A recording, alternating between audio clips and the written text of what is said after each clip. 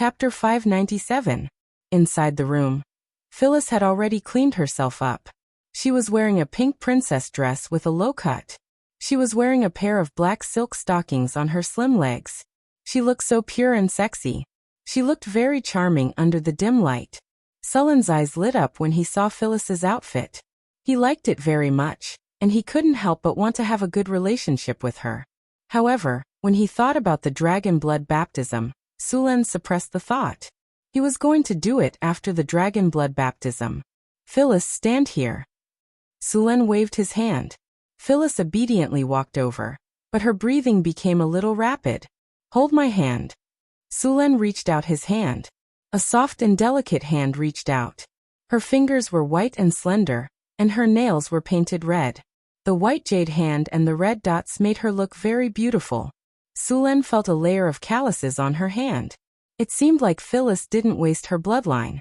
She often practiced with her sword and martial arts. The power of thunder and lightning in Suluan's body moved slightly, and then entered Phyllis's body through his palm. Phyllis's palm was slightly numb, and then a bolt of thunder and lightning quickly entered her body. Phyllis couldn't help but shiver. After the lightning energy entered Phyllis's body, it began to circulate in her body. After a while, Sullen opened his eyes in disappointment. Phyllis's dragon blood concentration wasn't high.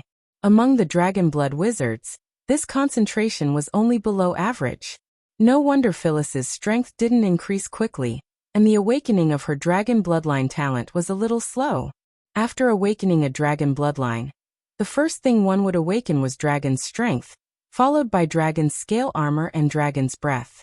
As one's strength increased, these abilities would also improve step by step.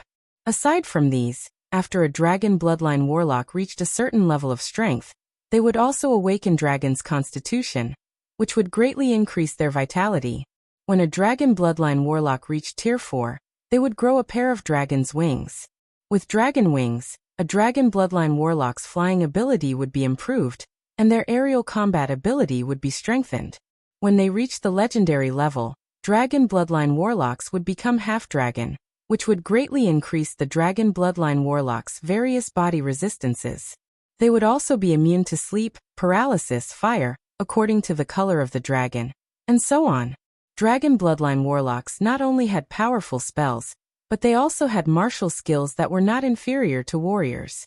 It could be said that they were very powerful. Under the dim light, Sullen loosened his grip on Phyllis's slender hand, and his mind raced.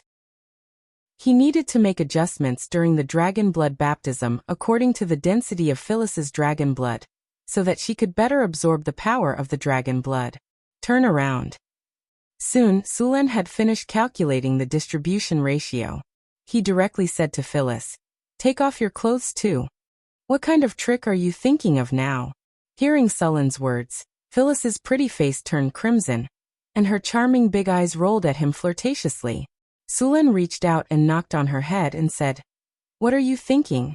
I'm going to give you a dragon blood baptism." Ah. Hearing Sullen's words, Phyllis's already crimson face turned even redder. She instantly realized that she had misunderstood, and wanted to find a hole to hide in. It took her a while to recover.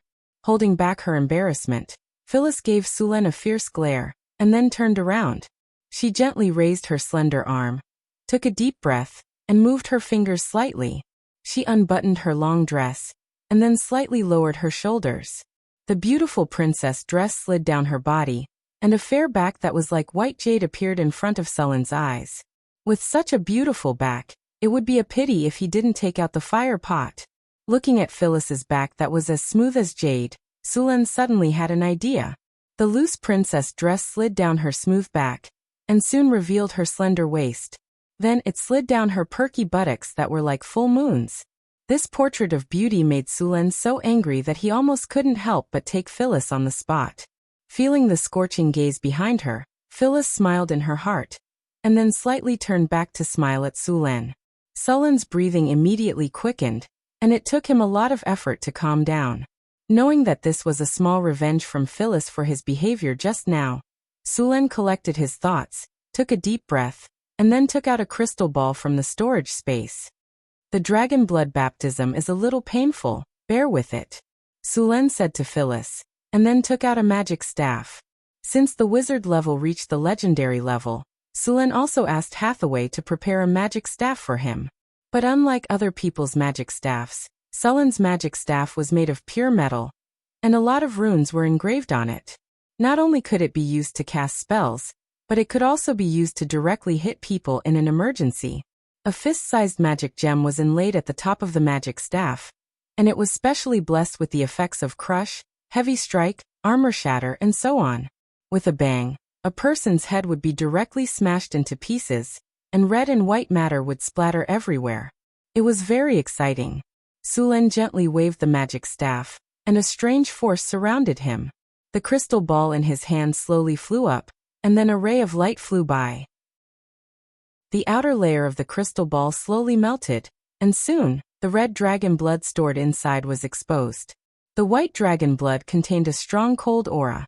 As soon as it came in contact with the seal, the coldness in the blood was immediately exposed.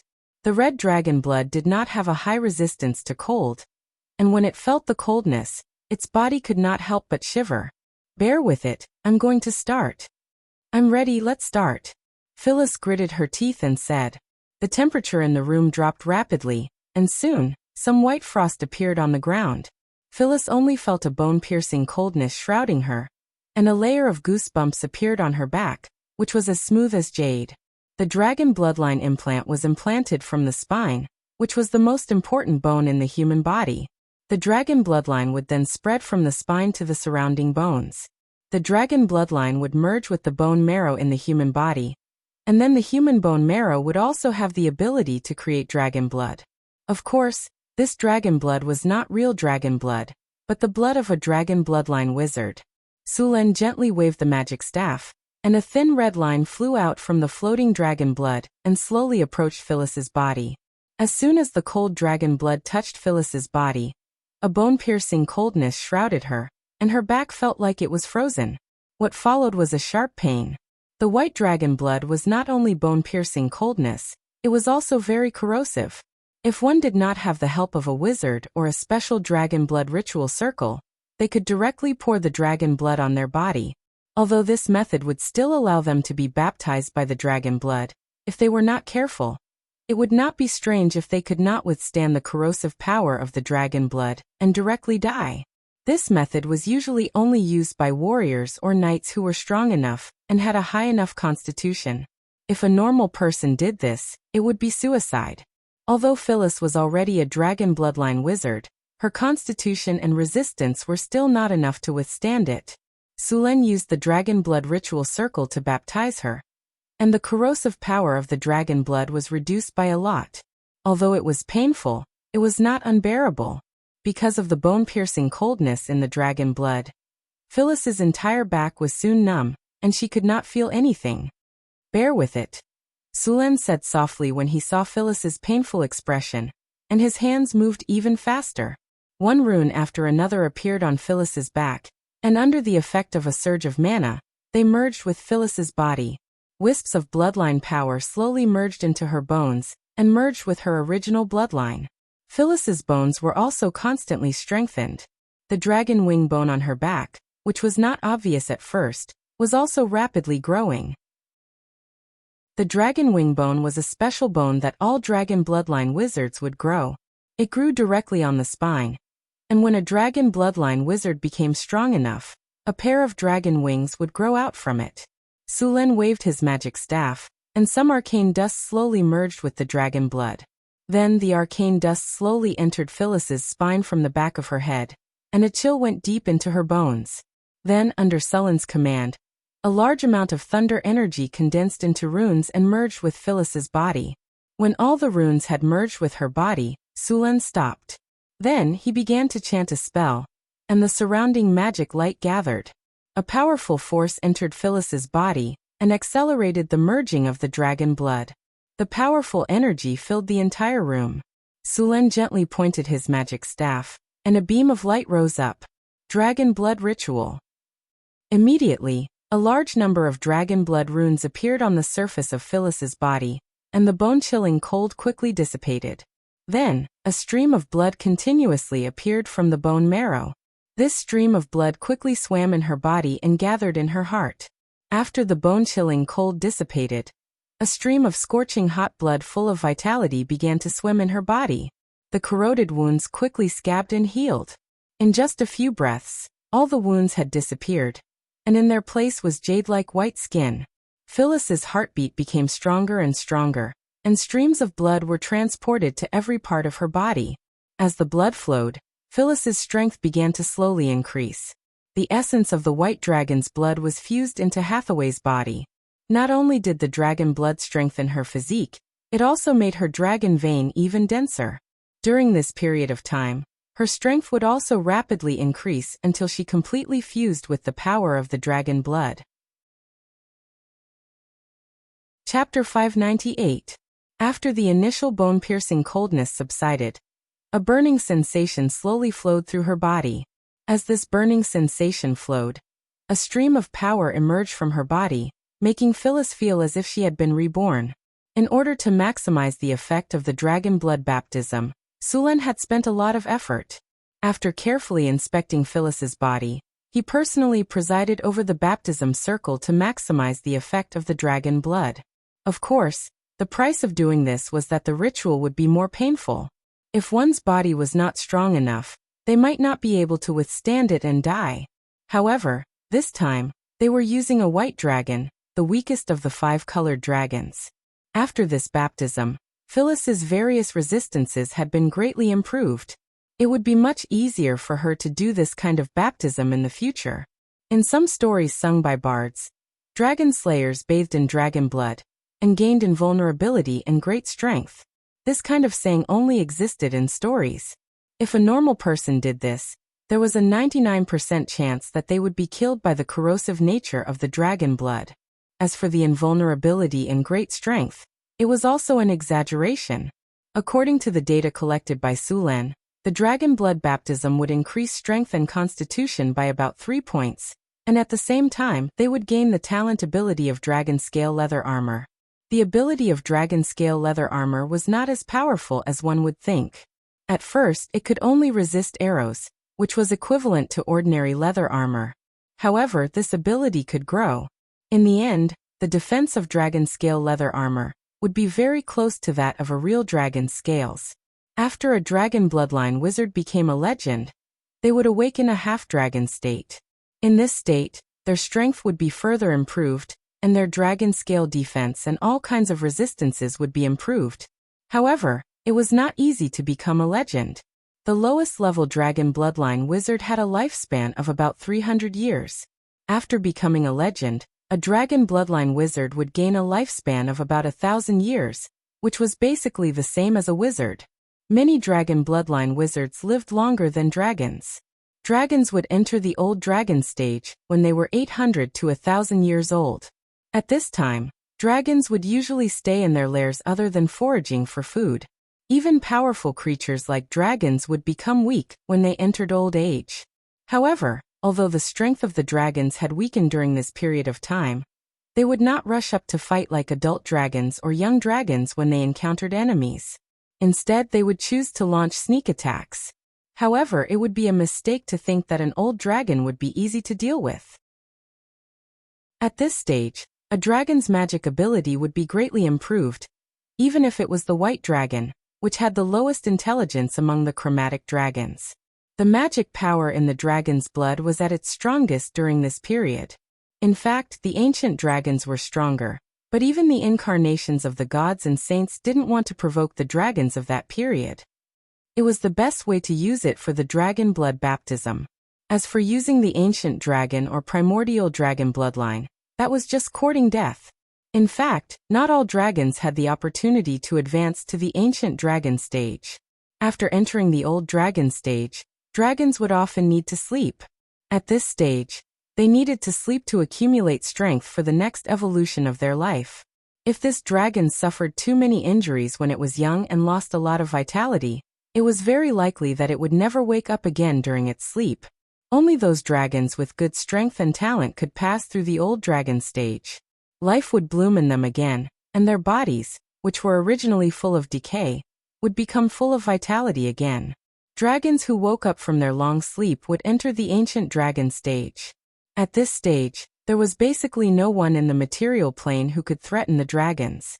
After crossing the threshold of the ancient dragon stage, the lifespan of the colossal dragon would be extended again. As long as they were not killed midway, they would basically be able to evolve into an ancient dragon. As for evolving into an ancient dragon, that was another threshold. Phyllis used the blood of the old dragon stage white dragon for the dragon blood baptism. And after the completion, her strength was naturally improved. At this moment, she felt as if there was endless strength in her body. After completing the dragon blood baptism, Sulen asked, "How do you feel?" Phyllis nodded and said proudly, "Very good. I feel like I can punch a hole in the wall.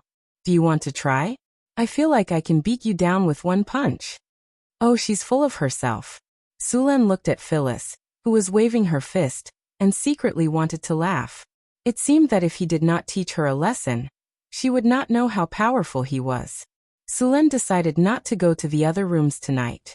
He would stay here tonight and give Phyllis special care for tonight. Without much time to think, Sulen, who had long been boiling because of the dragon blood baptism, stretched out his arm and directly grabbed Phyllis, who was showing off and preparing to punch Sulen and kick the dragon, and threw her directly on the bed. A sleepless night began. The whole night, the room echoed with Phyllis's begging for mercy. Early the next morning, Suluan walked out of the door refreshed, looking in high spirits. After a simple breakfast, Sulen directly took Phyllis to the training field for the test. It had to be said that the effects of the dragon bloodline baptism were really good. After the fierce battle last night, Phyllis had recovered after resting for a short while, and she was also standing on the training ground with an excited look on her face, eager to give it a try. Was the lesson last night not enough? Sulen looked at Phyllis, who was eager to try, and said with a smile, "Humph, you had an unfair advantage. If it were not for your thunder power."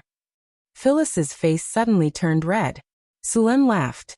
Even the little succubus could not withstand the power of the plasma cannon, let alone a dragon disciple like you. It seemed that he had to let you recognize reality again. Not convinced? Sulen laughed in his heart. "Well, I'll give you a chance. Go change your clothes, and we'll practice together. Don't worry, I won't take advantage of you. I'll definitely control my strength to the same level as yours." "Really?" Phyllis's eyes lit up. "Of course. If you don't believe me, you can ask your sister Hathaway to judge," Sulen said with a smile. Phyllis's eyes rolled twice, and then she thought for a moment, shook her head and said, "No, you're a warrior, and your martial arts are superb. Even if you control your strength to the same level and rely on your skillful combat skills, you're still not something that I can deal with." "Then what do you want?" Sulen picked up a wooden training sword and waved it to test the feel of it. "How about this? You let Sister Hathaway cast the slow spell, gravity spell, and weakness spell on you, and then you're not allowed to use any energy." "That's fair," Phyllis said directly. "Well, you might as well just say that I'll stand still and let you decide." Sulen snorted and said, "It's not impossible. As long as you're willing, I have no objections," Phyllis said directly. "You wish. We'll do as you said just now."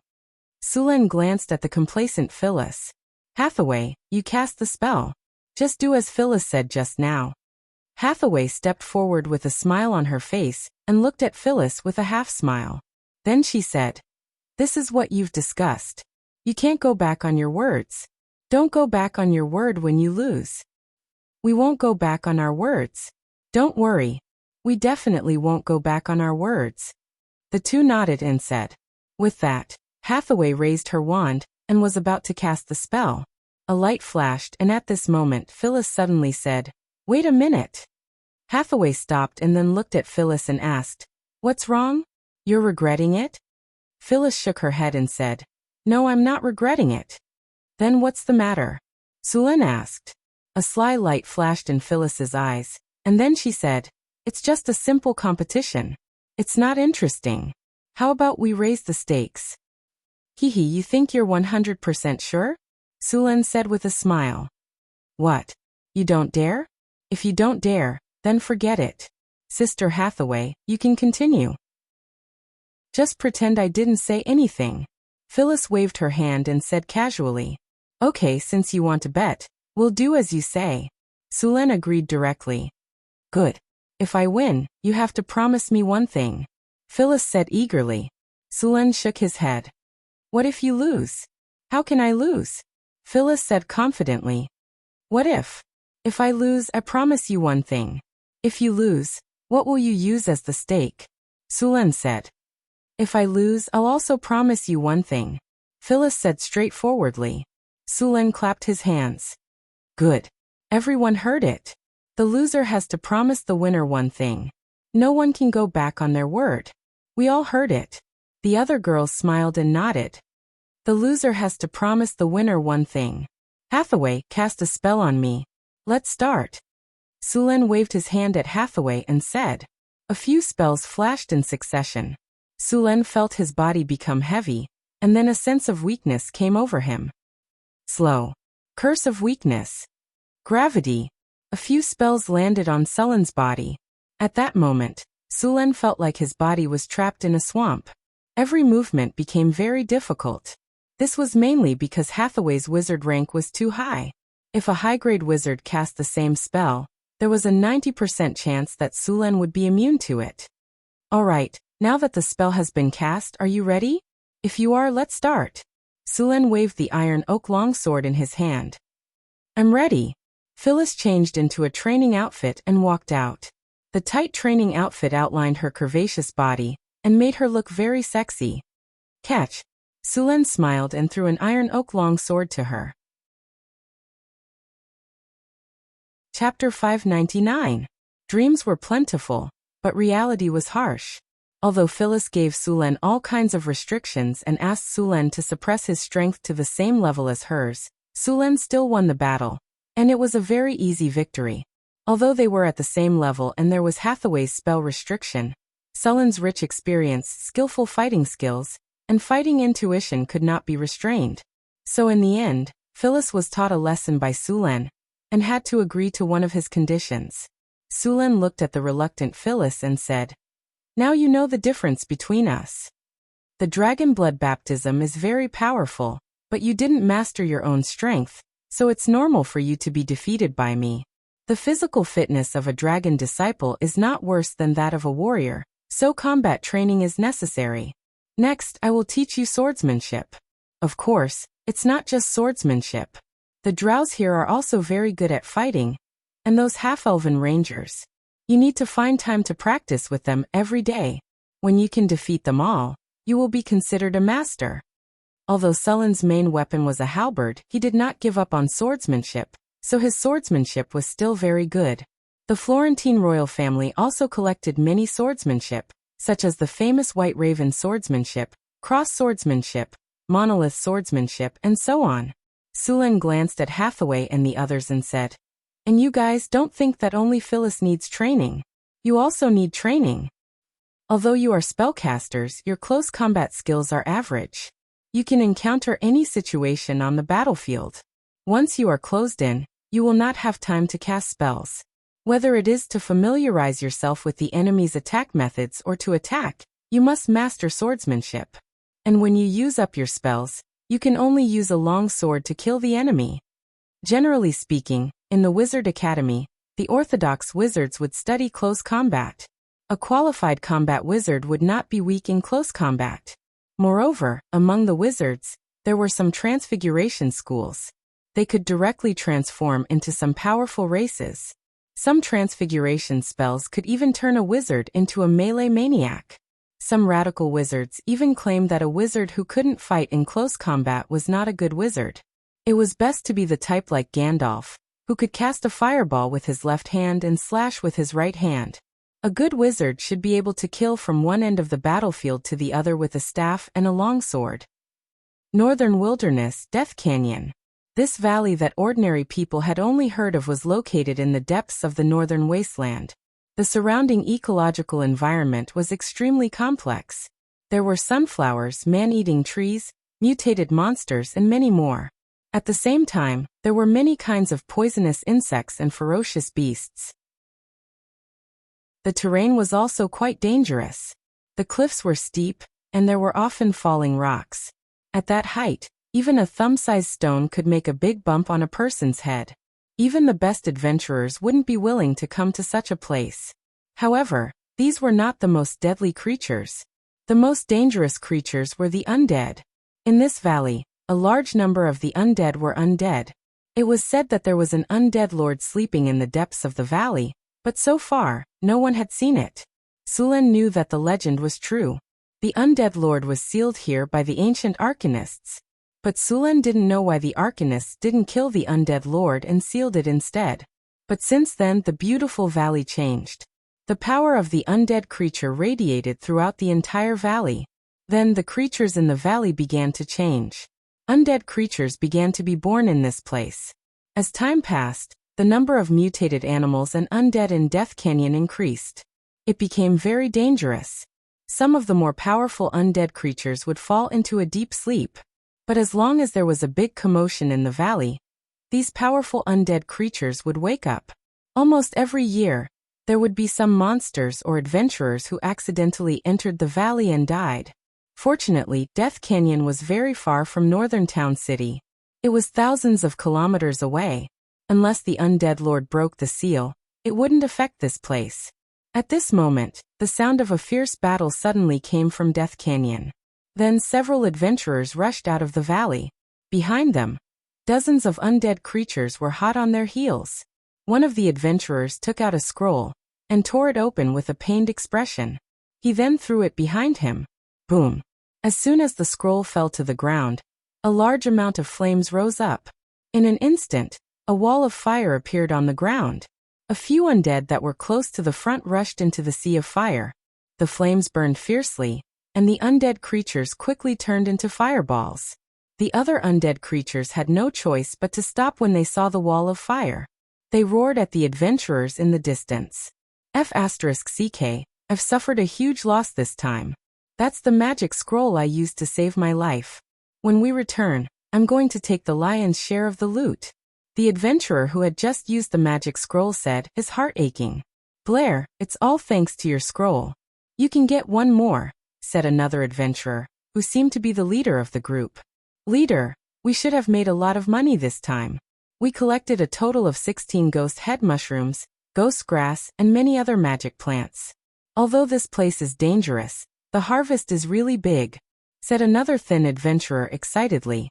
This place does have a lot of good stuff, but it's too dangerous. Scar almost died in there. Now that he's seriously injured, he'll probably have to rest for a month. He can't come here again, said the leader. Ahem, Blair, thank you. Otherwise, I wouldn't have been able to come out this time, said another pale-faced middle-aged man after panting for a while. Hee, Quentin, it's okay.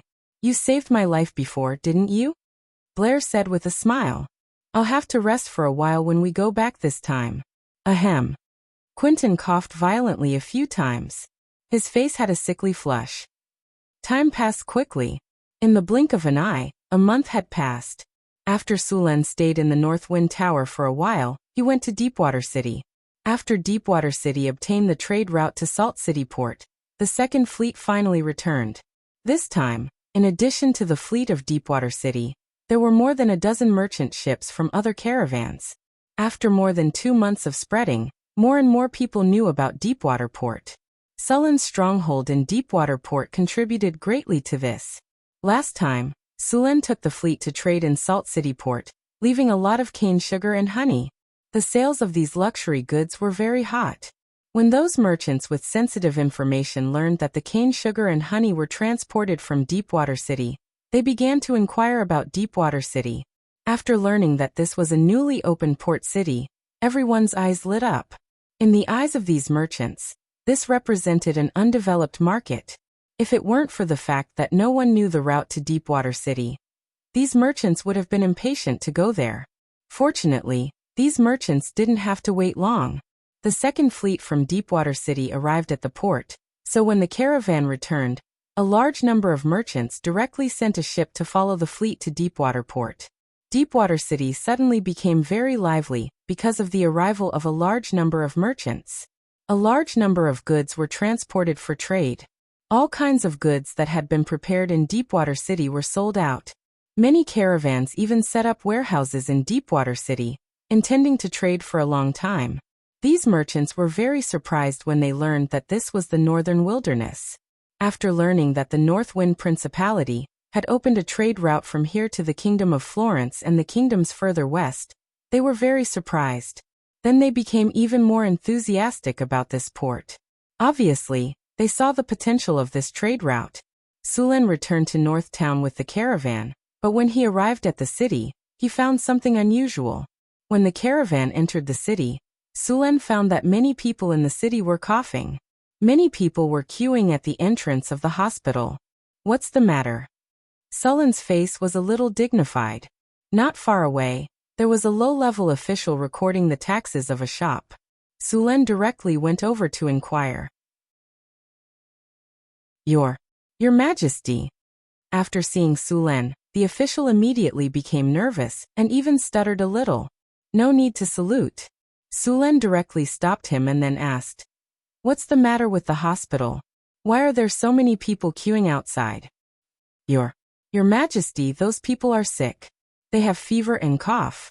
But we don't have enough doctors here, so they can only queue here, the official said. Not enough doctors? Sulen was slightly stunned, but then he realized that there were not many doctors in this era, because almost every city had a temple. Usually, when the rich fell sick, they could directly go to the temple, and the priest could cast a dispel disease spell to cure them. But it cost money. Even the lowest level of theurgy was expensive. It would cost at least 5 kinnur. How many civilians could afford such a sum of money? Most of the time, when the poor fell sick, they could only stay at home. If they could survive, they would be fine, but if they couldn't, they would die. Of course, in order to increase the number of believers, each church would go to the slums every once in a while to treat a few poor people for free. Usually, about 5 people would be treated at a time. They would also carry out all kinds of propaganda to make more people believe in them. North Town was an exception. The residents of North Town had some money in their hands, and the price of the hospital was not expensive. It was just that the number of people was small, but it was already very good. At least ordinary people and the poor could see a doctor. Chapter 600. How many people are sick now? Sulen asked directly. According to the statistics, there are 603 people who came to see the doctor, the official said. Sulen's face was solemn. There were already more than 600 people who came to see the doctor. There must be a lot of people who did not come to see the doctor. Judging from the situation, the disease was contagious.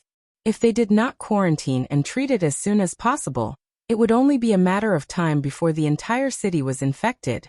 At the thought of this, Sulen did not have time to rest. He immediately returned to the city hall and called all the officials there. Your Majesty, what are your orders? Soon a large number of officials came to the city hall. Sulen looked at them and said, When I came back just now, there were more than 600 people in the city who fell sick with a cold and fever. Didn't you know? Your Majesty, we have arranged for people to treat them. At the same time, we have ordered to buy herbs and send them to the hospital. One of the officials hesitated and said, Is that all? Sulen interrupted the official. Do you think this is a normal illness? This is a plague. A plague. Hearing the word plague, the official's face changed drastically. There had also been outbreaks of plagues in this world, and more than once. Basically, every outbreak of plagues would cause a large number of deaths. Due to the terrible hygiene standards of this world, plagues were simply unstoppable. Even strong professionals would be infected and die. During the most severe plagues, several prosperous cities were directly turned into dead cities.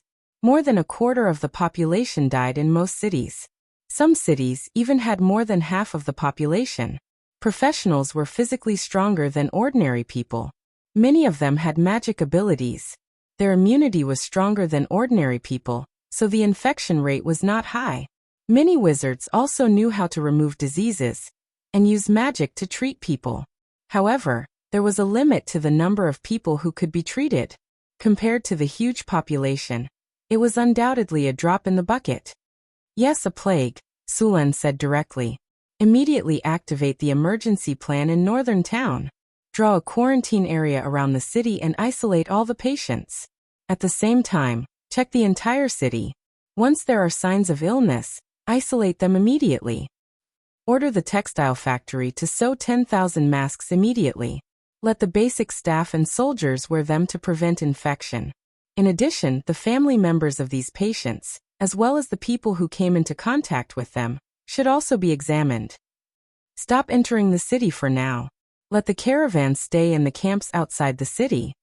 Sulen kept giving orders. After hearing that it was a plague, everyone became extremely nervous and hurriedly led people to deal with it. Soon, northern Battlefront City became very busy. The news of the plague didn't spread. First of all, the plague wasn't that serious. It should be under control soon. Although there weren't many doctors in northern Battlefront City, there were several temples here. Now that there was a plague, it shouldn't be a problem to ask them for help.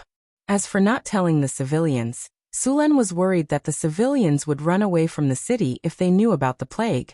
If that happened, the northern citadel that he had worked so hard to expand to more than 100,000 people would suffer a great loss. Also, send someone to invite the bishops of the various churches in the city. I will be holding a banquet in the palace tonight. Invite them to attend. Sulen said directly. Your Majesty, I will arrange for someone to send the invitations, a guard said. All right, you guys go deal with the plague. I'll go back to the Tower of Northwind and see if there's any other way. Sulen left the city hall and went straight to the Tower of Northwind. At the astrology station. You're saying there's a plague in the city? Hathaway said in surprise. Yes, I saw more than 600 patients in the hospital when I came back. They all have fever, headache, and weakness. Some have even fainted, Sulen said. It does seem to be a plague. Hathaway nodded and said, I'm sorry, Sulen, I haven't been paying enough attention to the city. Otherwise, I would have known about the plague a long time ago. It's not your fault. Sulen shook his head and said, the plague came too suddenly. There are more than 100,000 people in the city. The divine spells of the priests are not enough. I want you to do some research and see if you can make a special cure for the plague as soon as possible. All right, send a patient to the Tower of Northwind. I'll do some research and make a special cure for you as soon as possible, Hathaway said straightforwardly. As a matter of fact, northern Battlefront City had a good environment and many buildings to reduce the spread of the disease. This made northern Battlefront City much more resistant to the disease. If it were any other city, at least a few thousand people would have been infected by the disease. Moreover, the disease would have spread throughout the city. On Sullen's status panel, a series of data showed that there was a plague in the Northwind City. Luckily, the numbers were not very high. After Sulen issued a lot of orders, the numbers had stopped increasing.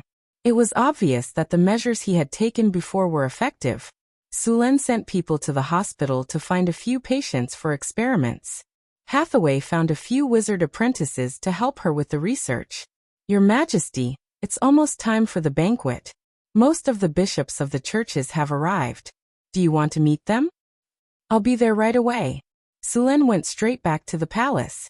The banquet hall was brightly lit, and a few high-level priests were chatting. When they saw Sulen come in, they all went up to greet him. Suluan simply exchanged a few words with them, and then invited them to sit down. Your Majesty, may I know why you called us here this time? The priest of the God of Wisdom asked directly. Something did happen. Sulen took a sip of tea and continued. A plague has been discovered in the Northwind City. A plague? Everyone's face froze.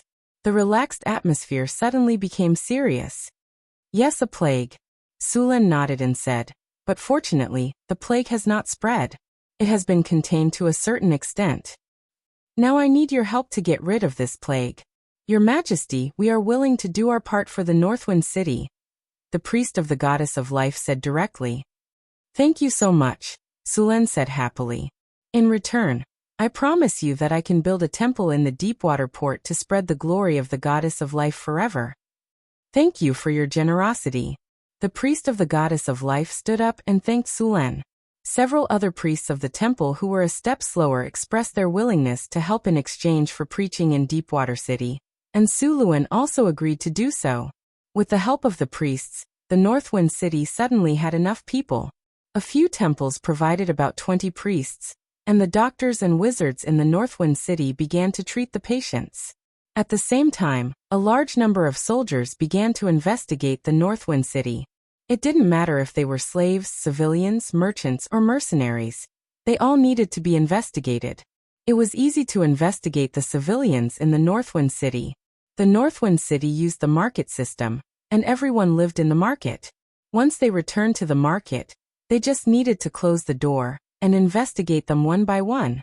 As for the merchants, since they all reported when they entered the city, it was also easy to investigate them. Only the adventurers and mercenaries were more troublesome. The Northwind City had a strict management system, and all the hotels were inspected. Although some mercenaries and adventurers thought it was an offense, they could only accept it in front of the powerful army of the Northwind City. As for those who dared to resist, they were beaten up by the barbarians. They were then thrown into jail to reflect on their actions. The only problem was that the investigation had severely affected the business of the Northwind City. Many merchant groups were settled in temporary camps around the city. The Northwind City would be responsible for the food of these merchant groups. They would only be allowed to enter the city after the plague had been eradicated. The Northwind City was very efficient. After all, the Northwind City was not like the United States of America in Lin Jie's previous life, where the government did not care about human lives. They could not even settle the issue of masks after a year or two of arguing. There was no democracy here, no lighthouse of the free world. Instead, it was ruled by the cruel dictatorship of a feudal lord. Those who did not submit would be killed directly. Therefore, the entire city was soon under control. After the plague in the city was under control, Sulen began to investigate the source of the plague. The Northwind City was very hygienic, and it was completely different from other cities in this world. Sulen would not be surprised if a plague broke out in other cities, but it was unusual for a plague to suddenly appear in the Northwind City. The chances of a plague breaking out in any other city in this world were higher than the Northwind City, but it happened in the Northwind City. He planned to find the source of the plague and determine if it was intentional or an accident. The source of the plague wasn't hard to find. All they had to do was find the first patient. There weren't many infected people in Northern Town. Although they were separated into several different areas, it didn't take long for them to find the source of the plague. You said the source of the plague was brought by a few adventurers? Sulen asked with a frown. Yes, a few adventurers came to the clinic a week ago. They were all coughing, having a fever, and feeling weak. One of them was seriously injured, but their bodies are still very strong. Find out where they are and bring them back. Suluan ordered directly. Soon, groups of soldiers began to search for the adventurers in the city. Chapter 601. Due to the existence of supernatural forces in this world, there were also some life forms that could control the plague. The most famous one was the Voodoo School. The Voodoo School was a branch of the Wizard School. It originated from the ancient shamanism. They mastered the power of the shamans and combined it with the knowledge of the Wizard School, which eventually developed into the Voodoo School. The Voodoo School looked very evil at first glance. They liked to control all kinds of disgusting poisonous insects and research all kinds of poisons. Sulen hated the Voodoo School the most. The Voodoo School wizards knew how to control the plague. Other than this school, some necromancy schools also had the same power, such as the plague zombies. These undead creatures that could spread the plague on a large scale were created by the necromancy school. It could be said that the Voodoo School and the necromancy school developed to the point where everyone hated them. It was all their own fault. This world was very rich in creatures. Other than all kinds of ferocious beasts, there were also mutant beasts, magic beasts, and so on. There were even prehistoric giant beasts living on some continents, such as dinosaurs and titan pythons. There were even creatures from other worlds that had been brought here by the ancient arcanists. Sulen was flipping through a monster illustration book. It was compiled from the newly collected information in the North Town City. He was looking at a dinosaur. It was a rainbow dinosaur. Its appearance was very similar to a dinosaur, but its skin was rainbow-colored. Its body was more than 15 meters long. It was a giant creature. Its strength was almost on par with a giant dragon. Although this dinosaur was powerful, its intelligence was not high. At this moment, a servant hurried over and said, "Your Majesty, we have found the adventurers." Sulen closed the book and asked, "Are you sure it's them? The plague spread from them?" "Yes, the chief wizard has confirmed it. They were the first to carry the plague." "Have you confirmed the source of the plague?" Sulen continued to ask. According to the adventurers, they were infected in the Death Valley in the northern wasteland. The servant replied respectfully. "Send some people to investigate," Sulen said after some thought. The Death Valley was more than 1,000 kilometers away from the North Town City. As long as they did not go there for an adventure, it was not easy to get infected. However, it was still worth investigating. After a week of lockdown in northern town, the plague was finally eradicated. Even though they had lost some money, they were still happy that the plague was still in its early stages. However, other than that, the residents of North Town City had also developed some good habits, such as drinking water from the river, wearing masks and bathing every day. After the plague was resolved, North Town City continued to develop rapidly. At the same time, a large number of merchant ships began to transport goods to Deepwater City along the Red Sand River. These goods were used for sea trade.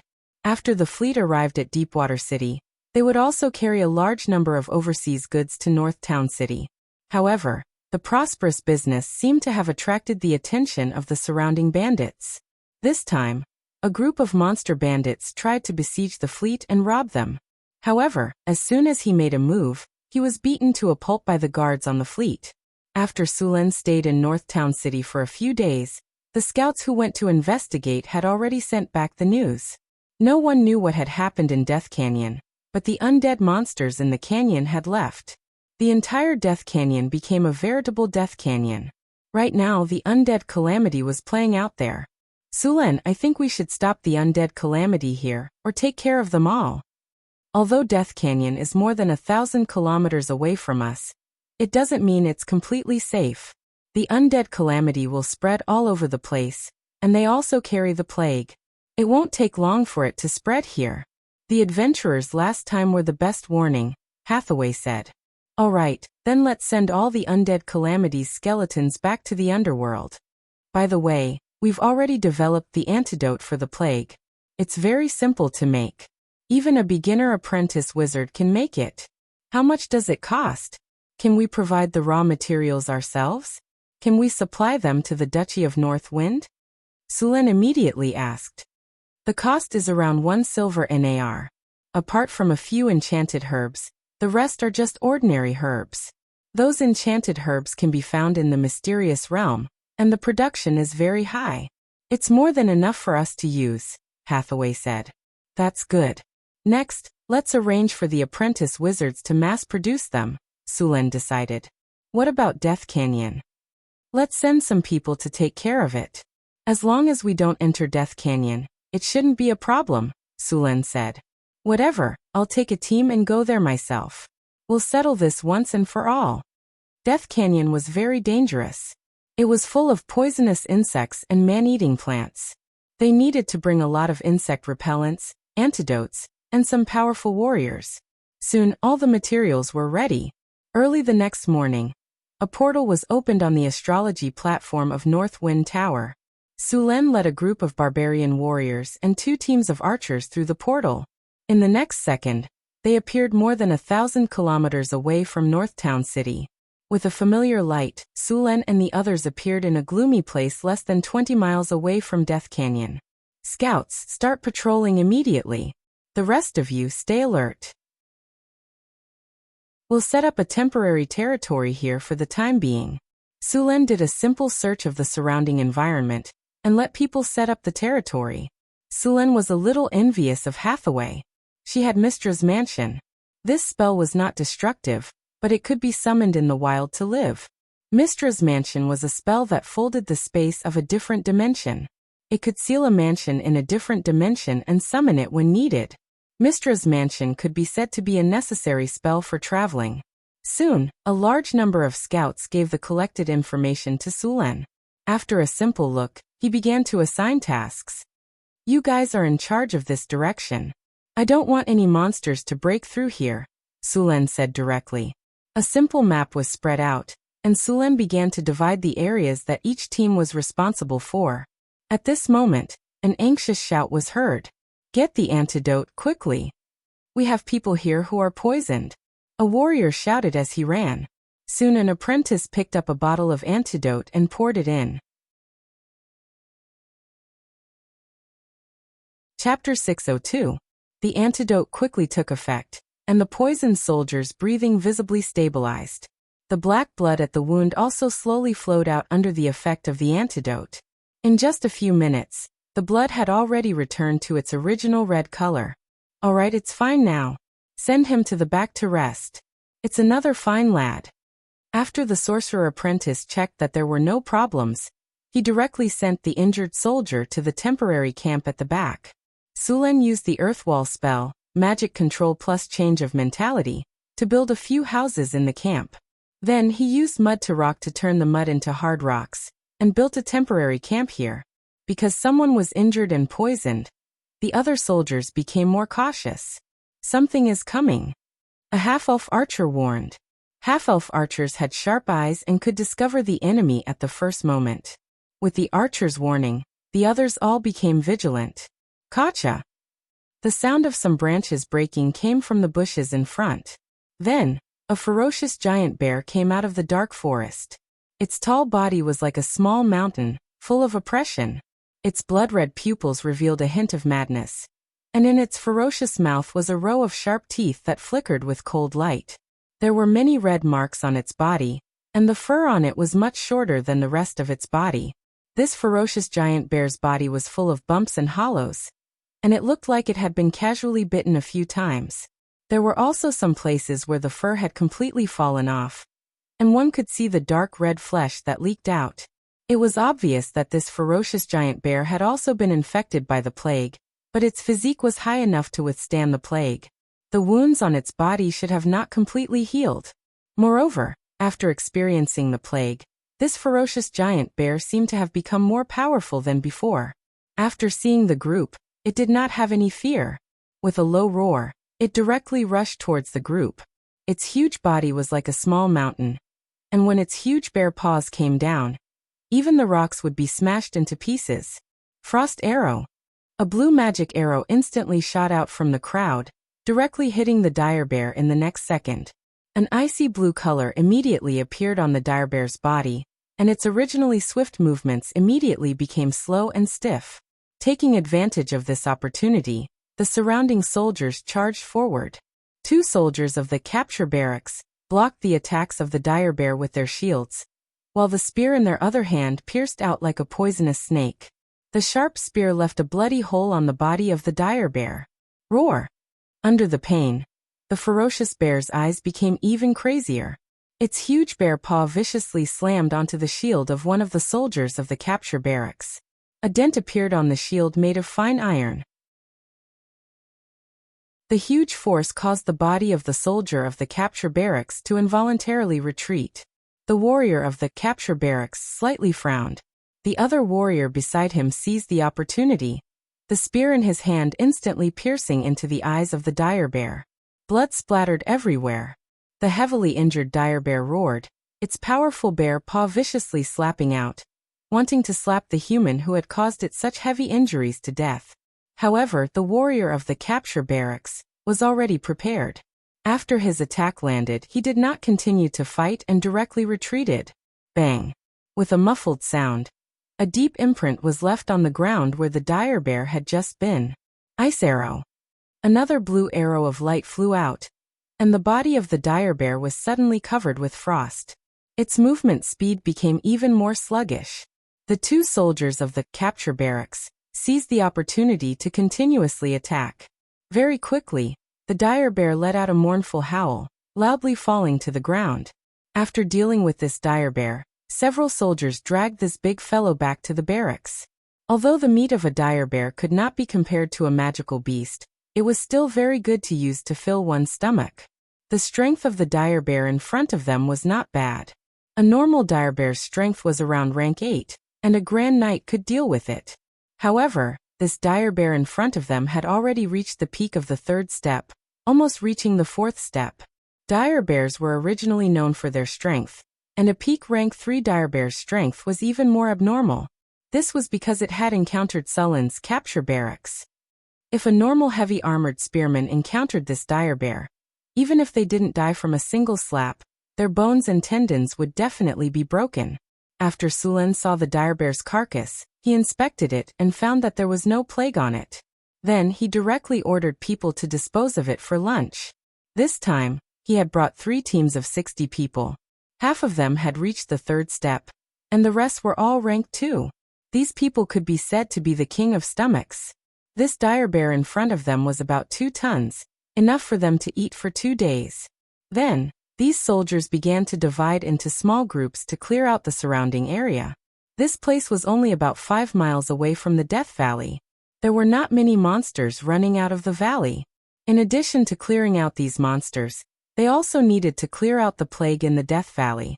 Not only did Hathaway successfully make an antidote to the plague, but she also made a powder that could eliminate the plague and prevent it from spreading again. This time, Northern Battlefront City had made sufficient preparations to eliminate the plague. All the water sources around the Death Valley had to be sprinkled with the powder.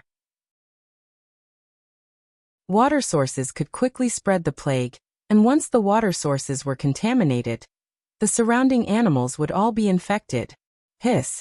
As the powder spread, many infected animals were driven out of the valley by the powder.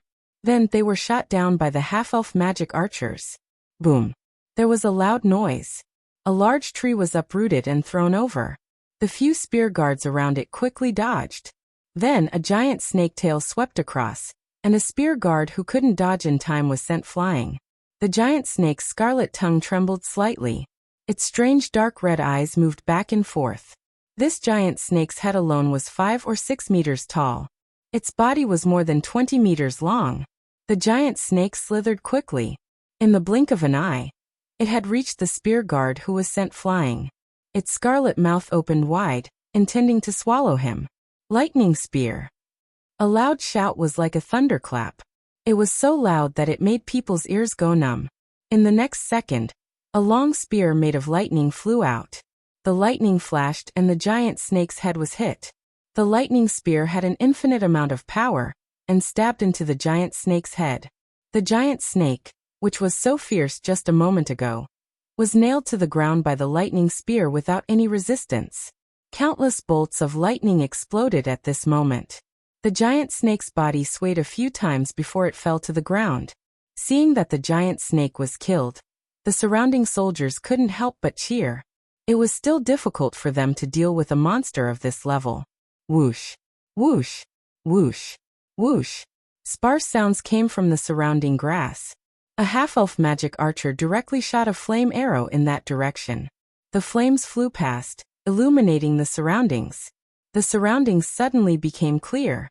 The faces of the nearby warriors changed when they saw that under the illumination of the flames, a dense pack of poisonous snakes was rapidly slithering towards them. The large ones were as thick as an adult's arm, while the small ones were only as thick as a finger. Countless poisonous snakes covered the entire ground. Just one look was enough to make one's scalp tingle. Kerosene bombs. After seeing the large number of poisonous snakes, one of the soldiers subconsciously threw a bottle of kerosene over. Boom. As soon as the bottle of kerosene hit the ground, it shattered.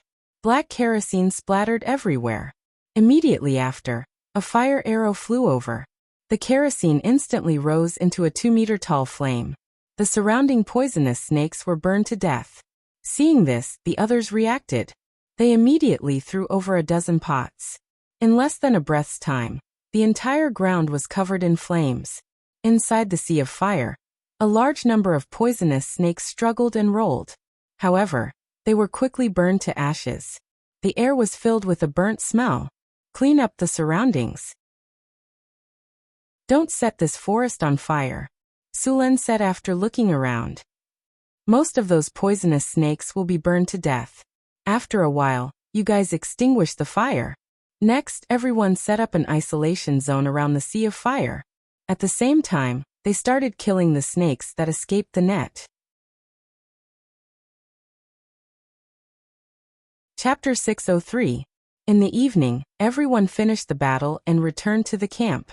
Sulen summoned the magic guards to keep watch and set up some warning circles. There was no need for anyone to keep watch at night. The soldiers who had been fighting for a day began to set up a campfire and prepare food. Bah! Why does this giant python meat have a weird taste? It's disgusting. A soldier tasted the cooked giant python meat and threw it aside with a look of disgust. Sulen sniffed the giant python meat. There was a strong fishy smell on it, so he threw it aside. He then cut a piece of fierce bear meat and continued to roast it. The fierce bear meat soon emitted a tempting fragrance. Sulen took out Frodo's barbecue seasoning and sprinkled some on the meat. The aroma became even stronger. He brushed a layer of sauce on the meat and began to eat. Night fell. Sulen went into his room to meditate. The others also fell asleep. The forest was very quiet because of the killing during the day. Only the magic guards summoned by Sulen stood around the camp. The night passed quickly. When the sun rose again, the camp was lively again. After a simple breakfast, Sulen led the soldiers to the Death Canyon. Group haste. With a flash of light, everyone felt their bodies lighten, and then their movement speed immediately increased a lot. Group haste could make people run faster than a galloping horse. If it was a rogue who was good at agility, they could do even more incredible moves, such as jumping on roofs and walls, or even running on almost vertical walls. Death Canyon was very dangerous. Along the way, Su Luan led the soldiers forward. Along the way, they constantly encountered wandering undead creatures. After sensing the aura of life on the soldiers, they would immediately rush up to attack. However, most of these undead creatures were zombie beasts or ghosts. These monsters might be a nuisance to others, but they were nothing to the army of Northern Fortress City. They were easily wiped out. Although the Northern City did not send many people for this operation, their strength was not bad. A team of barbarian warriors had all been implanted with the blood of the frost giants. After transforming, his strength would be close to that of a legendary tier being. Against these tier 2 undead creatures, it would be a piece of cake. With the cooperation of the barbarians, the army of Northern Battlefront City was like a hot knife through butter. They soon arrived at the Valley of Death. As soon as they got close, a thick aura of death loomed over them. The entire Death Valley was shrouded in such an aura. This evil aura was like poison to normal people. In such an environment, they would be constantly modified by this evil energy, and eventually become a degenerate with a twisted mind. There were all kinds of monsters and undead creatures wandering around the entrance of Death Valley. Sulen even saw a strange mushroom forest that was emitting a faint fluorescent light inside the valley. There were a lot of fluorescent mushrooms growing on the ground of Death Canyon. The originally dim canyon had become gloomy. Some fluorescent spores were floating in the air. When the breeze blew, these fluorescent spores would immediately scatter. Warning! The concentration of contaminated energy around the host is extremely high. Please take precautions. Warning! The concentration of contaminated energy around the host is extremely high. Please take precautions. Magic resistance. Sulen's body glowed. A wave of magic energy instantly enveloped everyone around him. The evil energy around him was repelled in an instant. Your Majesty, there's something wrong with those fluorescent spores. A half-elven magic archer reported after casting a spell. These fluorescent spores are the growth of fluorescent mushrooms. The mushrooms growing in Death Canyon are called ghost head mushrooms. They're a kind of magic herb, but their spores are highly poisonous. The half-elven magic archer crouched down and grabbed a handful of soil. He pinched it in his hand. The soil is very moist. It must have rained recently. The rain has made the Death Canyon even more humid. This kind of environment is very suitable for ghost head mushrooms. Ghost head mushrooms usually produce fluorescent spores after the rain. There were a lot of ghost head mushrooms in front of them. They were densely packed in a layer around the canyon. The outermost ghost head mushrooms were only a few centimeters tall, but the deeper they went, the bigger they became.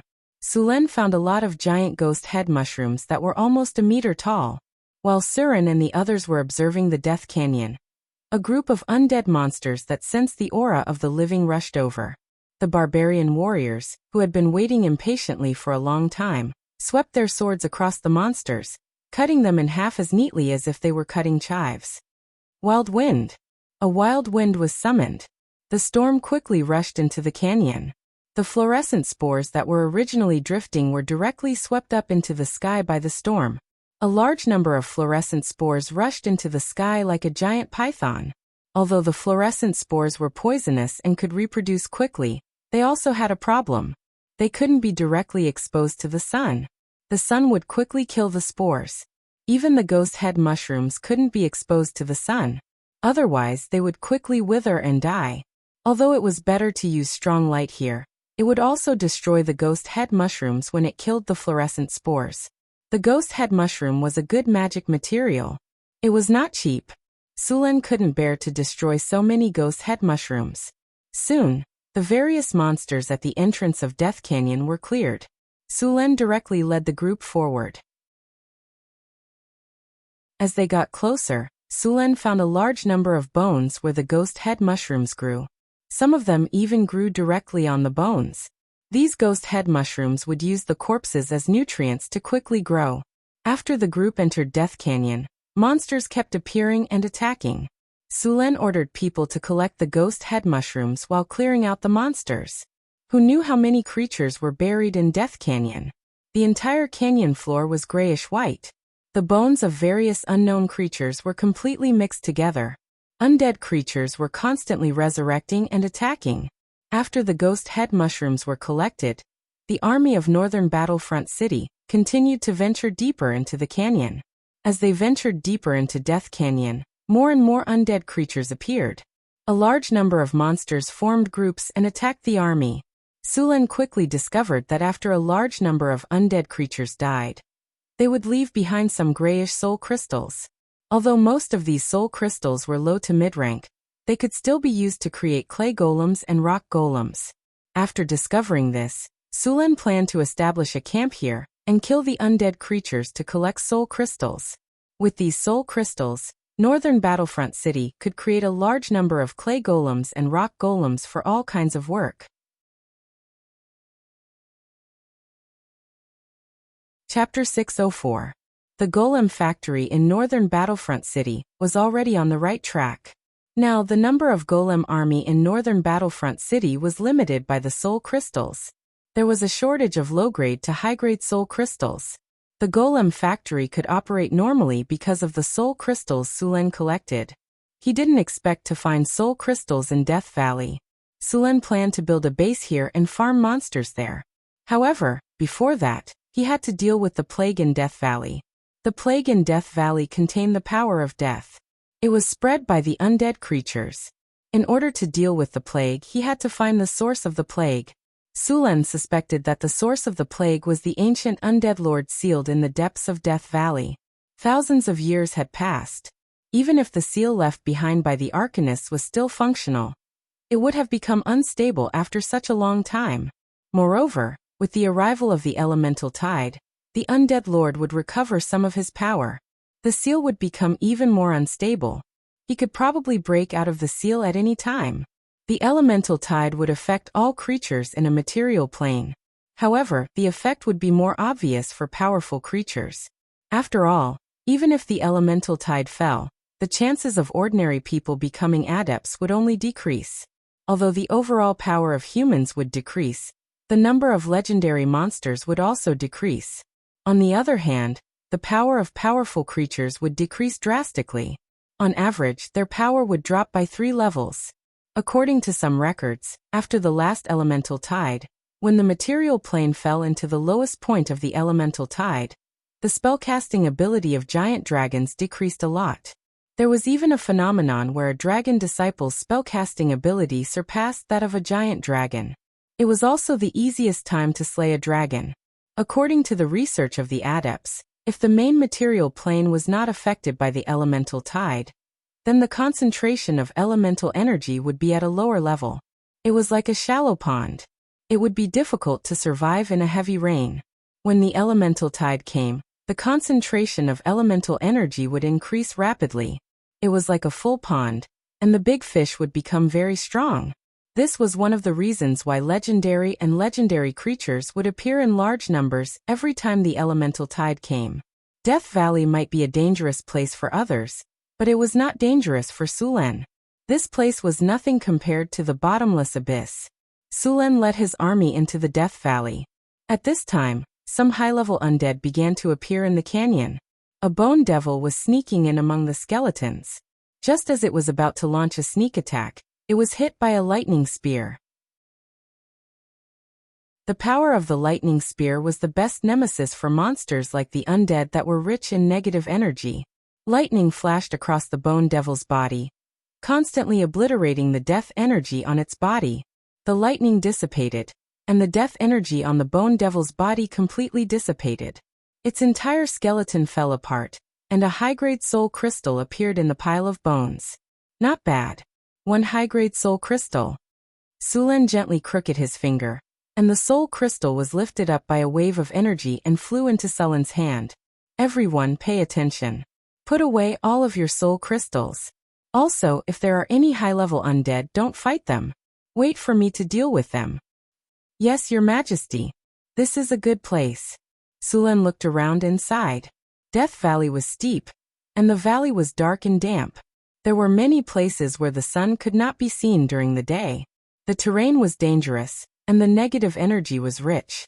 It was not suitable for humans to live in, but it was perfect for the undead. With Sulen around, the undead creatures in the Death Valley could not stop them at all. After reaching the depths of the Death Valley, high-level undead creatures kept appearing. The most powerful undead creature was a 4th-grade lich. It was said that this kind of monster was resurrected after the caster died. It could use some spells from when it was alive, and it also had some intelligence. However, a high-level undead like the lich was too conspicuous. It was immediately discovered by Sulen as soon as it appeared. At first, he thought that it was a lich and was shocked. After taking a closer look, he realized that something was wrong. A lich and a lich did look similar, but a lich was a creature that the caster actively used the lich transformation circle to transform. A lich would have all of the memories and spells from when it was alive, and would be proficient in all kinds of undead spells. Every lich was basically at the legendary level. Most liches were otaku. They would hide in the wizard tower to research all kinds of spells and knowledge, and make all kinds of magic tools. It could be said that this kind of creature was more dangerous than a giant dragon. Most of the time, a lich's wealth was more than a giant dragon's. A lich was far from being a lich, and they were not on the same level. Before the lich could make a move, Sulen summoned a thunderbolt and struck it on the head. It was immediately struck half dead, and then it was blown up by Sulen's halberd. After the lich died, it also dropped a high-grade soul crystal. In addition to the soul crystal, there was also a white bone magic staff. This thing was useful for necromancers as it could increase the power of necromancy spells, but for other wizards, it was useless. After cleaning up these undead creatures, Sulen came to the deepest part of the canyon. Unexpectedly, there were no undead creatures in the deepest part of the canyon. There was only a building that looked like an altar, but because of the passage of time, this altar had become dilapidated. There were a lot of cracks on the altar, and death energy was constantly overflowing from those cracks. Looks like it's here. Seeing the altar in front of him, Sulen said, "You guys stay here. Just one person will go over." "Yes, your majesty." Sulen took a few steps forward and approached the altar. The altar occupied a large area, with a diameter of over 10 meters. It was entirely made of obsidian. Logically speaking, this thing should be very sturdy. However, this altar looked like a dilapidated building, as if it would collapse at the slightest touch. Even the runes on the altar that were originally used to seal the altar had become incomplete. Many of the runes had been completely corroded by the death energy, and had lost their function. Basically, it's completely damaged. It can't be repaired. We can only tear it down and rebuild it. After confirming the altar's condition, Sulen's face became serious. This sealing altar had been unmaintained for thousands of years. The wizard sect that sealed the undead lord had probably disappeared long ago. But this sealing altar doesn't seem to be simple. Sulen looked around the altar for a while, and made some other discoveries. He did not feel the undead lord's aura under the altar, which meant that this altar was probably not suppressed in a material plane, but a small secret realm. At the thought of this, Sullen's eyes lit up. If this was a secret realm, then there should be some good stuff inside. Soon, Sulen felt the power of space under the altar. This was a space barrier. At this time, this space barrier had weakened greatly after thousands of years. Sulen quickly found a weak spot on the space barrier. He then left a teleportation coordinate around it, broke open a space crack, and went in. Sullen's vision twisted, and the next second, he appeared in an unfamiliar ruin. As soon as he entered, Sulen felt that the surroundings were very cold. He knew that the temperature was not low, but a large amount of negative energy had gathered here. It was the human soul that felt the coldness. Warning! Warning! An abnormal radiation field has appeared around the host. The concentration of negative energy in the surroundings is too high. Contaminated energy in the surroundings. Warning! Warning! The power of the death realm has been detected. Sulen frowned slightly. This secret realm had become a death realm. This was a place that only existed in the lower planes. The death realm was an area that had been completely transformed by the power of death. Here, even ordinary corpses would be quickly resurrected as undead. What did the wizard who sealed this place do? Sulen frowned. At this moment, a strange sound suddenly came from the darkness. Then a bone spear instantly shot out, like a sharp sword, and pierced towards Sulen. Bang! Sullen's arm moved slightly, and the storm battle halberd appeared in front of him. The blade of the halberd moved slightly, and directly cut the bone spear in half. What's that? Some black shadows appeared in front of Sulen. They looked like humanoid creatures. They were tall and strong, and the surface of their bodies seemed to be covered by a black armor. The armor was completely black, and even the face was covered by a helmet. In their hands, there was a long sword surrounded by a strong aura of death. They looked like heavy knights wearing knight's armor. Death Knights. After seeing the appearance of these monsters, Sulen immediately recognized them. Death Knights were very powerful undead creatures. It was said that only the corpse of a high-grade knight could transform them. The strength of each Death Knight was at least grade 3, and most of them were grade 4. This kind of undead creature was said to be the most powerful undead creature below the legendary level. It was also the favorite troop of all undead lords. It was the strongest undead creature other than the bone dragon. Under normal circumstances, undead creatures would give people the impression that they were numerous and weak. For example, the lowest grade undead creatures, skeletons and zombies, moved slowly, had no command, and had obvious weaknesses. As long as one could resist the fear in one's heart, these undead creatures could be easily killed. However, Death Knights were completely different. These high-grade undead creatures had no weaknesses, no pain, strong attack power, and strong defense. They had simple intelligence and discipline. They were one of the few undead creatures that could form groups on their own. They were the most powerful undead army of the undead lords. Chapter 605. Lightning Spear. 5 Lightning Whips. Thunderstorm. After seeing this undead knight, Sulen immediately released a large number of lightning spells. Lightning spells dealt extra damage to the undead. In fact, the most damaging spells to the undead were the holy light spells, followed by lightning and fire. Normal undead were easy to deal with, but high-level undead were different. This was especially true for this kind of undead knights. They had no fear, no pain, no hunger, no fatigue, and no fear of death. They were proficient in all kinds of battle techniques, and were very disciplined. They were almost born for battle. Even legendary wizards would find it difficult to kill them in one go. Now that they were in an environment like the land of the dead, their recovery speed was increased. If a legendary wizard encountered such a situation, it would be difficult to deal with these Death Knights. However, they encountered Suluan, who had already surpassed the high-grade legends and became the lowest-grade astral explorer. The number of legends who died in his hands was more than 2 hands, let alone these Death Knights who had yet to reach the legendary level. Sulen waved his storm battle halberd and rushed up in an instant. Dazzling lightning struck the undead knight at the front with the halberd. Endless lightning exploded at this moment, and the powerful lightning directly tore the undead knight's armor apart. A large amount of black death energy quickly dissipated like melting snow.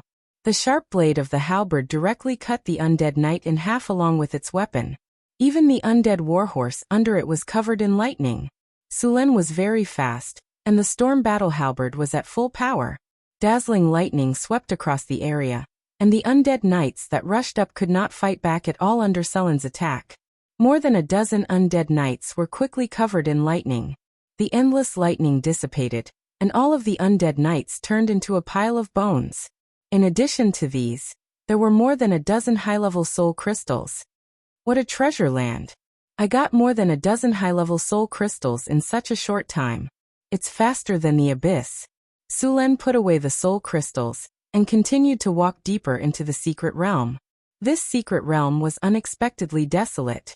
The soil beneath his feet seemed to have been contaminated by the power of death, turning into a sickly grayish white. This was a sign that the soil had completely lost its nutrients. In the depths of the secret realm, a dense power of death circled around. That should be the true place where the undead lord was sealed. After dealing with the undead knights, the rest of the journey was very quiet. No other undead creatures appeared, which was obviously very abnormal. After all, this was a land of the dead, and the surroundings were so clean that there was not even a ghost.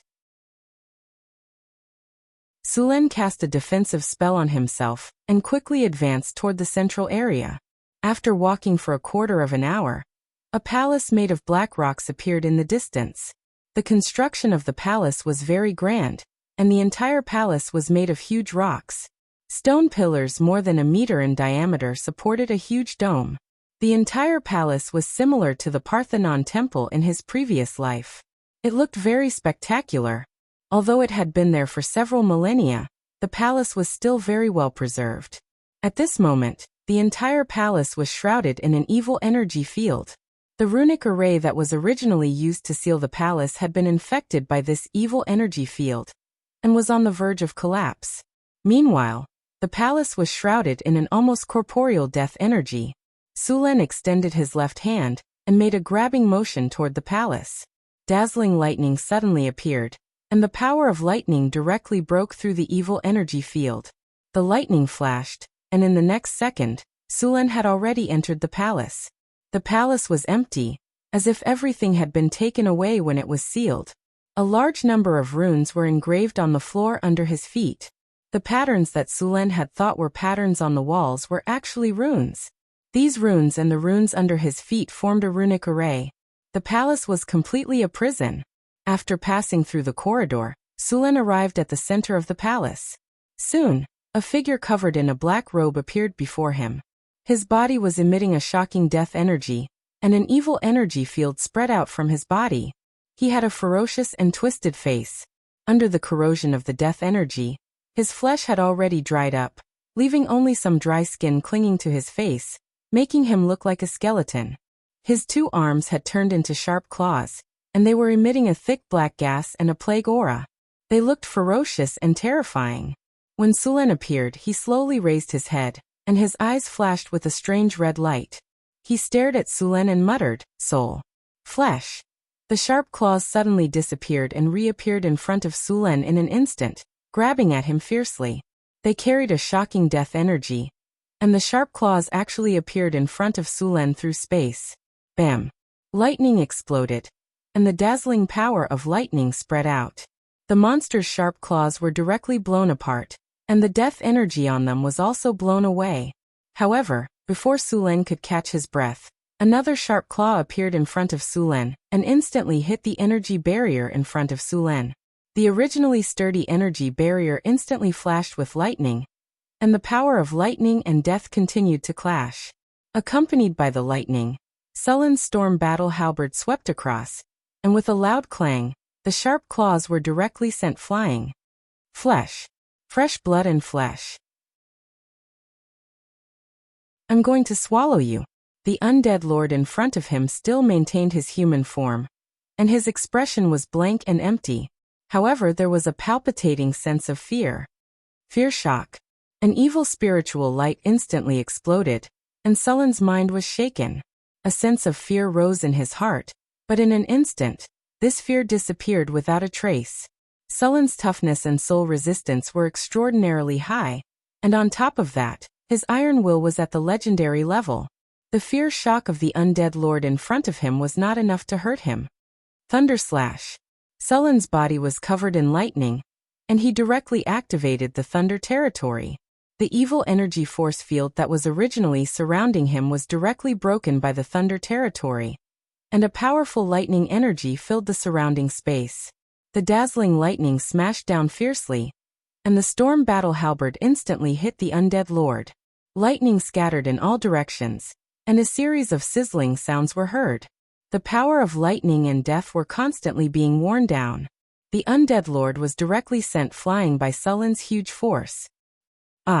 The rich power of death instantly exploded, and completely obliterated the power of lightning on its body. This attack was not ineffective, and the power of lightning was still very damaging to it. The shriveled and terrifying face of the undead lord in front of him was scorched black by the power of lightning, and his eyes, nose, and mouth could no longer be seen. Then, an even larger and more twisted figure appeared from its body. It was an extremely ugly soul, and countless human faces appeared on the soul. They kept appearing and disappearing, and waves of soul wails and screams were heard.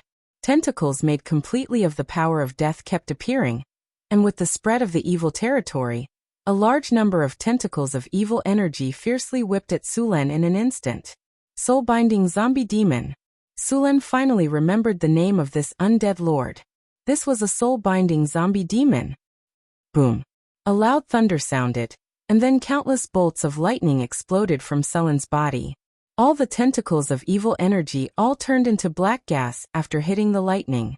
The lightning and the power of death collided quickly. At this moment, a pitch-black energy spike suddenly appeared behind Sulen, and then it instantly broke through the energy shield on Sullen's body, and was about to penetrate his back in the next moment.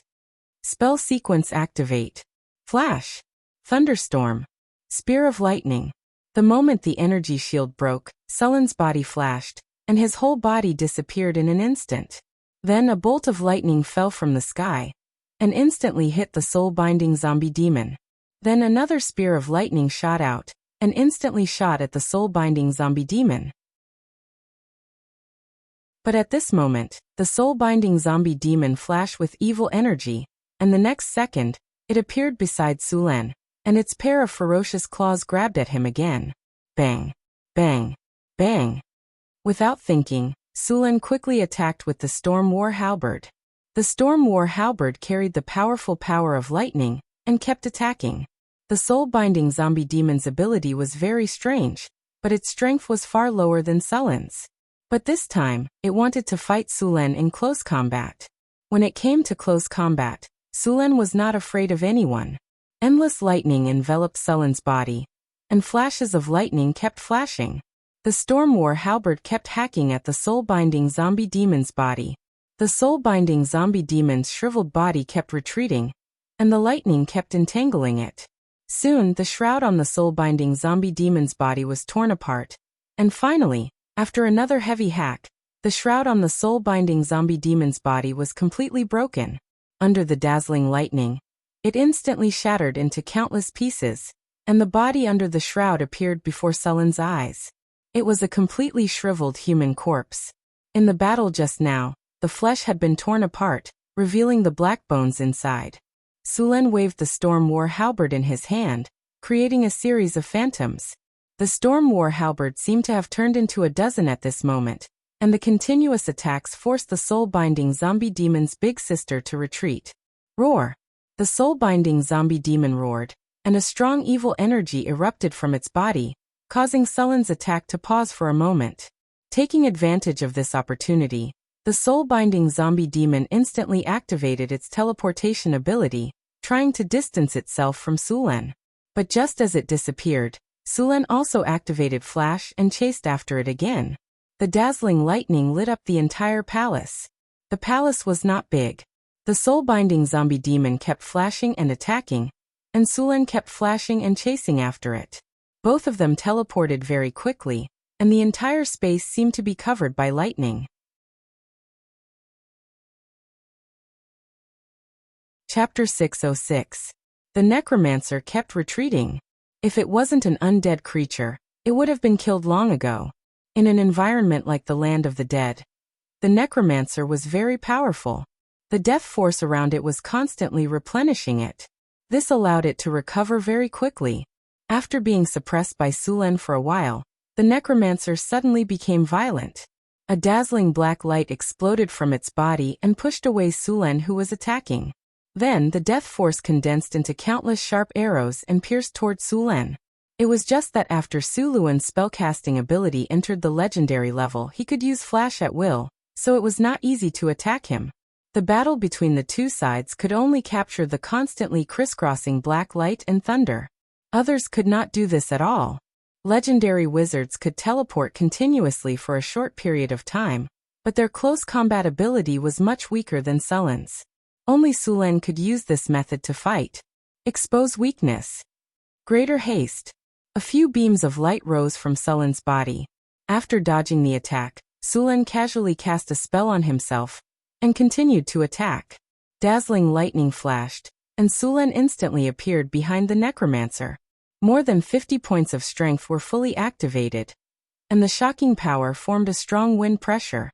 Accompanied by a flash of lightning, Sulen slashed toward the abomination in front of him with all his strength.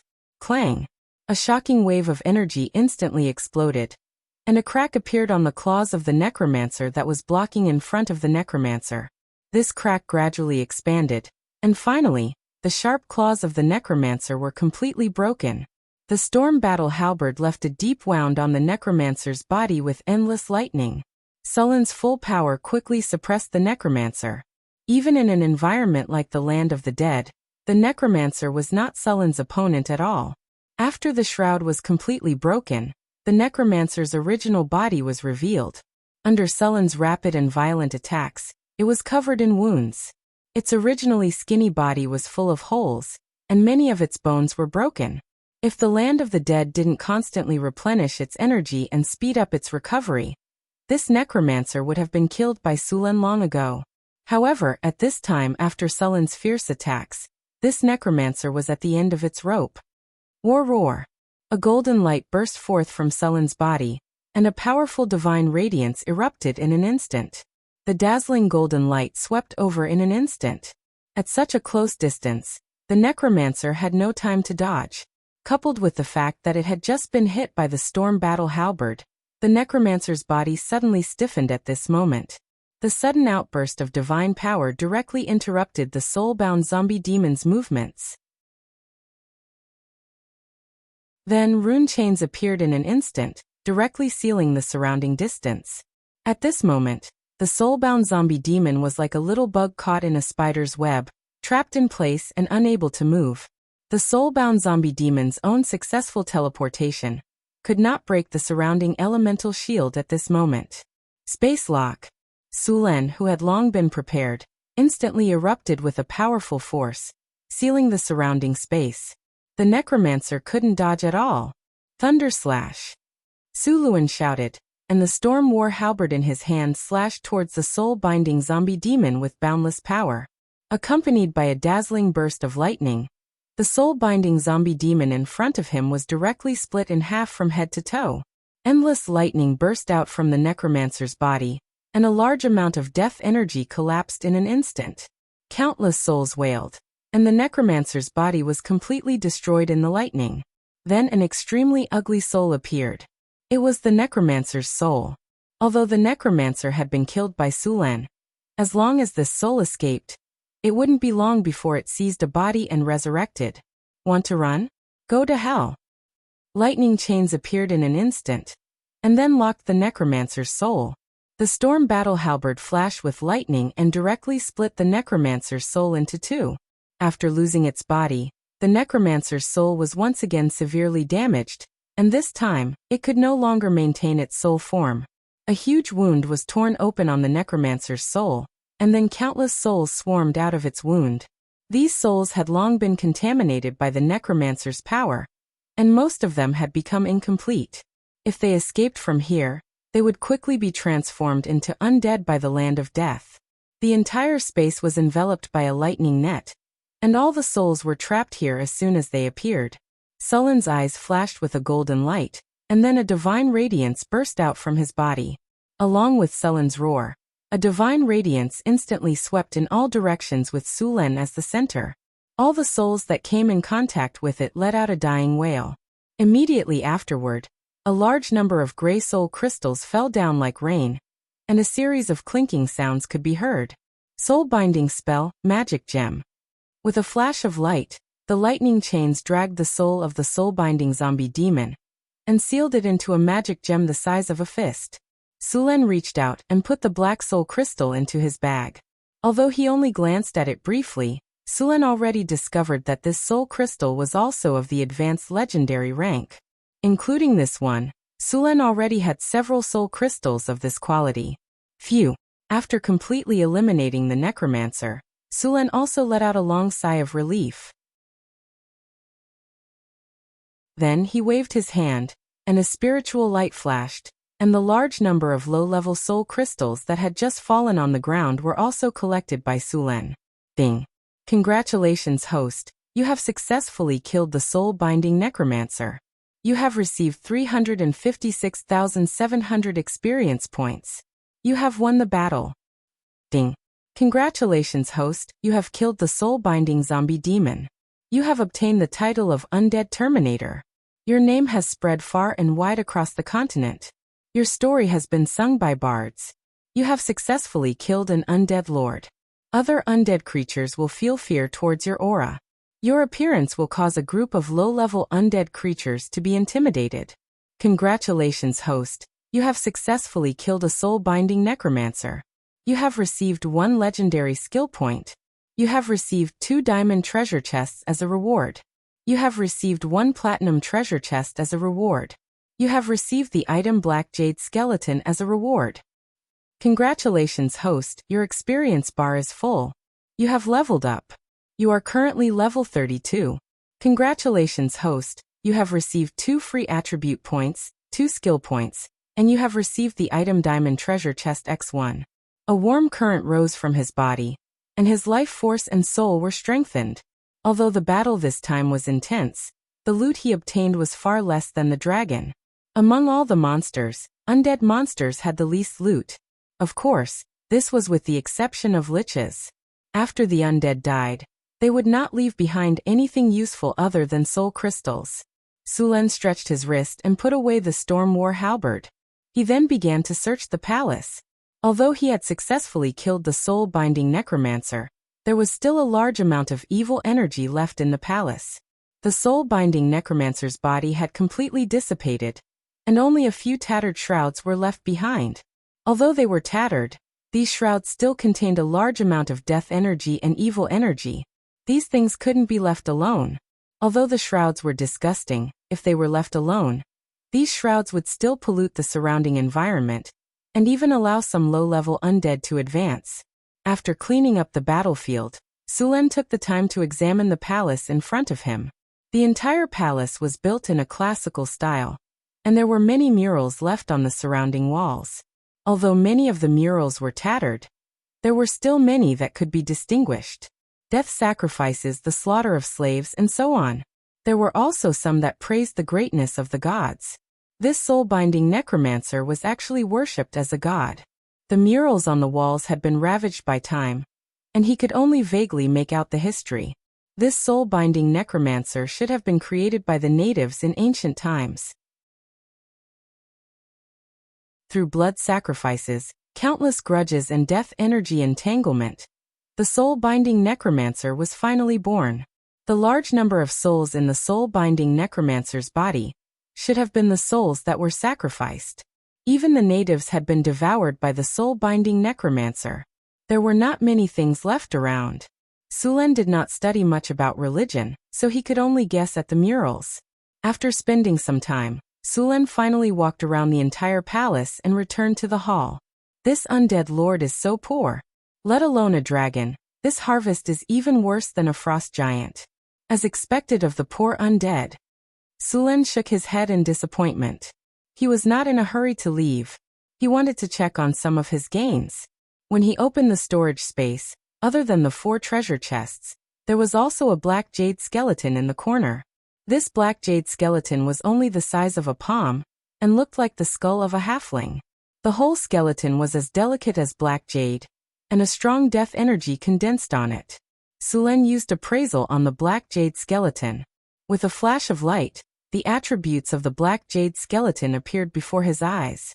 Black jade skeleton, strange item.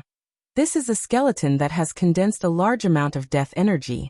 After use, it can transform a piece of land into a land of death. Or, if used in a land of death, it can accelerate the transformation of the land of death into an undead. Transform into an undead? A hint of excitement flashed in Sulen's eyes. This ability was actually not very useful to wizards. After all, necromancers were already notorious. It was useless for others to have it. However, it was good news for Sulen. After using the black jade skeleton, the speed at which undead creatures were born in a land of death would increase. A large number of undead creatures could provide a large number of soul crystals. Chapter 607. Sulen had originally planned to set up a camp here to collect soul crystals. At the same time, it was also a place for the Northern Garrison Army to gain EXP. With the Blackfish Skull, the number of undead in this area had greatly increased. To the Northern Garrison Army, not only could they obtain a large number of soul crystals, but they could also allow their army to grow rapidly. It was simply killing two birds with one stone. Next, Sulen took out the 4 treasure chests and chose to open them.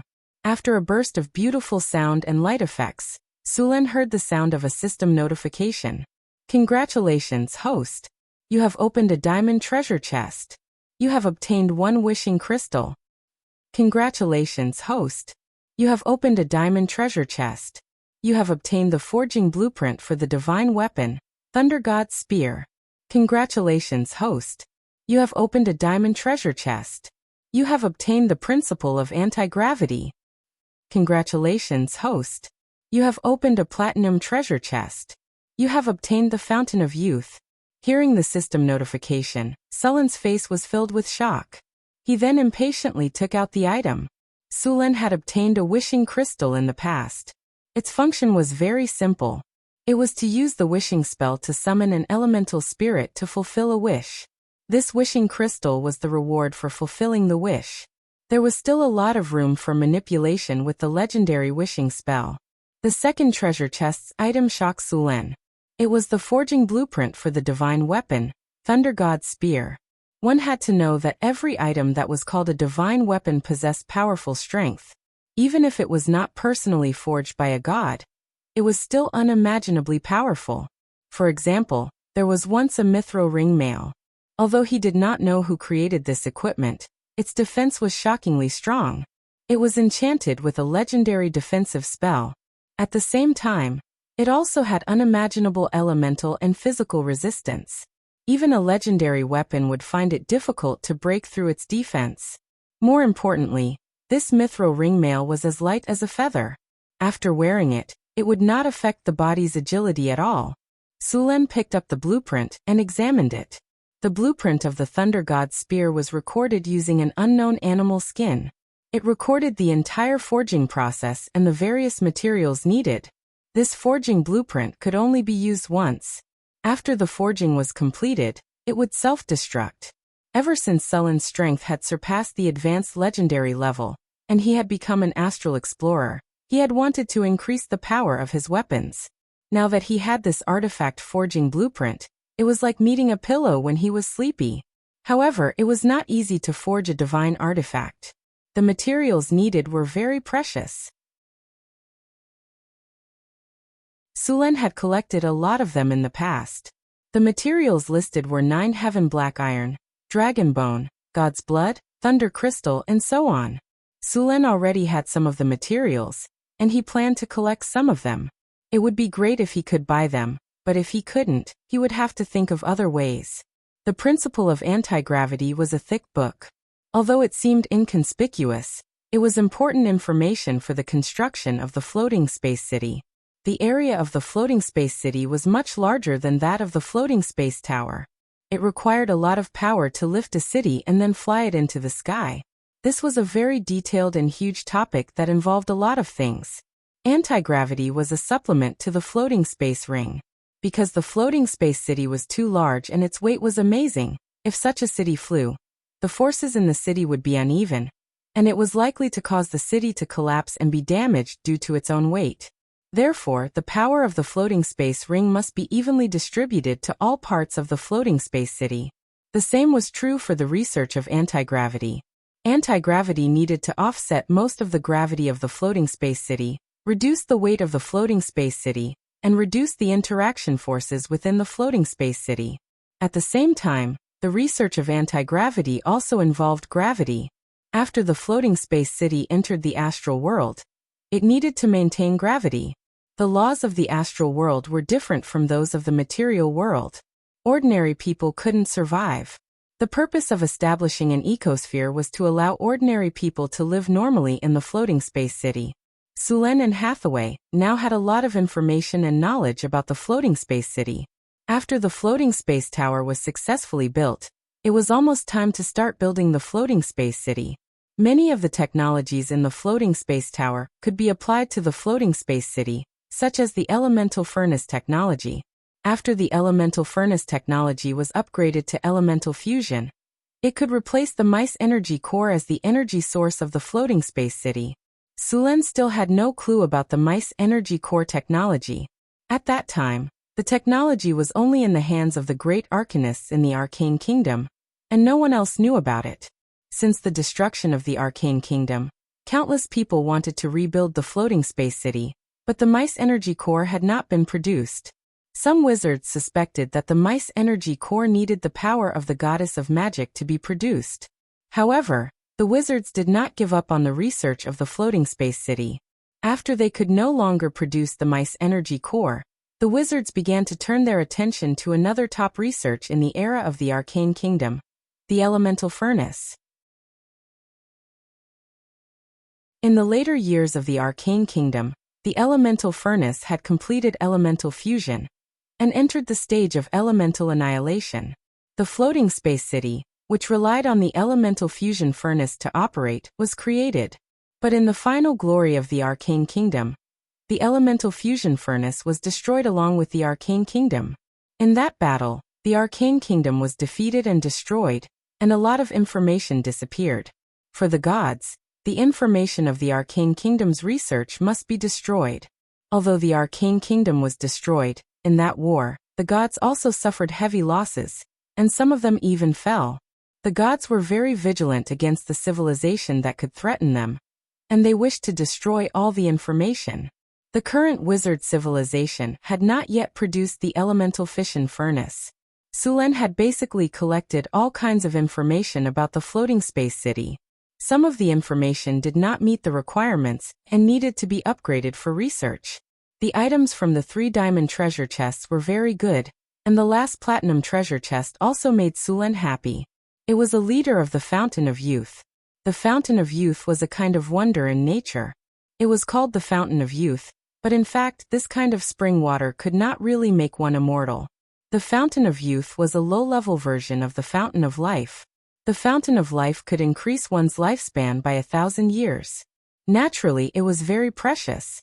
The Fountain of Youth could only increase one's lifespan by about 150 years. However, although the Fountain of Life was precious and could be called a treasure of heaven and earth, it had not appeared for 1 or 2,000 years. However, there was still some news about the Fountain of Youth. Fountain of Youth, wonder. The Fountain of Youth is the essence of nature. It is a gift from nature. It has magical effects and can give people a long lifespan. Countless people will do anything to get it. There are very few places in the entire material plane where the Fountain of Youth can be found. Effect: restore life, regrow broken limbs, heal fatal injuries, stay young forever, extend lifespan. Effect 1. Restore life. 1 milliliter of the Fountain of Youth can restore 10 points of life force. This effect is only effective on living creatures. Effect 2. Regrow broken limbs. The Fountain of Youth can regrow broken limbs, but the amount needed to be taken according to the severity of the injury. Regrow broken limbs requires 300 milliliters. Effect 3. Heal fatal injuries. The Fountain of Youth can heal fatal injuries, but the amount needed to be taken is also sufficient. Drinking 1 liter of the Fountain of Youth before death can heal all injuries on the body. Effect 4. Stay young forever. The Fountain of Youth can keep the appearance of all living creatures. Only in the last 10 years of the living creature's life will the creature show signs of aging. Effect 5. Extend lifespan. After drinking the Fountain of Youth, one's lifespan can be increased by about 150 years. This effect is effective on all living creatures. Note: this effect must be triggered when the user is full of life force. To be honest, the effect of the Fountain of Youth on Sulen was very limited. After becoming a demigod, Sulen would live for at least a few thousand years, or even longer. So far, Sulen had never heard of a demigod who died of old age. Even in some remote primitive planes, many demigods had lived for tens of thousands of years. Therefore, the most important effect of the Fountain of Youth was basically useless to him. As for regrowing broken limbs, recovering life force, and even healing fatal injuries, these were also not attractive to Sulen. After all, he had the physical healing skill. The physical healing skill could heal serious injuries. As long as the person was not dead, it could be revived. It just needed to be cast a few times. As for the more powerful reversal skill, Sulen had not learned it yet. The reversal skill could even revive a person who had just died. Although the Fountain of Youth was not attractive to him, it was very attractive to others. The lifespan of a human in this world was about 70 years. Of course, this was referring to the nobles.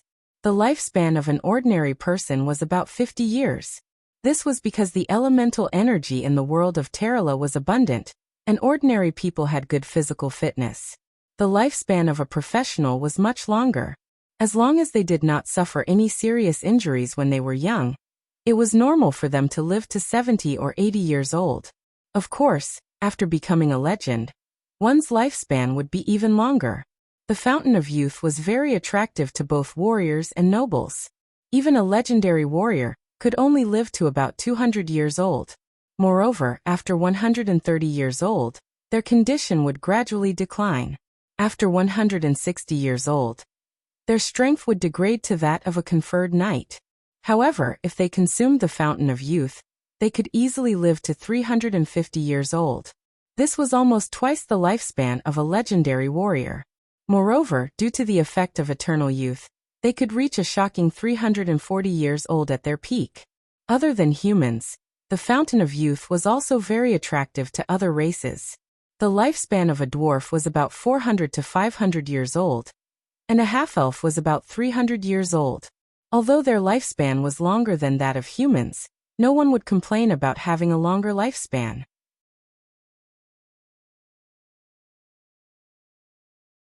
Chapter 608.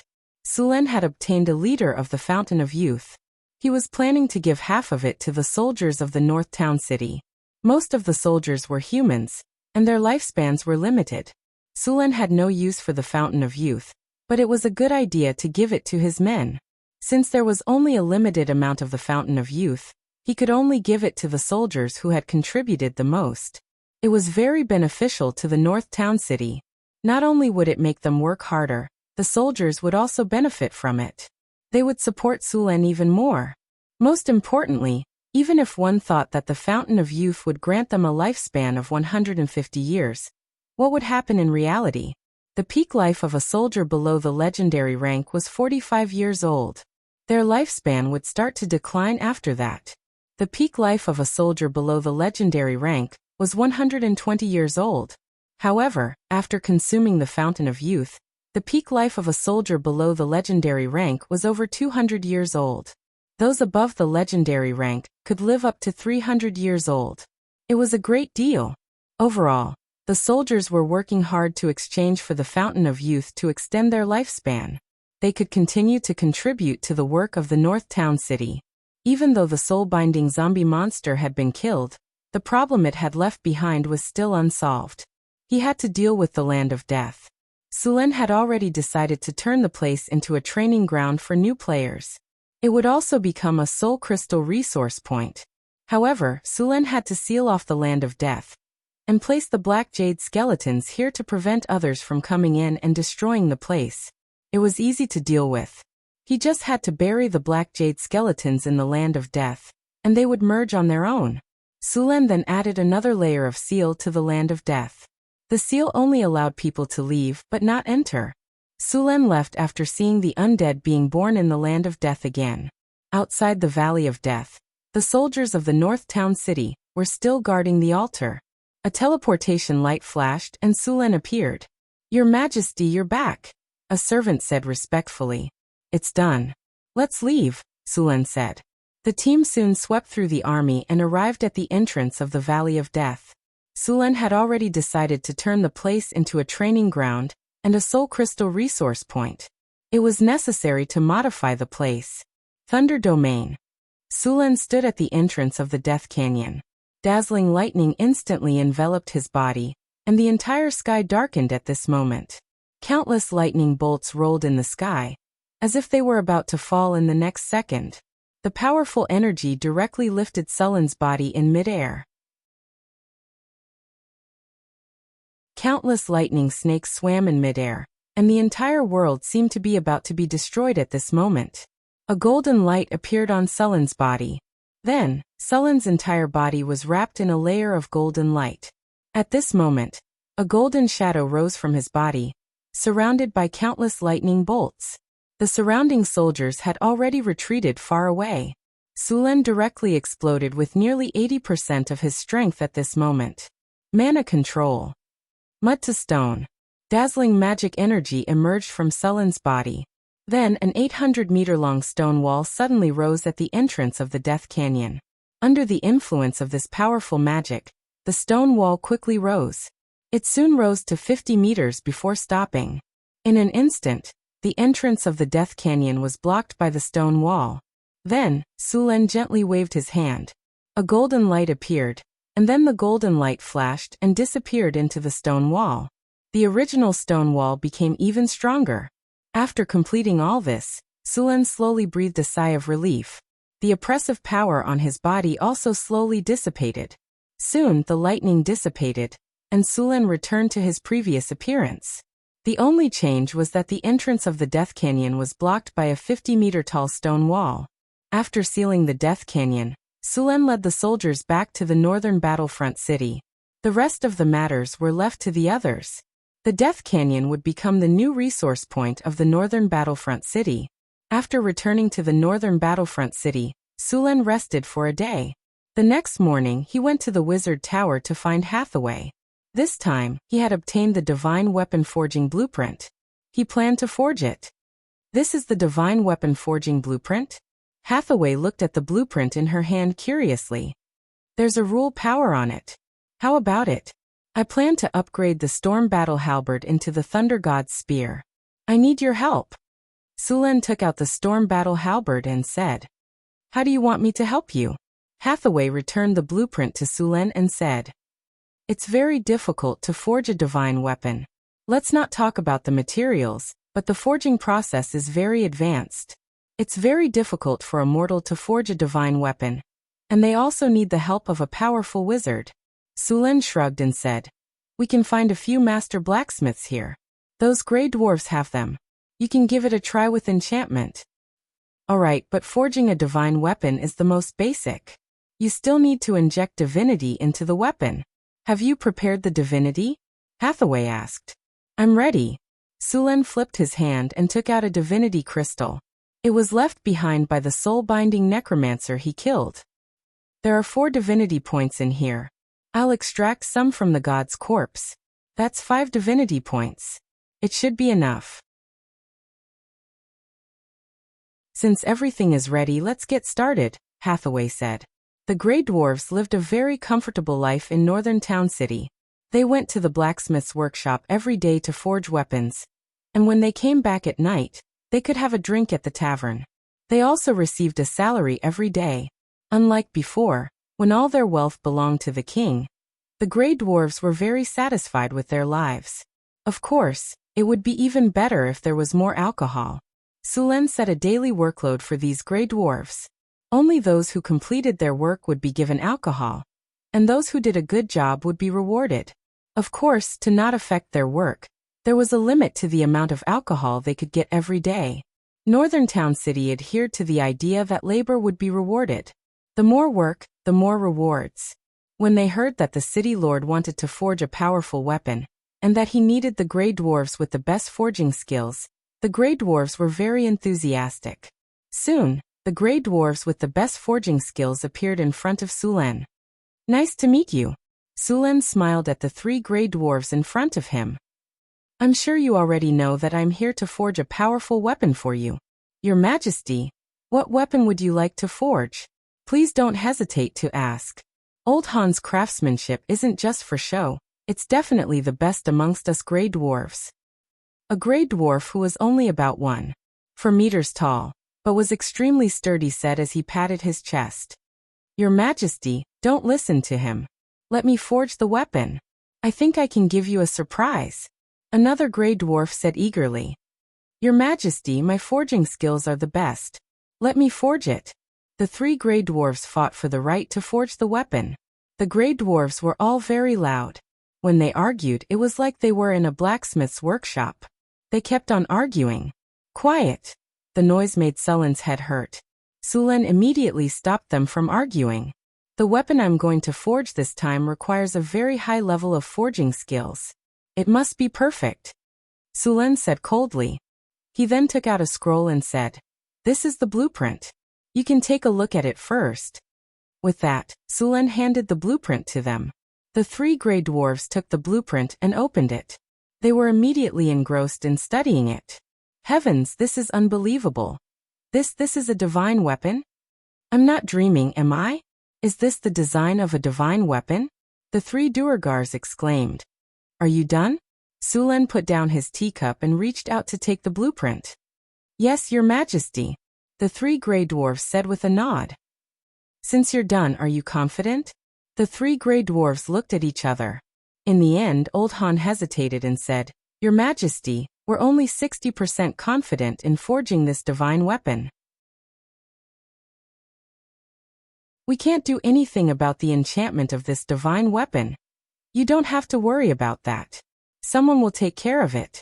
Your mission is to forge this weapon," Sulen said directly. "That's good, Your Majesty. This time, the 3 of us plan to work together. We'll definitely forge a divine weapon that you'll be satisfied with," Old Han said. "Very good. If this divine weapon is successfully forged, your names will be known throughout the continent. You should know that this divine weapon was forged by the hands of mortals.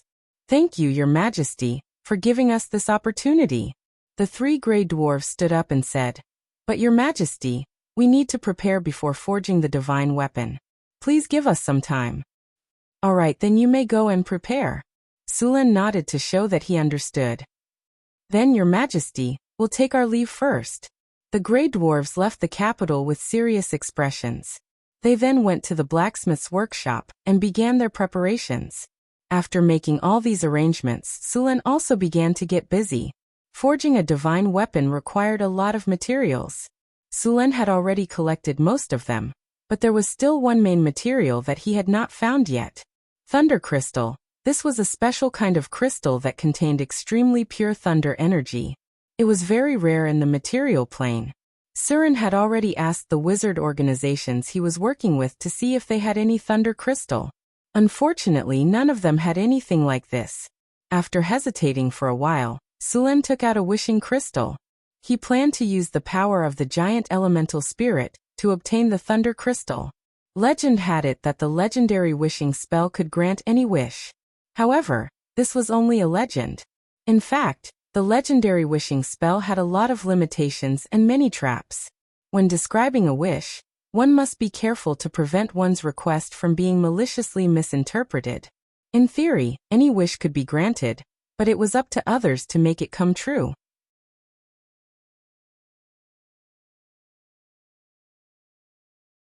Chapter 609. After making up his mind, Sulen quickly set up a wishing table in the astrology platform and prepared to cast the wishing spell. After the preparation of the wishing table was completed, Sulen slowly closed his eyes and began to organize his words. This was the most troublesome part of the wishing spell. When making a wish, you had to negotiate with the Jinn of Elements. These Jinn of Elements would distort your meaning in various ways. They would find any loopholes and use them to their advantage. You had to block all the loopholes. The process of using the wishing spell was no less than negotiating with a senior demon. The contract had to be very careful. If one was not smart enough, it was very likely that they would be played by the word games in the contract. In the end, they would pay a huge price and not get the result they wanted. This was not a joke. Wizards had paid a huge price and finally summed up a set of effective wishing rules. Sulen took a deep breath, then suddenly opened his eyes. His body flashed, and he instantly activated the rune array. The wishing table operated, and the surrounding magic crystals suddenly appeared with a strange light. Then a low spell sounded, and powerful elemental energy surged out in an instant. A wave of elements that made people's hearts palpitate came out. The powerful elemental energy directly distorted the surrounding space. With the gathering of magic energy, a powerful victory shrouded directly. An elemental god? Sulen felt the powerful divine power. Then a gust of wind blew, and countless wind elements gathered into a shadow in the air. It was a wind elemental god. As soon as the wind elemental god appeared, he looked at Sulen and gently waved his hand. Then a contract scroll and a feather pen appeared in his hand. A majestic voice sounded in the wizard tower. "Did you summon me? A demigod? Do you have any wishes or wishes that you want to fulfill?" Sulen was surprised that he could summon a wind elemental god this time. He thought it would be good enough to summon an elemental god this time. He did not expect that an elemental god would answer his call in person. Of course, compared to an elemental god, elemental gods could fulfill more wishes, which was also good news. It was said that if a god used the wishing spell, he would summon the oldest 4 elemental gods. "Demigod, state your wish," the wind elemental god urged. "Greetings, respected wind elemental god. I want a thunder crystal." Sulen expressed his wish. The wind elemental god nodded. "Yes, but you need to pay a certain price. In addition, you need to write your wish on this contract scroll. Only when you sign the contract will I grant your wish." Sulen took the contract and wrote down his wishes. This was a very important step. This kind of contract had to be strict. In fact, it was very suitable to let a lawyer write it. They would rack their brains to block all the loopholes. After spending some time, Sulen finally finished writing all the words. After making sure that there were no loopholes, he handed the contract scroll to the god of wind elemental. 1 thunder divinity crystal obtained. The wind elemental god nodded slightly. The thunder divinity crystal is very rare and valuable. Are you ready to pay the price? After seeing Sulen nod, the wind elemental god picked up a goose feather pen and quickly wrote the transaction content on the contract. After writing, the wind elemental god handed the contract scroll to Sulen again for inspection. He wanted to make sure that the contract was correct. 1 thunder divinity crystal. You need to pay some divinity or a part of your soul power. If you agree, leave your soul mark on it. Sulen took the contract scroll and read it carefully. He had to be careful. Next, Sulen and the wind elemental god modified a few details on the contract. After making sure that there were no problems, he left his soul mark on it. "I want to use this crystal as a payment." Sulen took out the wishing crystal that he had prepared earlier. "Wishing crystal? I haven't seen such a thing for a long time. Young demigod, you are lucky." The wind elemental god was a little surprised. Then he directly agreed to Sulen's payment. "Since both sides have agreed, let's start the transaction." The wind elemental god waved his hand gently. The contract scroll instantly turned into specks of light and dissipated. Then, a surge of divine power appeared.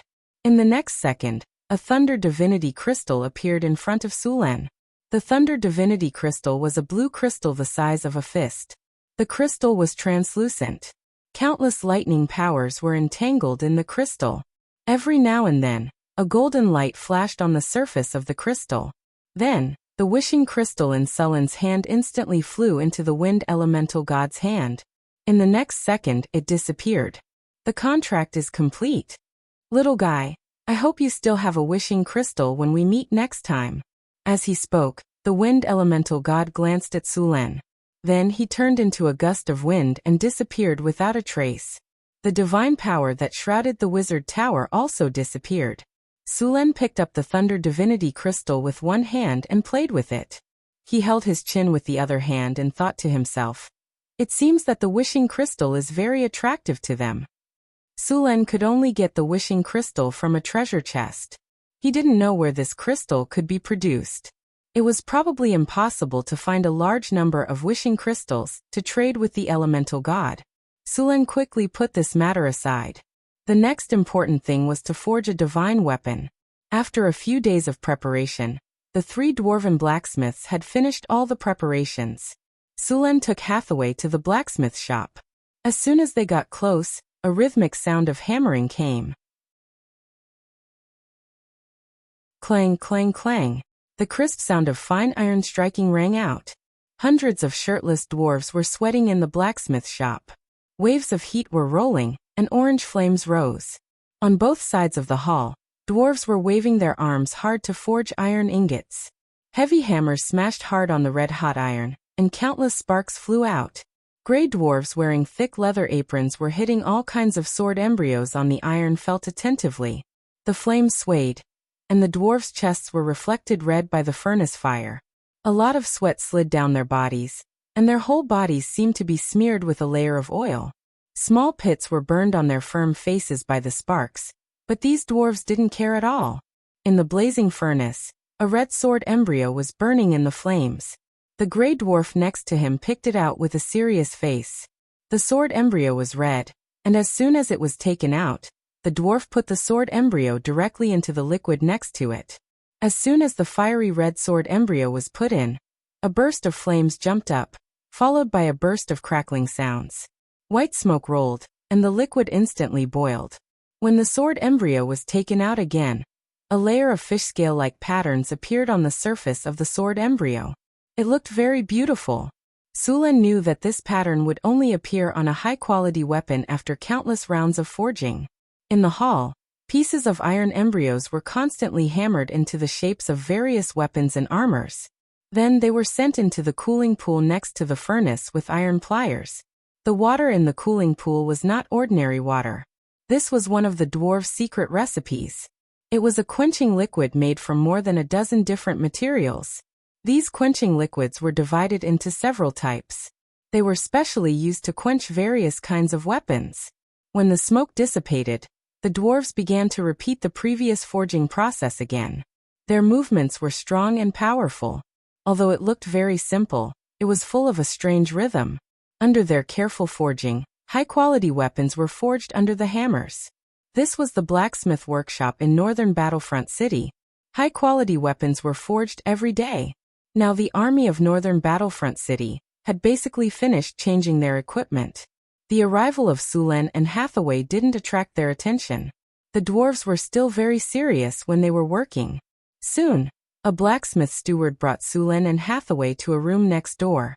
At this time, 3 dwarven blacksmith masters were also forging with bare arms. "Looks like you're well prepared." Sulen glanced at what the 3 dwarves were forging. It was a weapon very similar to the Thunder God's spear, but the material used was ordinary fine iron. It was completely different from the Thunder God's spear. The 3 dwarves were building this model to familiarize themselves with the forging method of the Thunder God's spear. "Your Majesty, you're here. We're ready." Han stopped immediately when he heard Sulen's voice. "All the materials for the Thunder God's spear are ready. Now I'll give it to you to forge." Sulen nodded at them, and took out the materials that had been prepared. Seeing the rare materials appear in front of them, the dwarves were a little excited. "Everything is here. This is the forging blueprint of the Thunder God's spear. Hathaway and I will be here to help you," Sulen said after handing the things to the 3 dwarves. "As you wish, we will do our best to forge this artifact," Han said with a serious face. Then, the 3 dwarves began to work.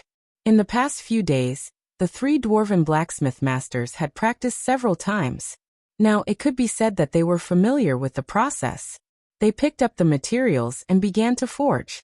Sulen and Hathaway didn't disturb the three dwarfs. They stood aside and watched them quietly. The ninth heaven black iron was calcined in a special furnace. The flames in the furnace became very bright, and the temperature reached thousands of degrees. However, the ninth heaven black iron was very difficult to forge. Even at thousands of degrees, it still took a lot of time to smelt it. Heat the furnace with magic, the gray dwarf said directly. Sulen waved his hand gently. Immediately, a strong fire element appeared in the furnace, and the temperature of the furnace increased again.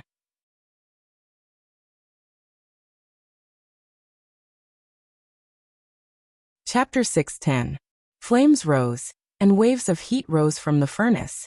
All kinds of metal materials quickly heated up, softened, and finally melted. Immediately after, several gray dwarfs continuously threw in all kinds of materials. Sullen's storm war halberd was also smelted again, and the low-grade materials were separated out, and then continuously mixed. Scalding molten iron gushed out, and a fiery red torrent surged wantonly. Soon, the embryonic form of a long spear appeared in the mold. The heavy hammer smashed the grinding tool, and the gray dwarf with a solemn expression carefully took out the spear embryo. Then, the spear embryo was once again sent into the furnace to be burned and forged. Old Han used a pair of pliers to clamp the spear embryo in front of him, and then fixed the spear embryo on the iron felt. Another gray dwarf at the side picked up the hammer and took a deep breath. Clang! A crisp sound rang out as the hammer heavily smashed onto the spear embryo. With the help of the reaction force, Old Han once again smashed the hammer down fiercely. Sparks flew everywhere, and the fiery red furnace illuminated the blacksmith's shirtless body.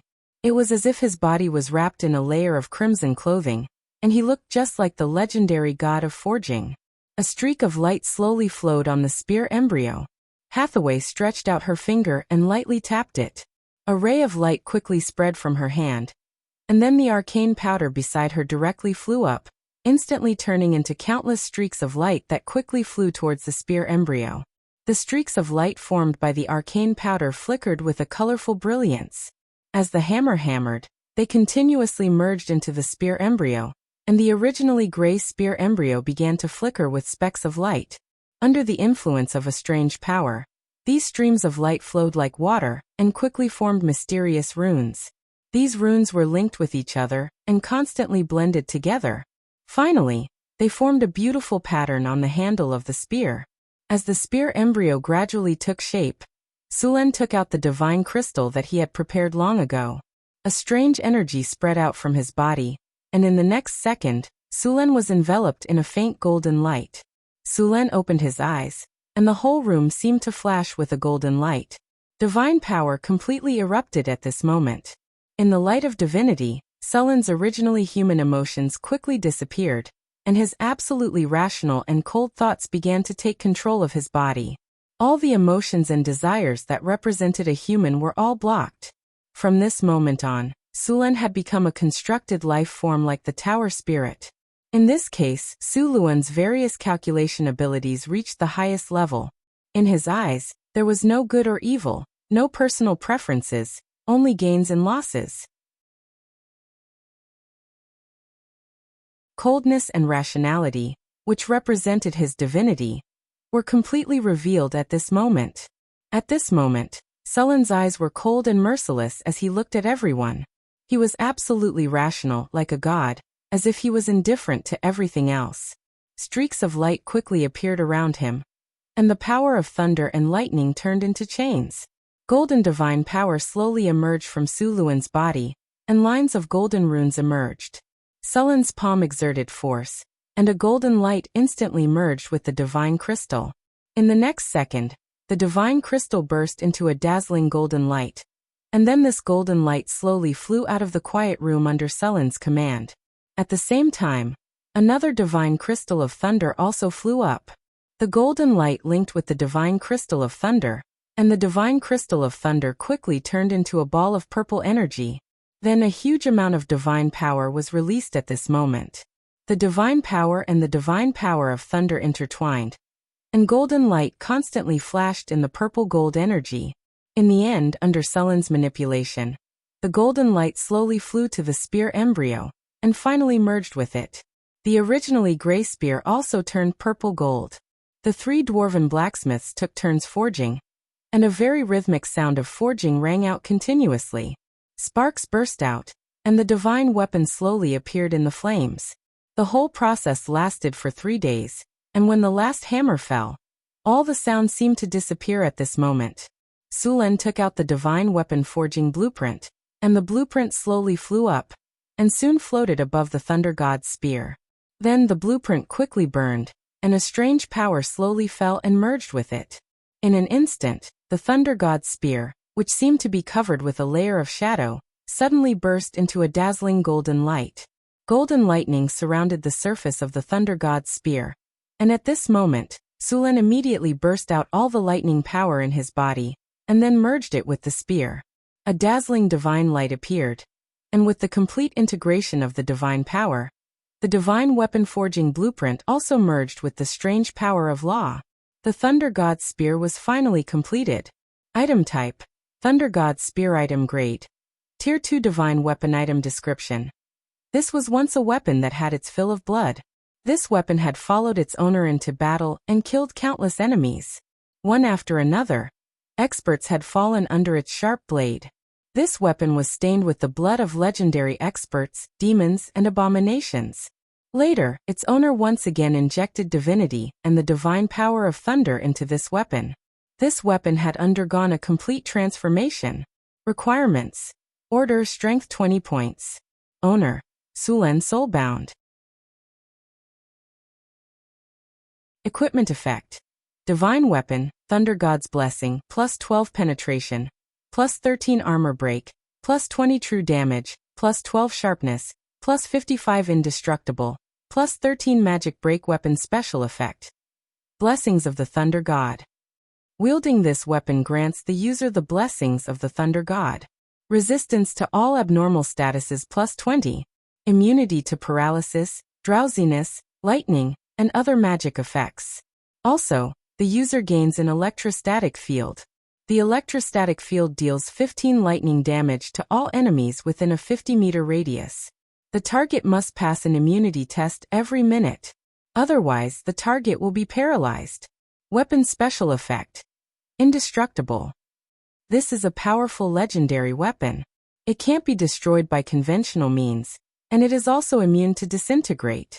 Only legendary disintegrate has a 0.1% chance of destroying this weapon, but the destroyer will also receive a backlash from the weapon. Weapon special effect: Power of Lightning. Each attack will deal an additional 80 points of lightning damage. The damage can be stacked. When the damage is dealt, the target will be paralyzed. Any target whose constitution is unable to resist will be paralyzed for 1 to 3 seconds.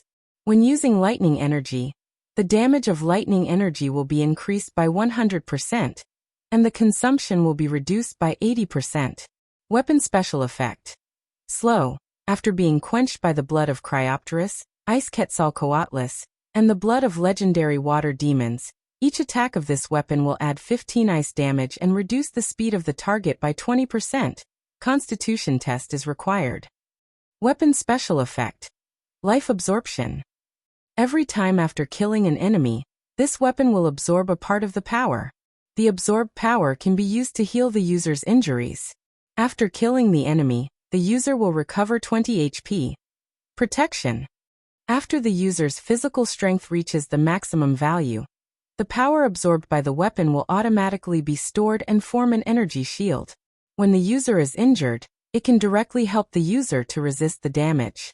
Weapon special effect: Magic break. As a divine weapon, this Thunder God's Spear has a terrible magic breaking ability.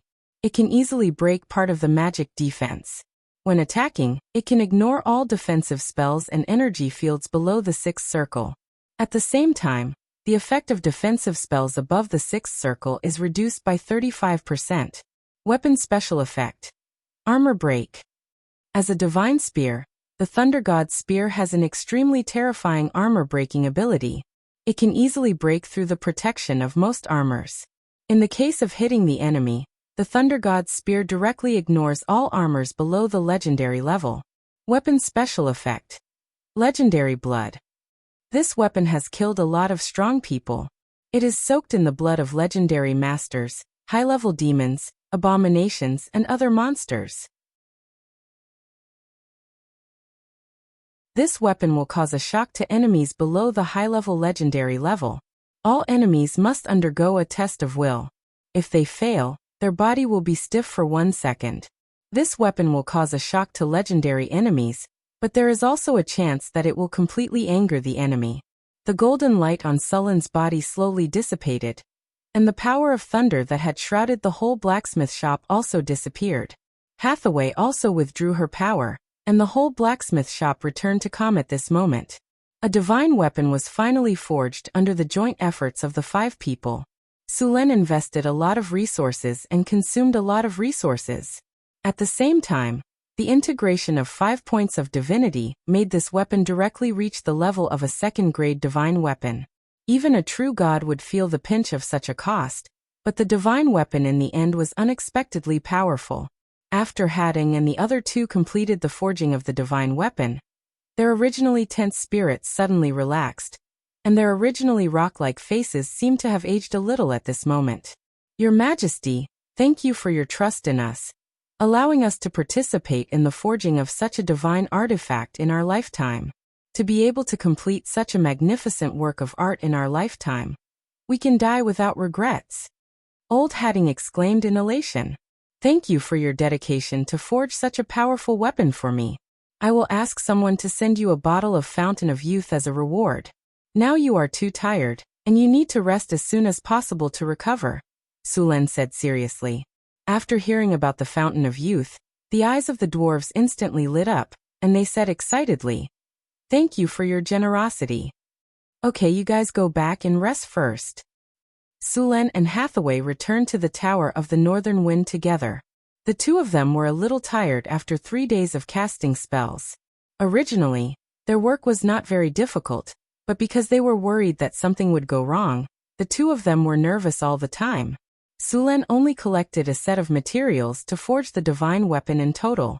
If there was a mistake that caused the power of the divine weapon to decrease and there were no spare materials, he would have nowhere to cry. Fortunately, Sulen and Hathaway did not have any problems, and finally successfully completed the enchantment process of the Thunder God's spear.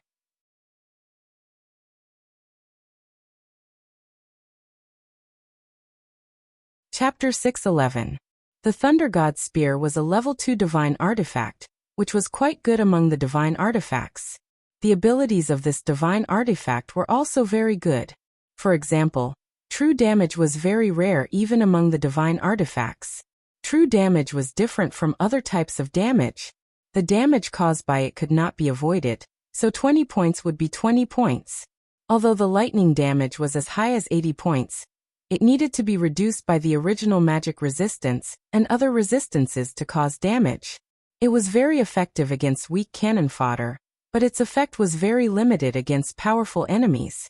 Just like the abomination, this creature's body was surrounded by a divine force field. It had high resistance and all kinds of damage immunity. The lightning damage carried by the Thunder God's spear could only cause single-digit damage to it. It was not even as strong as its recovery ability. Of course, if this ability was combined with another weapon's special effect, Life Drain, it would be very powerful. Life Drain was a very rare ability. After killing the enemy, it would draw the power of the enemy to recover. Individually, killing one person would only recover 20 points of HP. However, combined with the area of effect damage of the Thunder God's blessing, one enemy would be 20 points, and 10 enemies would be 200 points. In a group battle, Sullen's HP recovery speed would be very exaggerated. If there were enough enemies, Sullen's recovery speed could not even keep up with the abominations. If they wanted to defeat him, they could only rely on one-on-one combat.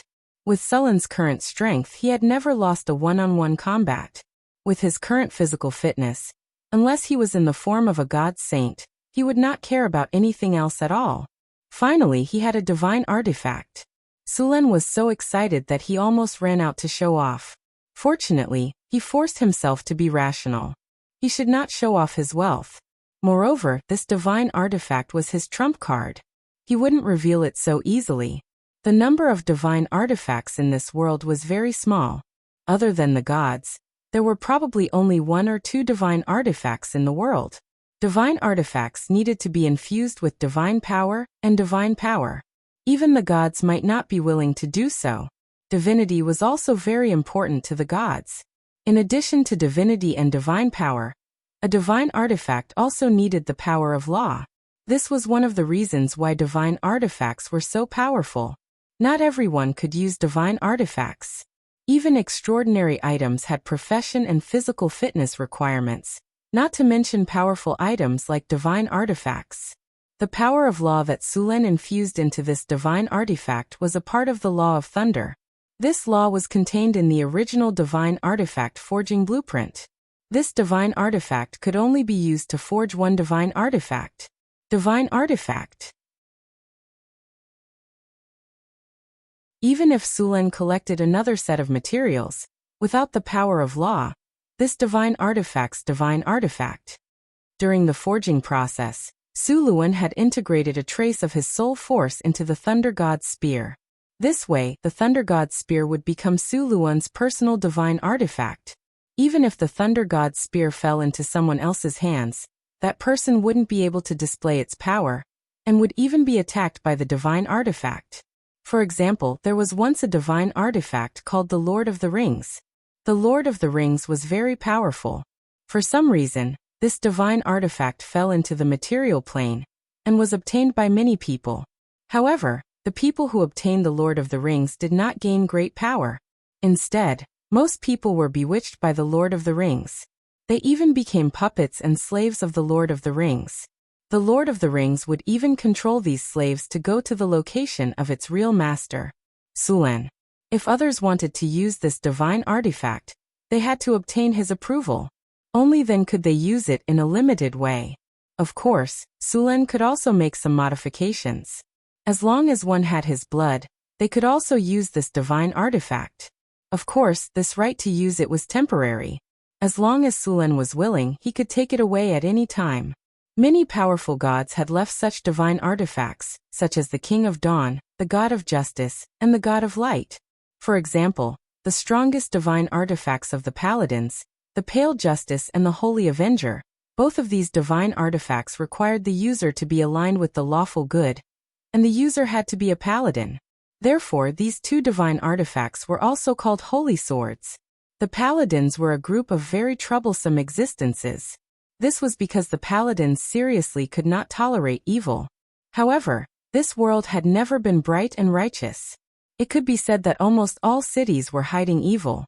Even Sulen's northern city was no exception. There were a large number of slaves and serfs in the northern city.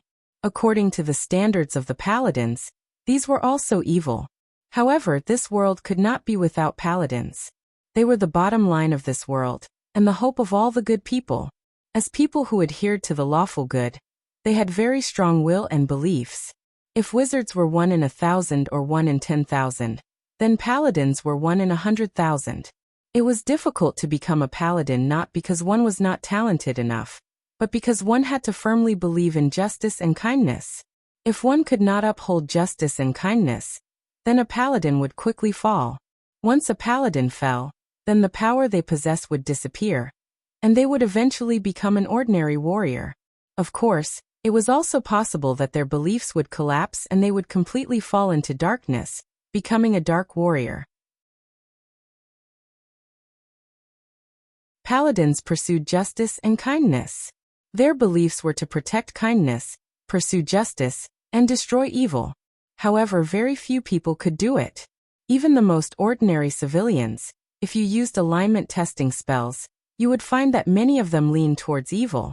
Even in the 21st century, when technology was advanced, society was prosperous, and the legal system was improving day by day, there were all kinds of criminals, gray areas, collusion between officials and businessmen, and crimes committed by officials. Not to mention the Middle Ages. In this era where productivity was lagging behind and the power of the nobles was almost at its peak, who would expect the nobles to uphold justice? They only knew how to protect their own status and interests, not so-called justice. In any city in this world, if the paladins were to clean it up, A large number of people would be executed in the end. Corrupt officials, nobles who had no regard for human life, merchants who cheated and sold shoddy food, harmful food, expensive drugs, black-hearted minds, and so on would all be executed. How many of those nobles, officials, and merchants could be counted on to be clean? Just like the merchants who came to the northern city to trade, they were all well-behaved in the city like good people, but if they encountered them in the wild, they would be very skilled in killing and robbing. One could tell at a glance that these people were veterans. As for those kind merchants, they only had two choices in this environment. Either they would wallow in the mire and become the same kind of people, or they would give up this path. According to Capital, when capital came to the world again, blood and filth would drip from every pore from head to toe. So according to the standards of the paladins, the whole city was basically ruined. But if the paladins were asked to ignore this, then the paladins were asking them to give up their insistence, and they would no longer be paladins. Although Sulen did not like the paladins, he respected them. If he was still the hot-blooded young man of the past, maybe Sulen would also become a paladin, but after experiencing so many things, he had long understood it, but he was powerless to change it. After completing the divine weapon Thor's lance, Sulen began other work. Deepwater City needed to continue to open up new channels, in addition to the trade route to the eastern continent, and also the channel to the southern sea. If Deepwater City wanted to develop, it must have as many ships as possible docked here to trade. At the same time, the Navy of Deepwater City began to guard the channel and fight against pirates after completing the primary training. The number of islands in the southern sea could be said to be the largest in the world. After all, this sea area was the busiest.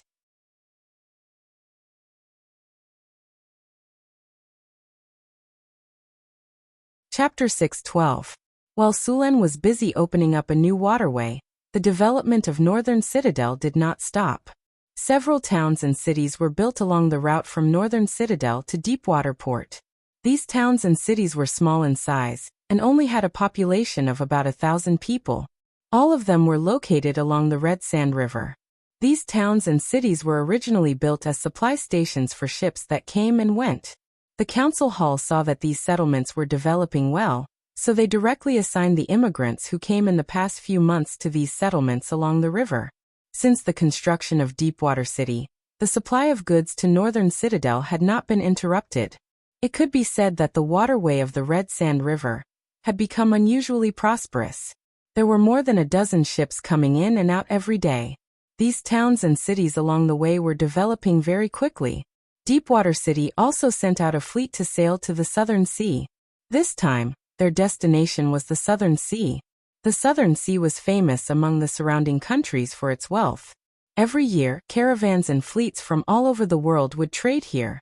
The nobles of these countries could be said to have made a lot of money. The nobles of these countries lived more extravagantly than the nobles of Florence. Things like sugar, honey, high-end wine, perfume, and paper were in short supply here. All kinds of luxury goods produced in Northern Citadel could be sold at a high price here. From the very beginning of the sea trade, the goods traded were luxury goods. The risk of sea trade was much higher than that of caravans on the road. There was an endless stream of pirates, powerful sea monsters, and terrifying storms. As long as you encountered them, you would suffer heavy losses.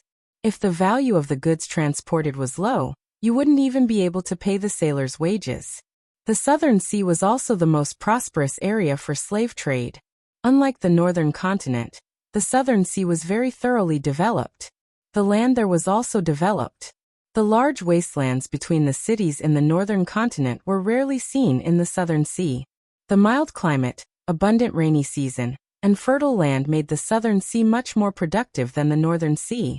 There was enough food to feed a large number of people. Although the nobles here were greedier than the nobles in the Northern Sea, the population of the Southern Sea was still far greater than that of the Northern Sea. For example, the largest port in the Tudor Kingdom, the Spice Port, had a permanent population of more than 400,000.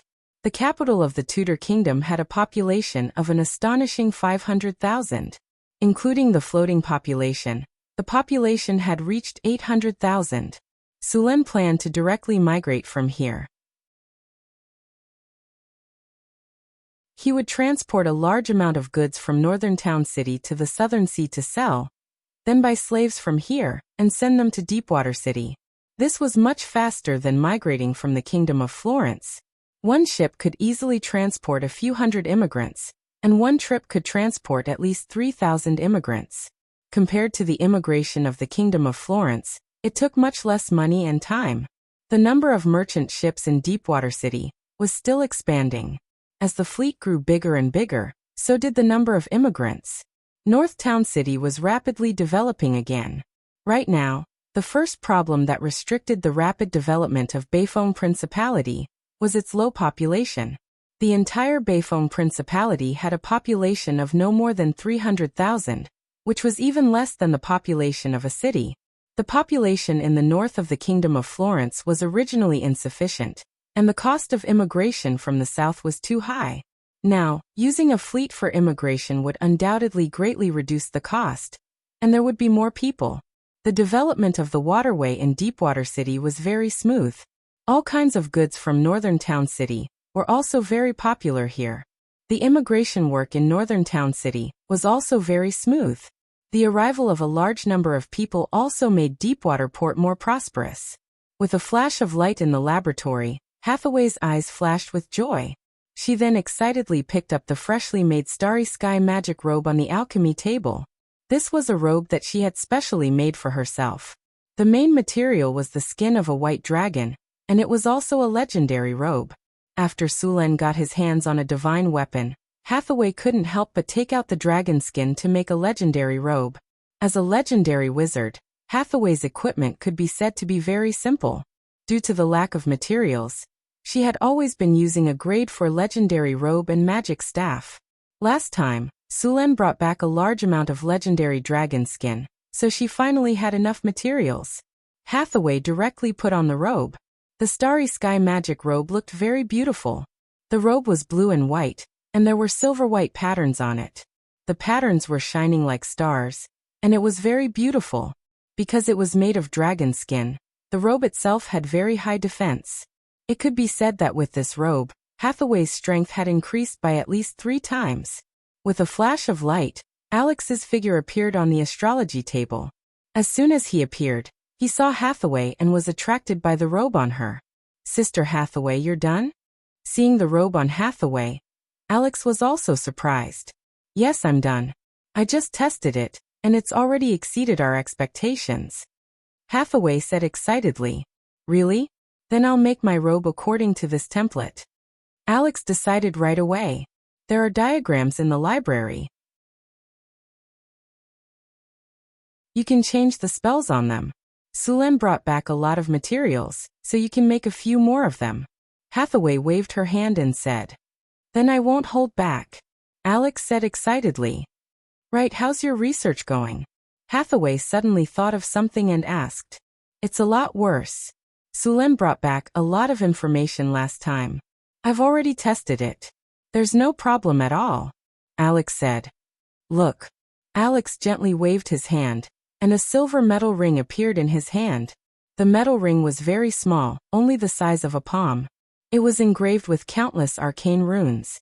The material of the metal ring was silver white, and there was a strong force flowing on it. "It looks good." Hathaway nodded and said.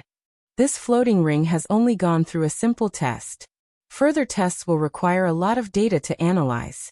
Alex didn't make this floating ring for the Wizard Tower, but for the floating city. Of course, this floating ring was only a model. The floating city's floating ring needed more power, and it also needed to be distributed to various parts of the floating city. This way, the floating city wouldn't break due to its own gravity. "Let's test it first." Alex nodded, and then Hathaway and Alex surrendered their gazes to the steel golem standing next to them. Hathaway gently waved her arm, and the heavy bodies of the steel golems flew up. The floating ring covered a very large area, 10 times larger than the previous one. The golems in this area all floated at the same height. This levitation ring had been modified to distribute the buoyancy evenly to the surroundings. It was specially made for the floating city. In the future, the floating city would definitely have more than one set of levitation rings installed. In order to prevent one set of levitation rings from malfunctioning, A floating city would have at least 3 to 4 sets of levitation rings installed. Once a levitation ring in operation had a problem and stopped working, a spare levitation ring would immediately restart. This was to prevent the floating city from falling from a high altitude. The two legendary wizards worked together and began to test the floating ring. As mana was continuously injected, the floating ring flickered with a faint spiritual light. A few steel golems moved around under the control of the two wizards. They moved up and down, left and right. The two of them quickly became familiar with the controls of the floating rings, recording their movements as they operated them. Experiment successful. Organize and archive the information about the floating ring. With the end of the test, Hathaway's hand flashed, and the floating ring slowly closed. The steel golems also slowly descended from the air. According to this ratio, a floating city weighing tens of thousands of tons or even hundreds of thousands of tons needs a floating ring 100 times larger, Alex said slowly. According to this ratio, we don't need enough materials now. The manufacturing process of the floating ring was very difficult, and the materials needed were also very precious. After all, it had to lift a city weighing hundreds of thousands of tons into the sky. There could not be any mistakes. Part of the metal used in the floating ring was mithril. In addition, it also needed a lot of alloys.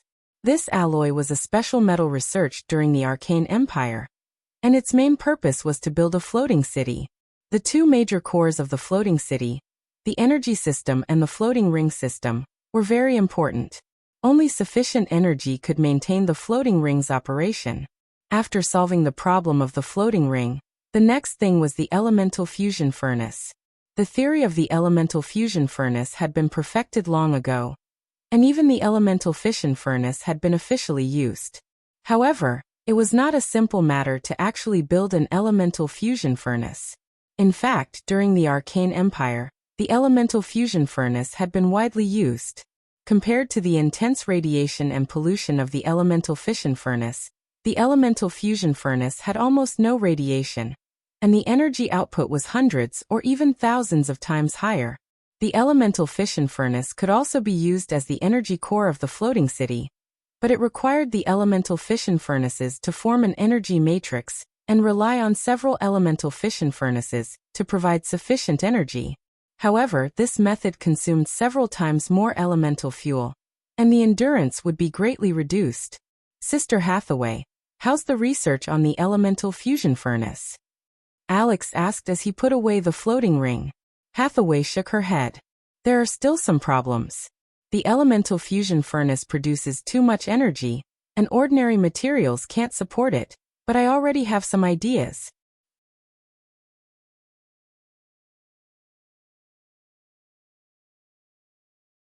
Chapter 6:13. Death Canyon. After Suluan had used mud to rock to block the entrance of the canyon, it had become an important resource and farming spot for northern Garrison City. At the entrance of the canyon, a military camp had been renovated. The new recruits from Northtown would be sent here to kill zombies and skeletons to level up after completing their basic training. At the same time, they would collect all kinds of soul crystals. In this military camp, apart from the new recruits, there were 2 teams of Stage 3 elites. The leaders of these teams had reached Stage 4. In addition to protecting the new recruits, they were also responsible for killing the high-grade undead creatures in Death Canyon. There weren't many of these high-grade undead creatures. On average, there were about 5 of them per month. These high-grade undead creatures would produce high-grade soul crystals, which were the main material for making the soul cores of steel golems. Sulan now had a clay golem assembly line, a rock golem assembly line, and a steel golem assembly line. He had already moved the steel golem assembly line from the secret realm to the wizard tower. The steel golem assembly line was different from the clay golems and rock golems. The entire steel golem factory looked like a modern production workshop. The surrounding walls were bright and clean, and the crystal pipes on the ground were transmitting energy. These crystal pipes were connected to the elemental pool in the wizard tower. Although the wizard tower had an elemental fission furnace installed, Sulan didn't dismantle the elemental pool. Instead, he remade the elemental pool into an energy loop to power the wizard tower. The elemental fission furnace was used as the energy for the floating ring and the Enigma lock. The energy supply of the Wizard Tower was not interfered with. In fact, the energy supply of the Wizard Tower was like electricity in Abel's previous life. The energy supply of a Wizard Tower was equivalent to a power station. The production process of steel golems was much more complicated than clay golems and rock golems. At this time, the standardized parts of the steel golem assembly line were transported to the corresponding position by the conveyor belt. These parts were then assembled by the clay golems one by one. In the back of the warehouse, there were already a few steel golems that had been assembled standing quietly. These steel golems hadn't been activated yet, and their soul cores hadn't been installed. The soul cores of high-grade golems were very complicated, and they needed to be activated by wizards. Under normal circumstances, Sulen or Hathaway would come here once a month for activation. Soul crystals were rare and were one of the common currencies in the multiverse. Souls were a special kind of wealth, and the Death God maintained that the souls in the multiverse would not be excessively plundered. He would send a large number of souls back to the Origin Sea for reincarnation. But there would always be many devils and demons who wanted to challenge the Death God's bottom line. In order to obtain large amounts of soul crystals, wizards created the soul-binding spell. After killing an enemy, they would use the soul-binding stone to bind the enemy's soul and imprison it in a magic gem or other crystals. Demons and devils loved soul crystals. In the lower planes, soul crystals had an astonishing purchasing power. A legendary soul crystal was enough to hire a group of greater demons to serve you. As for demons, they preferred to rob rather than trade.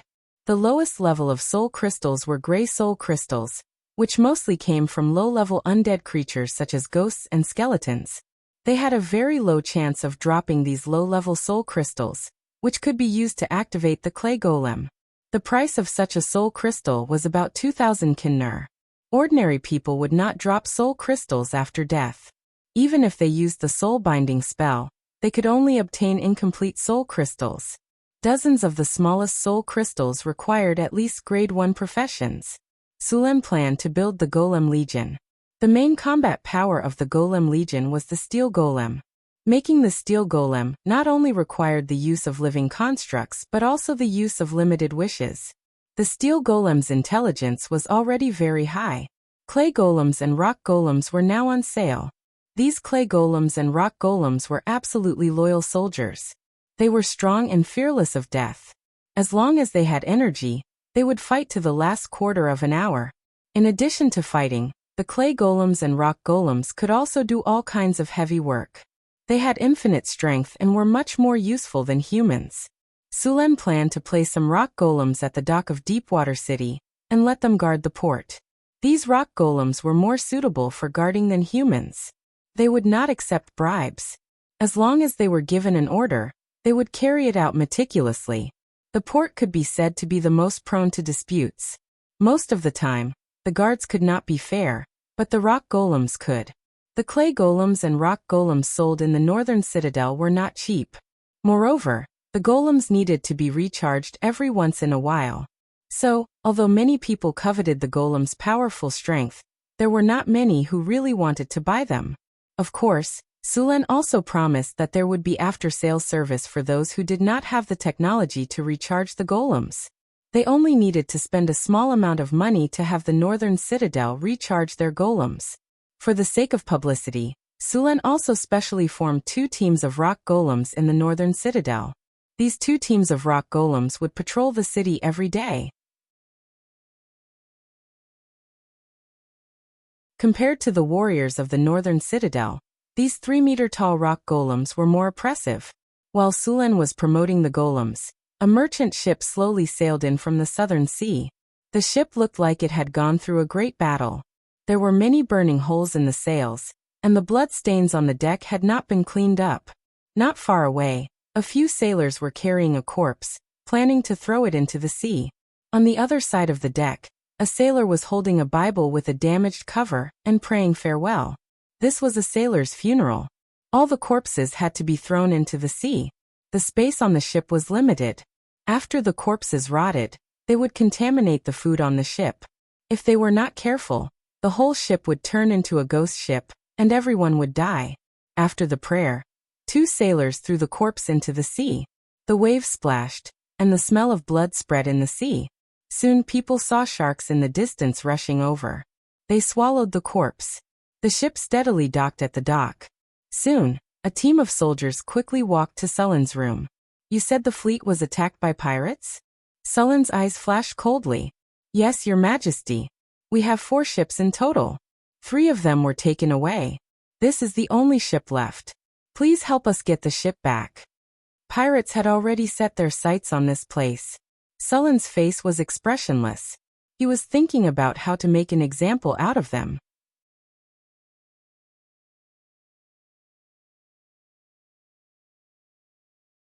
Chapter 6:14.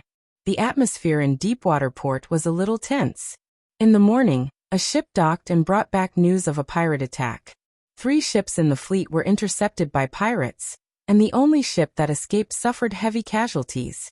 The consequences for Deepwater City, which had just begun to develop, were very serious. Where is Barbassa? Sulen asked. Your Majesty, Barbassa is training with the fleet and hasn't returned yet, Mayor Holland said. Sulen frowned slightly and continued. How long do they expect to be back? Barbassa and the others usually carry a week's worth of food when they are training. They should be back tomorrow, Holland said. When they return tomorrow, tell him to see me immediately. Sulen said. Immediately inform all the crew and sailors in Deepwater Port to gather. All leave is cancelled. Everyone will gather at the port tomorrow morning. Okay, now go and arrange it immediately. As you wish. The surrounding officials bowed and said, then slowly left the room. Go and call that merchant. I have something to ask him. The attendant next to him left quickly. About 10 minutes later, the attendant brought the merchant over. How many pirates attacked you? Where did they attack? What is the name of this pirate? Sulen glanced at the merchant and asked directly. Your Majesty, the pirates who attacked us should be one-eyed. The skull on their pirate flag is one-eyed. This is the symbol of one-eyed. At that time, we were attacked by 4 pirate ships. There were at least 1,000 pirates. They disguised themselves as merchant ships and suddenly launched an attack on the Norman Islands. We were caught unprepared, and the 3 ships were quickly occupied by the pirates. If it wasn't for a sudden whirlwind that scattered the pirates' formation, we wouldn't have been able to break through the siege. Your Majesty, this time our caravan suffered heavy losses. The goods and ships robbed added up to at least 500,000 kinnur. Please avenge us. Rhodes said with a pained expression.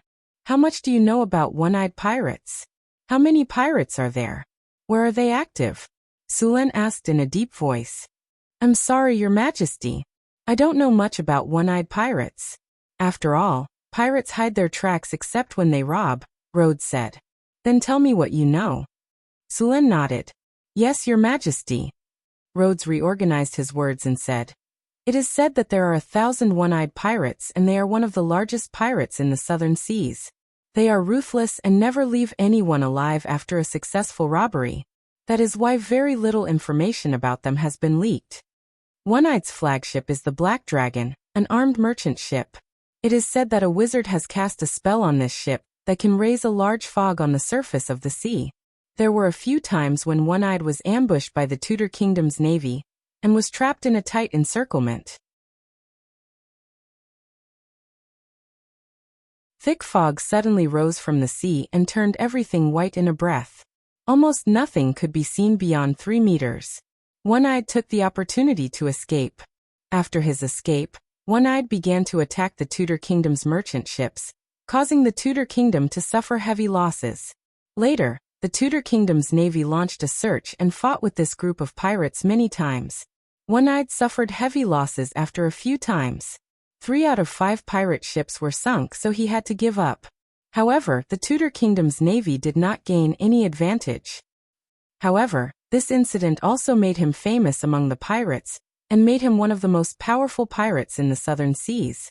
One-Eyed is often active in the area of the Marin Islands, which is a route to the eastern continent.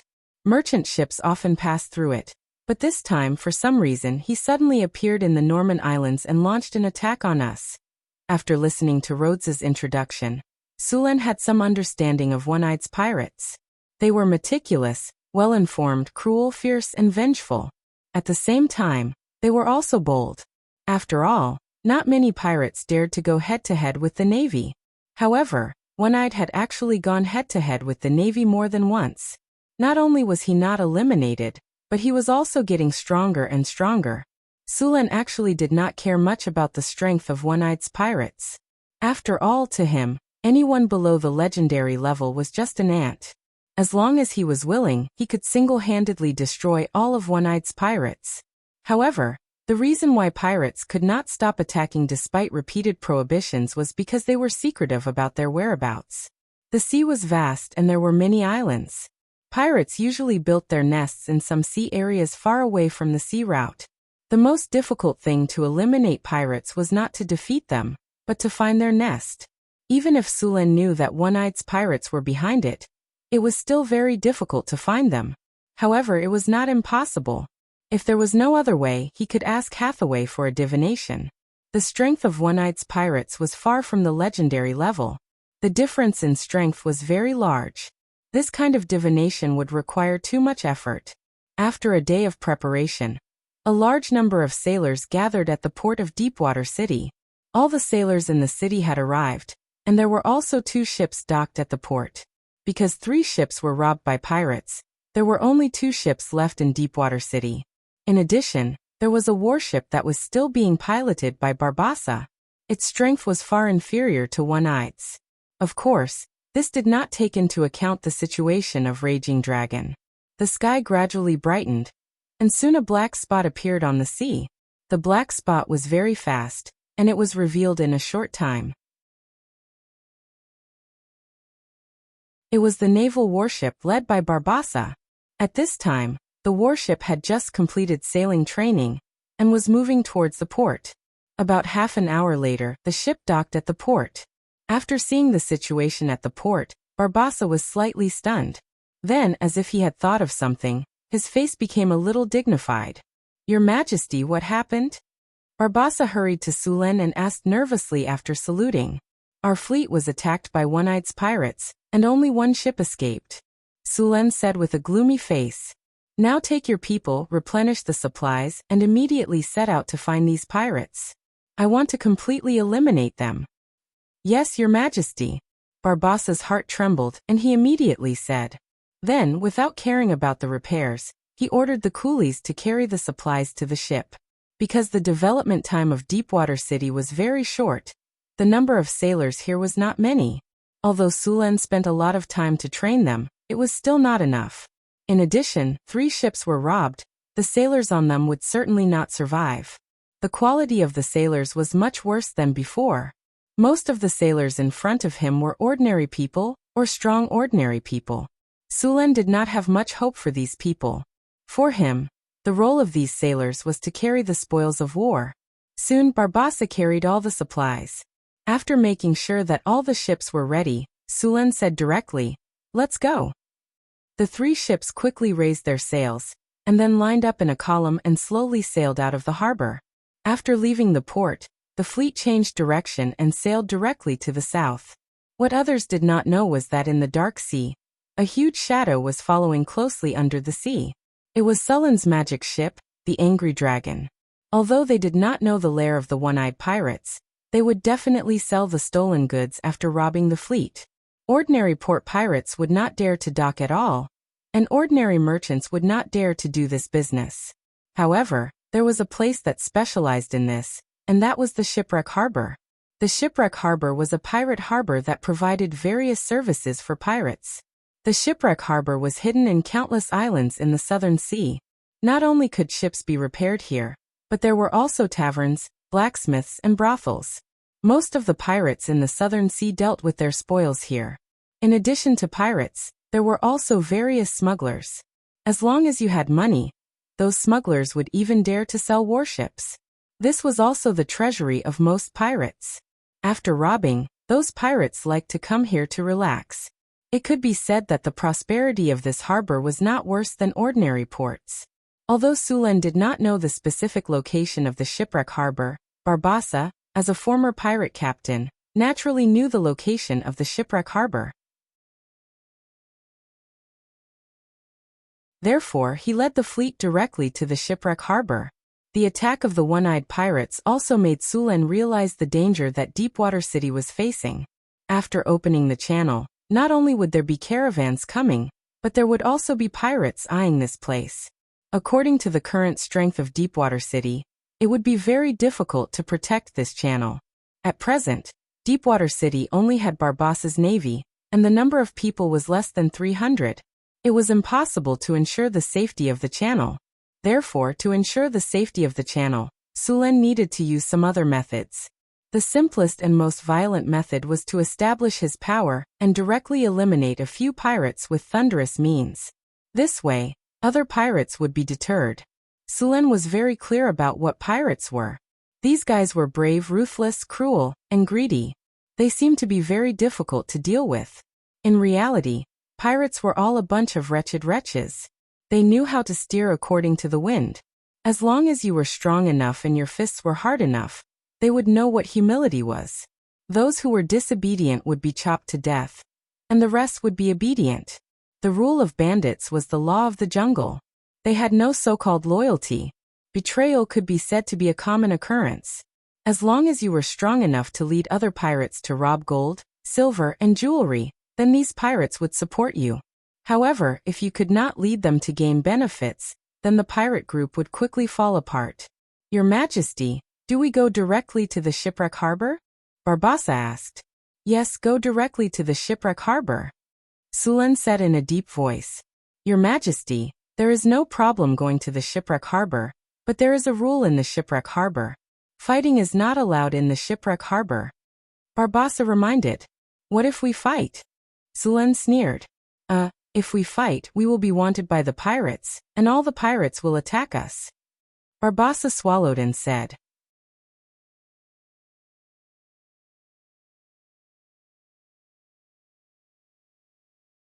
Chapter 6:15. Wanted by pirates? Sulen raised his eyebrows. Yes. Barbassa continued. This is the rule set by several pirate kings and written in the pirate code. All pirates must be on guard. Sulen sneered.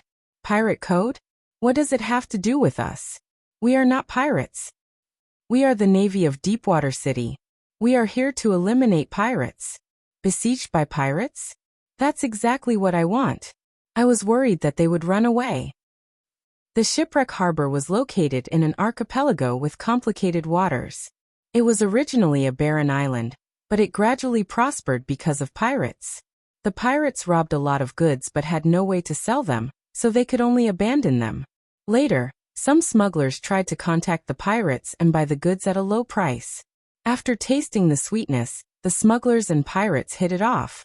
Thus, the shipwreck harbor was created. From the beginning, they sold goods, then later, they repaired ships, modified ships, sold weapons, and even found prostitutes to open brothels and taverns for the pirates to enjoy. It could be said that the smugglers made a lot of money here. Of course, the shipwreck harbor was also a treasure trove for several pirate kings. The smugglers who did business here had to pay a lot of protection fees every year before they were allowed to make money here. All the pirate leaders wanted to get involved here, but there were only 7 pirate kings here. Only by defeating one of the pirate kings could they get the benefits here. Sulen's goal was very clear, which was the shipwreck harbor. The one-eyed dragon was most likely in the shipwreck harbor. The speed of the fleet was very fast. 2 days later, the fleet arrived at the Norman Islands, which was the area where the one-eyed man attacked the Deepwater Port fleet. This island was an uninhabited island. The vegetation on the island was lush, but there was not much production. There was even little freshwater resources. Sulen let the fleet search around here, but unfortunately, they did not find any survivors. Your Majesty, no survivors were found, nor were there any traces of pirates. Barbassa reported to Sulen. Continue to the south. The fleet passed the Norman Islands and continued to sail. After arriving here, the fleet moved faster. The trade wind blew the sails, allowing the fleet to move forward quickly. After arriving here, they were close to the southern sea. Sulen returned to his cabin to rest. About a day later, he suddenly heard a commotion outside. Pirates spotted! Pirates spotted! Everyone prepare for battle! Quick, quick, quick!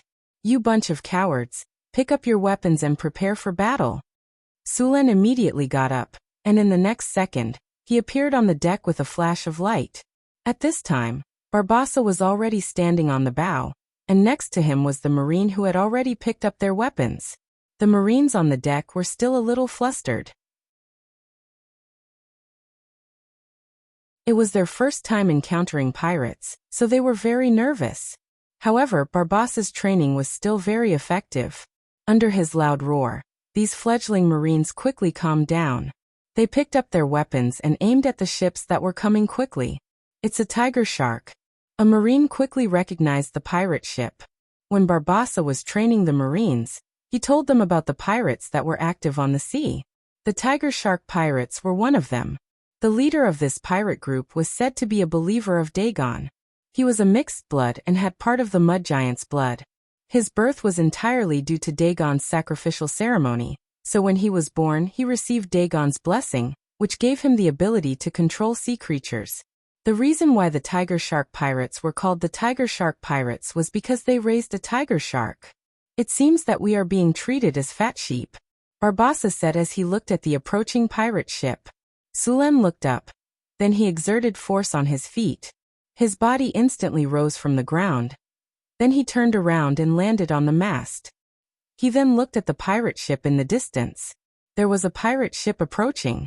The pirate flag fluttered with a skull and a shark. Around the pirate ship, there were more than a dozen small sampans that could only seat 5 or 6 people.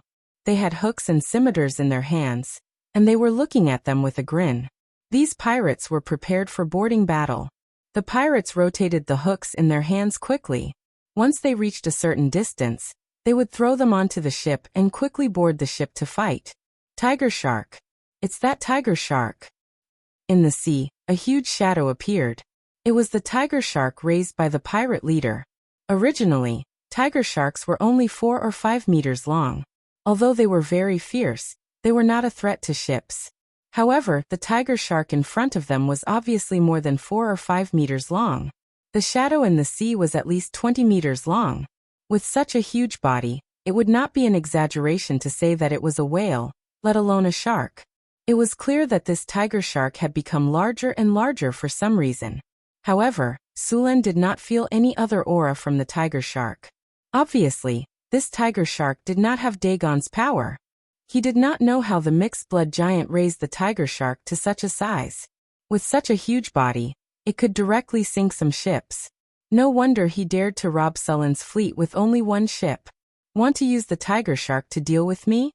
Sulen sneered. Then a light rose from his body. Dominate monster.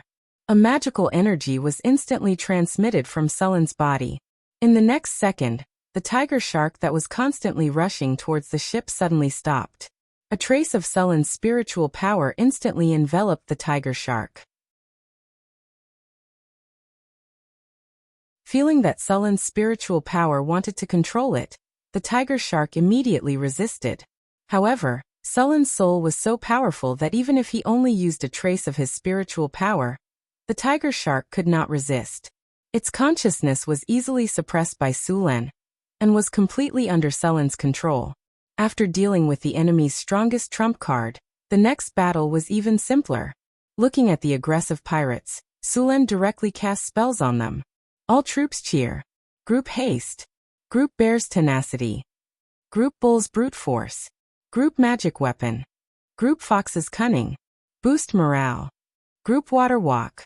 Light after light flashed through the navies, and the panicking navies instantly became fired up. Even the weakest of goblins would become incomparably courageous at this moment with the support of a spell that boosted morale and uplifted morale. Under the numerous spells, the fighting strength of all the soldiers soared by several levels. Feeling the formidable power in their body, many soldiers directly jumped down from the ship. Under the shocked eyes of those pirates, they stepped on the sea water as if they were walking on flat ground and rushed over.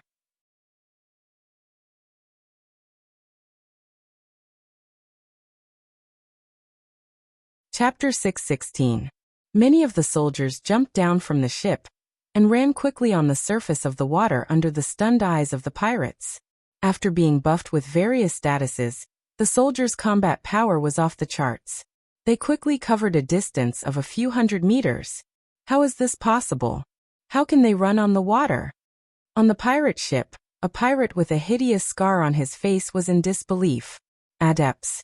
They have adepts. At this moment, one of the pirates cried out in panic. The face of the leader of the pirates changed slightly.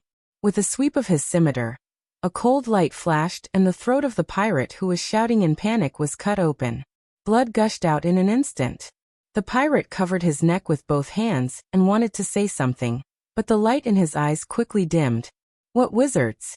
It's just a small trick. If you dare to disturb the morale of my troops again, you will be beheaded. The leader of the pirates shouted. A trace of fierceness flashed in his eyes as he swept his gaze across the surrounding pirates. All the pirates who met his gaze felt a chill in their hearts. Everyone, get ready for battle immediately. Kill all those who dare to resist, and you will get an extra 30% of the rewards this time. Tiger Shark Walton immediately shouted when he saw the enemies rushing towards him. Behead one person, and you will get 5 gold coins. Behead 2 people, and you will get 12 gold coins. Behead 3 people, and you will get 20 gold coins. Hearing Walton's reward, the eyes of these desperados lit up and their faces flushed. The morale of the pirates who were panicking because of those people running on the water was greatly boosted. However, this morale only lasted for a short few minutes. Soon those people were already in close combat with the pirates on the small boats. These Navy soldiers who were buffed with various statuses were all very powerful. The pirates who were originally brandishing their scimitars were cut in half. Originally, the weapons were carefully crafted by the dwarves. After being enchanted by Sulan, they became even sharper. The scrap metal of these pirates was no match for them at all. As soon as they clashed, a large number of pirates were killed on the spot. Run! Jump off the ship! It was unknown which pirate shouted, but the surrounding pirates reacted instantly. Without thinking, they dived into the sea. Unfortunately, although these pirates escaped the fate of being killed, they fell into a more dangerous situation. The giant tiger shark that had just been subdued by Sulan became extremely excited after smelling the blood. It opened its bloody mouth and swallowed the pirates who had jumped into the sea. Charge! Today is the day to make a name for yourself. Kill all these pirates and avenge our dead brothers. Kill them. Seeing how easily they slaughtered those pirates, the soldiers let out excited howls. Brandishing their weapons, they charged towards the pirate ship. Those pirates who were originally eager to give it a try felt as though a bucket of ice water had been poured over their heads. Chills ran down their spines from the inside out. Many pirates couldn't help but avert their eyes, as though looking for a way out. Quick, pick up your weapons. Kill them if you want to live. Tiger Shark Walton's expression changed abruptly, and he shouted madly. However, the effect was not good. Quickly turn the rudder and leave this place quickly. Tiger Shark Walton finally realized that the situation was not good. He quickly ordered the pirates to turn the rudder and escape from this sea area. However, it was already too late. After killing all the pirates on the surrounding sampans, the soldiers waved their hooks and charged towards the pirate ship. At the same time, Barbassa's warship arrived at a distance of 20 meters. Bang bang bang. The prepared ballista was immediately fired. The 3-meter-long spear with unparalleled power hit the pirate ship in an instant. The rope tied to the spear was also tightened in an instant. The pirate ship that was about to turn around and escape was instantly caught, unable to move. Boys, the opportunity to make a name for yourself has come. Follow me. Barbassa roared. With one hand holding the rope and the other hand holding the long sword, he directly jumped down from the mast and swung towards the pirate ship not far away. Many soldiers followed closely behind him. In the blink of an eye, more than a dozen soldiers successfully jumped onto the pirate ship. Barbassa rolled to avoid a pirate's scimitar. He swept his arm, and the sharp sword cut through the air, instantly cutting the pirate in half. Barbassa's body and mind moved quickly, and the long sword in his hand swept across. Wherever he passed, there was no enemy. The surrounding naval soldiers saw how brave their captain was. and they were greatly encouraged. With just one charge, they killed the surrounding pirates. Taking advantage of this opportunity, more naval soldiers boarded the pirate ship, and the number of naval soldiers increased rapidly. Barbossa's strength wasn't bad to begin with. After being buffed with so many buffs, he had turned into a killing machine. His long saber slashed through the air, causing blood to splatter.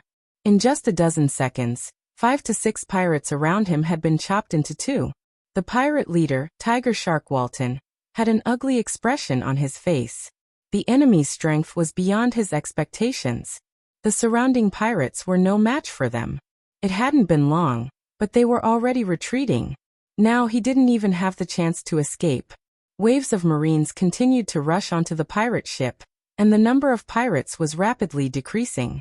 Barbossa saw the pirate leader, and with a jump, he directly rushed up.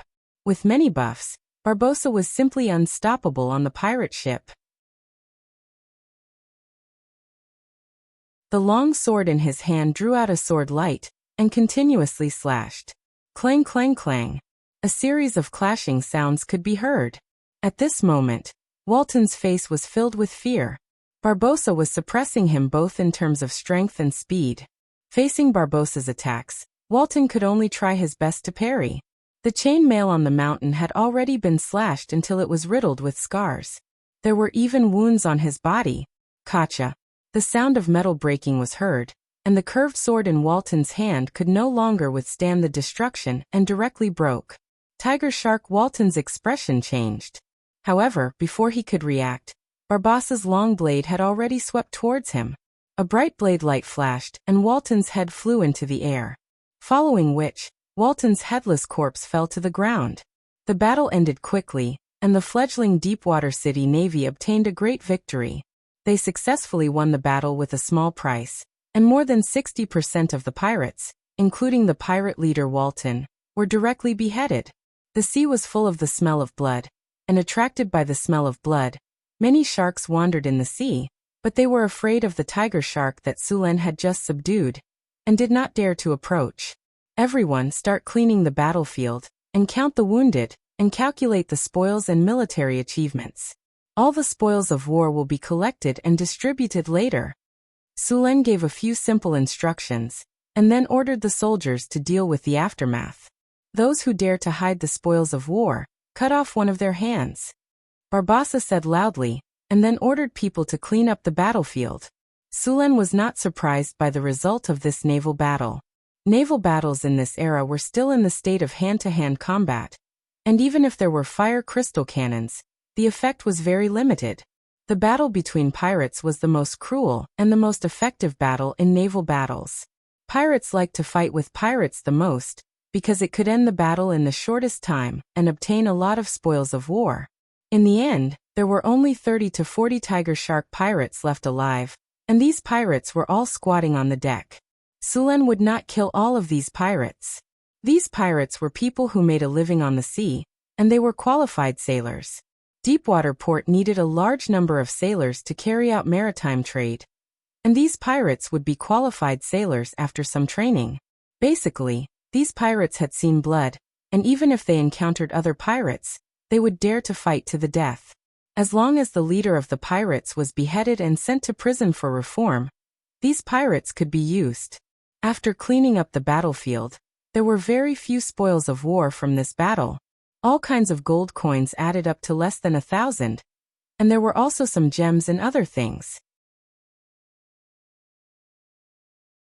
Other than that, there was nothing else, but this was considered normal. The tiger shark pirates were originally out to rob, and naturally, they would not bring any wealth. After Barbossa finished his inspection, he began to interrogate these pirates. Although the tiger shark pirates weren't very strong, they had a giant tiger shark. The Waltons had run amok in this sea area for a while, and the money they had plundered was also a huge amount. Even if the pirates spent money like water, they would still accumulate a huge amount of wealth, and Walton should have hidden the rest of the wealth. Do any of you know where Walton hid his treasure? Barbossa asked coldly. The first person to tell the secret will get 1/10 of the treasure, and the second person will get nothing. Now tell me your answer, Barbossa said with a smile. I know where Walton hid his treasure. Go away, what you know is fake. I know where Walton hid his treasure. I want to tell you. As soon as Barbassa's voice fell, the surrounding pirates went crazy, and they wanted to tell the location of the treasure, and they wanted to get the more generous reward. Soon, Barbassa found out the location of Walton's treasure, which was their old nest, Black Shark Island, and the name was also given by Walton. This was originally a remote island, and after the tiger shark pirates made it their stronghold, the island was developed, and a simple dock was built. There were also brothels, casinos, and other areas on the island. After confirming the location of Walton's treasure, Barbassa began to report to Sulen. You said that there is a huge amount of treasure on Black Shark Island? Sulen continued after thinking for a while. Yes, Your Majesty, Barbassa said. Adjust the direction of the fleet. We are going to Black Shark Island, Sulen said without hesitation. The fleet slowly turned and set off in the direction of Black Shark Island. In the sea below the ship, the shadow of a huge monster appeared on the sea surface.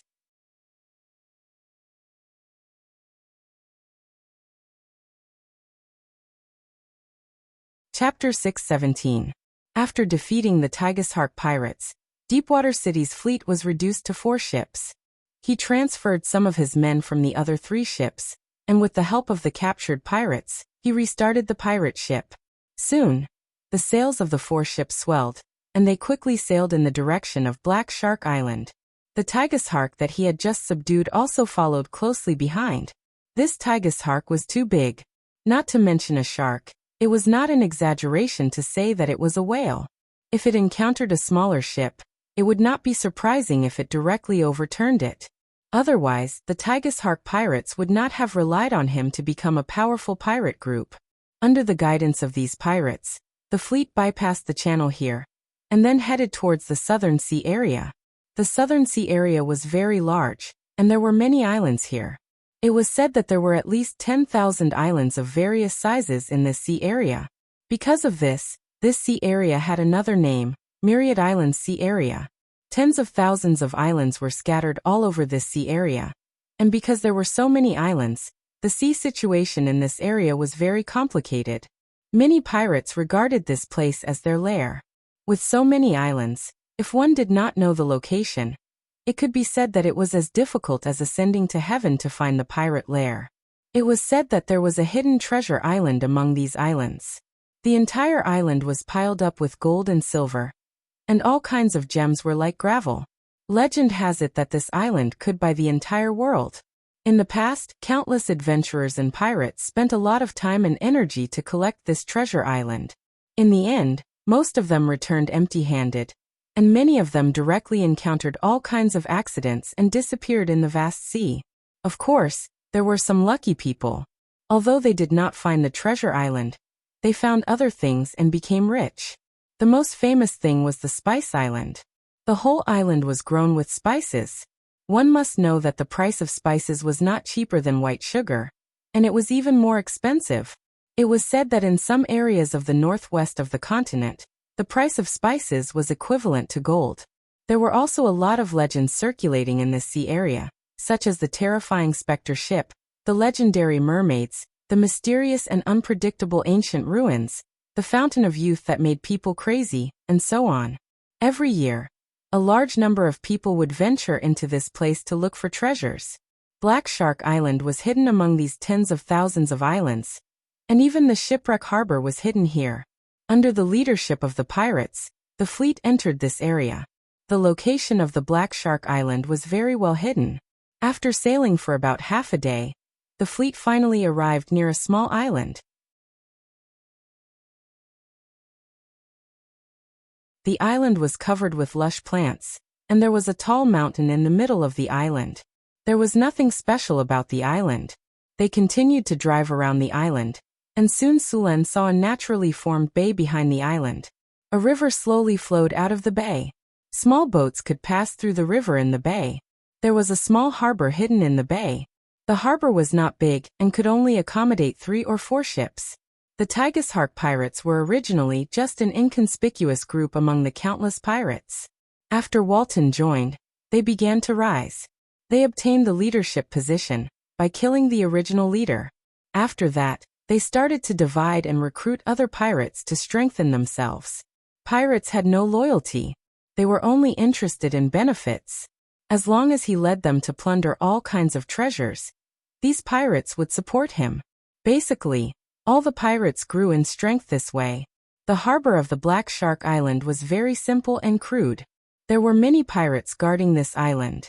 As their nest, the pirates still valued it very much. Otherwise, if the enemy came to sneak attack, the large amount of wealth they had accumulated would very likely be in the pocket of the enemy. After seeing the pirate ships escorting the 3 ships back, the pirates guarding the Black Shark Island cheered excitedly. 3 ships. This was definitely a big harvest. Even the pirates guarding the island would receive a considerable amount of income. The pirate guarding the island was the second leader of the Strategist pirates. He was also an experienced old pirate. After seeing the ships slowly approaching, his brows slightly wrinkled. He felt that something was wrong. The surrounding pirates had excitedly sent out signals to guide the fleet to the shore. These pirates naturally did not know that the Strategist Walton had been beheaded by Sulen. They were thinking of a celebratory feast at night. Neat, how's the harvest this time? A pirate with a scar on his face looked at the bow of the ship. After glancing around, he shouted, "Where's Harlan? That kid still owes me 3 kinner. How's his harvest this time?" The pirate named Neat on the pirate ship came forward and shouted as if everything was normal. "Harlan, he's going to be rich this time. He's now guarding the loot on the back ship. Our luck today is really good. We just came to the open sea, and we met this group of fat sheep." The leader directly commanded the Strategist to take back the 3 ships. "We've made a lot of money this time." "Haha, that's good. It seems that you've made a lot of money this time. Next time when we go to the shipwreck harbor, you'll treat us." The pirate patted his chest and said, "Of course." Soon the pirate ship stopped at the edge of the harbor. At this time, the second leader of the pirates who stayed behind suddenly had a thought. No, the mood is not right. In the past, when the pirate ships returned from plundering, they were all cheering for fear that others would not know that they had robbed the goods. Why is it so quiet this time? Not good, they're the enemy. The second leader reacted instantly. He directly pulled out his weapon and shouted, "Pick up your weapons, they're the enemy." Just as the second leader of the pirates shouted, the surrounding pirates did not have time to react. The ships that were docking suddenly shot a rain of arrows, directly turning the pirates on the shore into hedgehogs. Then a large number of Deepwater City's navy jumped off the ship and directly rushed to the other pirates on the shore. The Strategist Walton has been beheaded. Everyone who surrenders will be spared. The Deepwater City's navy and the surrendered pirates attacked while shouting loudly. The remaining pirates were caught off guard and were killed in large numbers. After a burst of sword light, many pirates were beaten to the point that they could not fight back. The death of the Strategist Walton shocked them. Coupled with the sneak attack, the pirates on the battlefield were defeated at an astonishing speed. Sulen jumped off the deck and looked at the defeated pirates. He then shouted, "The Walton has been executed. Those who surrender will be interviewed. Those who resist will be killed without mercy. Those who surrender will be spared. Those who resist will be killed without mercy. Those who surrender will be spared. Those who resist will be killed without mercy. Those who surrender will be spared. Those who resist will be killed without mercy." Countless Marines shouted, and a fierce aura rose from their bodies. The pirates on Black Shark Island were so scared that their faces turned pale. Their legs trembled, and they no longer had their previous fierceness. Clang! A soft sound came. Not far away, a pirate's scimitar fell to the ground. He then knelt on the ground with a plop. This sound seemed to be a signal. The surrounding pirates also threw away their weapons. Then, one by one, they knelt on the ground like dominoes. Some of the pirates who were unwilling to surrender had a change in expression.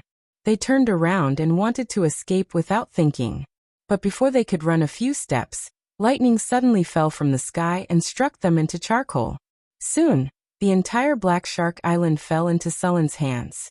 This time, more than 100 pirates left on Black Shark Island. Except for those who were killed at the beginning, and those who fled after seeing the situation turn bad. The remaining 60 to 70 surrendered. All the pirates were gathered and interrogated. They were asked to confess all the treasures buried on Black Shark Island.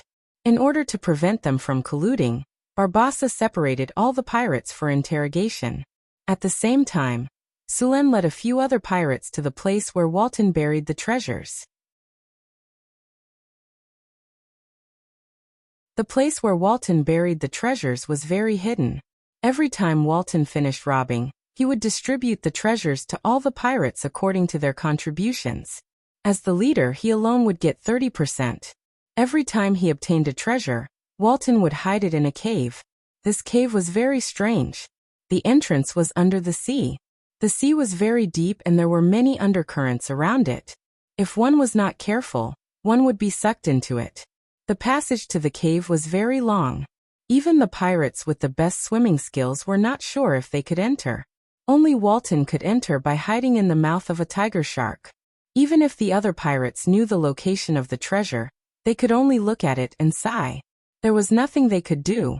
Moreover, there were sharks wandering outside the treasure vault. These sharks had been tamed by Walton. They would attack all creatures that came close. After coming to a beach, a few pirates pointed at the sea not far away and said, "Sir, Walton's treasure is hidden here." However, the environment below is very bad. Not only are there undercurrents, but there are also sharks. We can't get close.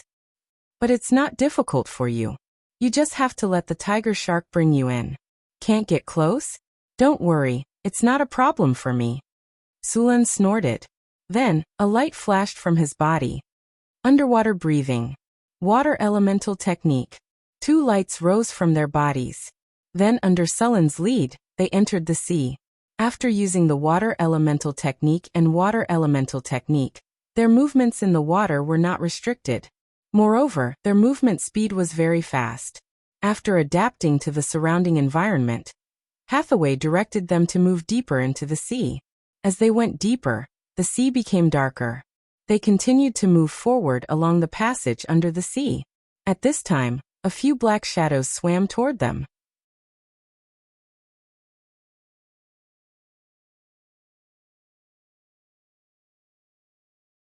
Chapter 6:18.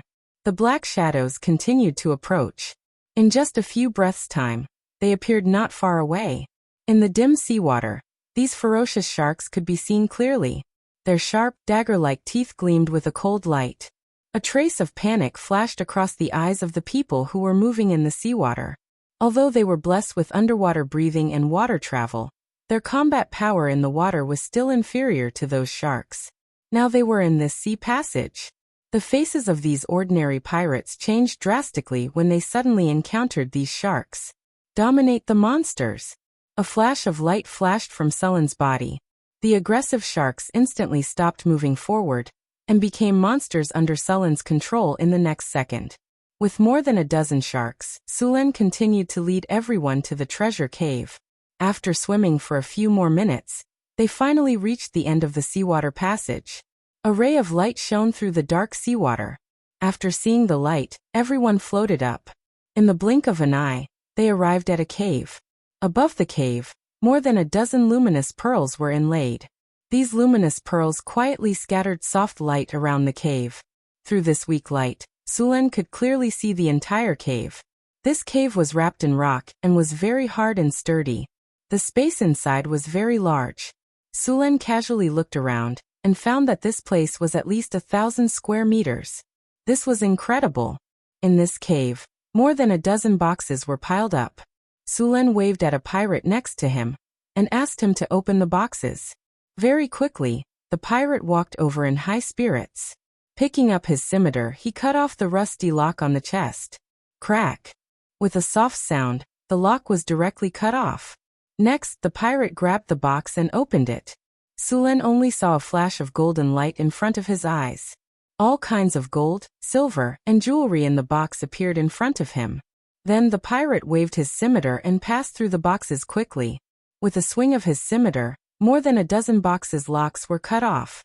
Boxes of gold appeared in front of everyone.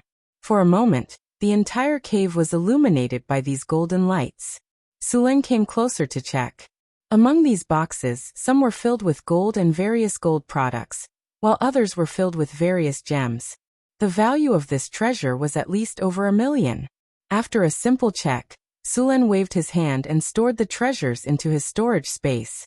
He then began to search around the cave. After confirming that nothing had happened, Sulen left the space and returned to the Black Shark Island. By the time Sulen returned, the spoils of war on Shark Island had almost been cleaned up. Sulen came to the hall built by the pirates, took a simple rest, and ate something. After a while, Barbassa walked over like Sulen. After putting down the food, Sulen picked up the teacup and took a sip. He then looked up at Barbossa and asked slowly, "Is the celebration over?" "Your Majesty, it's done." Barbassa bowed slightly to Sulen and said, "2 boxes of gold and jewelry were found in the treasure house on the island. The places that other pirates told us to search have been searched. Basically, all the places with hidden compartments have been searched. There are a lot of goods in the warehouse, but they need to be transported out. The total value should be about 130,000 kinner. Among them, there are about 80,000 gold coins that can be spent directly. The rest are all valuable goods." Sulen nodded. This time, the fleet obtained a lot of gold from occupying Black Shark Island. He was going to take out a part of it as a reward. Soon Sulen finished calculating in his mind. He then ordered, "Reward everyone who participated in the battle with 15 kinner. Let them eat as much as they want, but no one is allowed to drink. Arrange some people to take turns to stand guard. Make an inventory of the goods that are easy to get rid of. Take a few thousand gold nars with you, and bring a group of people to the hot spring port tomorrow morning to get rid of all the goods. Make sure to erase all the markings on the goods, and sell them to the city as soon as possible. Even if the price is low, that's fine. After that, start recruiting people. Leave behind some money from the sale of the goods. It should be enough for you to recruit a group of outlaws. We won't stay here for too long. Next, we need to go to the shipwreck port. Let the pirates recover as soon as possible, and then control them as soon as possible. Okay, you go do your work." Sulen finished the simple assignment, and then left in a hurry. After all, there were only a few literate people in this world. After all, many people didn't even have enough to eat. There were many good fighters among the pirates, but there were not many who could read or learn. After all, in this era, the price to learn was not small. Barbassa's level of education was not bad. Barbassa used to be a worker in a bookstore. He was better than other pirates in knowledge, trade, and management. When he was a worker in the bookstore, Barbassa secretly learned a lot of knowledge. North Town City.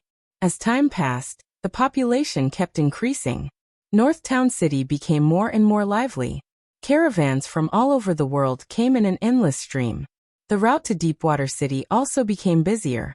The few towns along the way were the strongholds of North Town City. As the embroidered uniform guard continued to grow, a lot of information was sent by the embroidered uniform guard at the same time. Information from the surrounding countries was also collected. The situation in the desert was not right. It seemed that the caravan route was occupied by the Ottomans. The desert was in chaos during this time.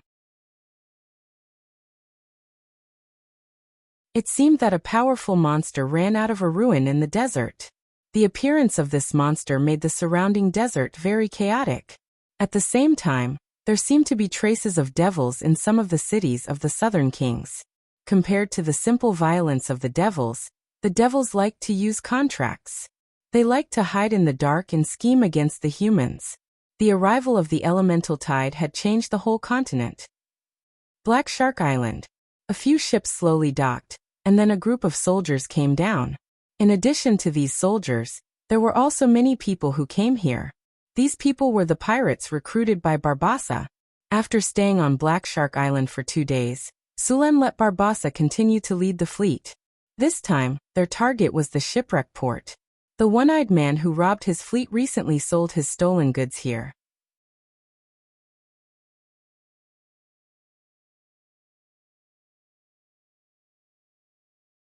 Chapter 619. On Black Shark Island, Sulen disposed of all the goods that were not easy to transport at a low price. and then asked Barbossa to recruit some sailors to add to the ships. Finally, the number of people on the 4 ships was complete. The pirates who had surrendered were all scattered and assigned to the 4 ships. Although these pirates were very respectful and obedient, and the pirate tradition was that the strong preyed on the weak, Suluan did not fully believe them. Who knew if these guys would rebel at a critical moment, so it was best to scatter them all to different places. Suluan stood on the bow of the warship, overlooking the entire port. Now the fleet of Deepwater City had reached more than 600 people.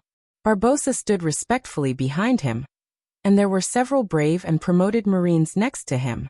These people would be assigned to other ships as captains or first officers.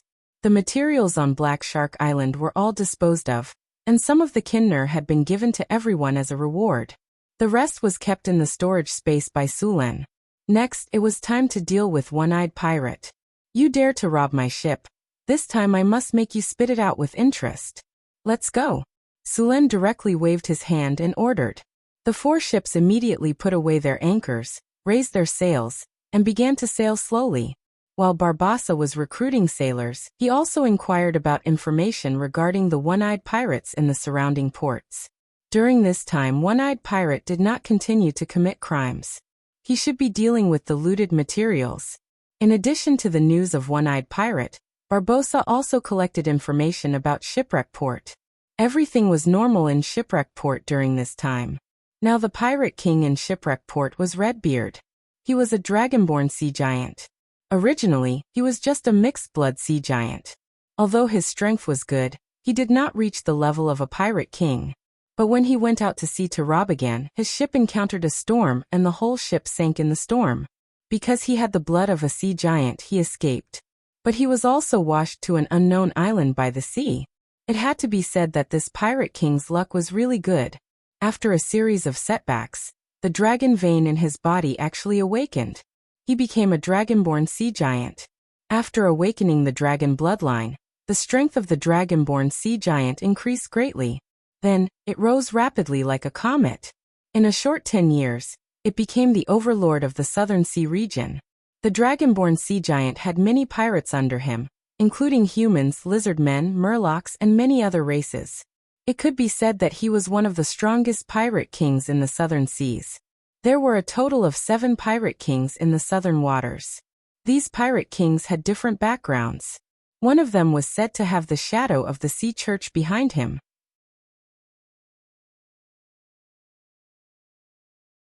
Another pirate king had the shadow of the merfolk behind him. There were also the shadows of the human kingdom, the Amazons, the Dagon Church, and the wizards. Although the pirate kings were powerful, they were inextricably linked with the various forces around them. If Suluan wanted to make a move in the shipwreck harbor, then he would have to face the power of the dragonborn sea giant, the pirate king. The northern battlefront city was very famous in the north, but it was very common in the south. After all, it was too far away. But if Suluan directly defeated a pirate king this time, then other pirates would have to consider whether they could bear the anger of the Deepwater City before robbing the ships of the Deepwater City. The fleet slowly sailed south under the command of Barbossa. The location of the shipwreck harbor was very hidden. A day passed quickly, and the ships of the Deepwater City finally entered the shipwreck harbor. There were hundreds of large and small islands around the shipwreck harbor. The shipwreck harbor was the largest smuggling harbor in this sea region. Most of the pirates in the southern seas sold their stolen goods here, including the One-Eyed Dragon pirates. This time, Sullen's target was very clear. It was the One-Eyed Dragon pirates. At the shipwreck harbor, dozens of pirate ships gathered here. Compared to this place, the simple harbor of the Deepwater port was simply unsightly. Suluan stood at the bow of the ship and looked at the pirate ships in the harbor. These pirate ships in front of him were full of all kinds of flags. Suluan did not make a move directly. Instead, he asked people to dock the ships. Soon, the 4 ships were docked in a relatively remote location. Barbossa took people ashore and began to look for the One-Eyed Dragon pirates. The One-Eyed Dragon was still very famous in the southern seas. After all, he was second only to the pirate kings. Suluan waited on the ship for about 3 hours before Barbossa finally returned. Found the One-Eyed Dragon? Suluan asked directly. Barbossa nodded. Found him, Your Majesty. The one-eyed dragon pirates have just disposed of the goods and are now buying supplies.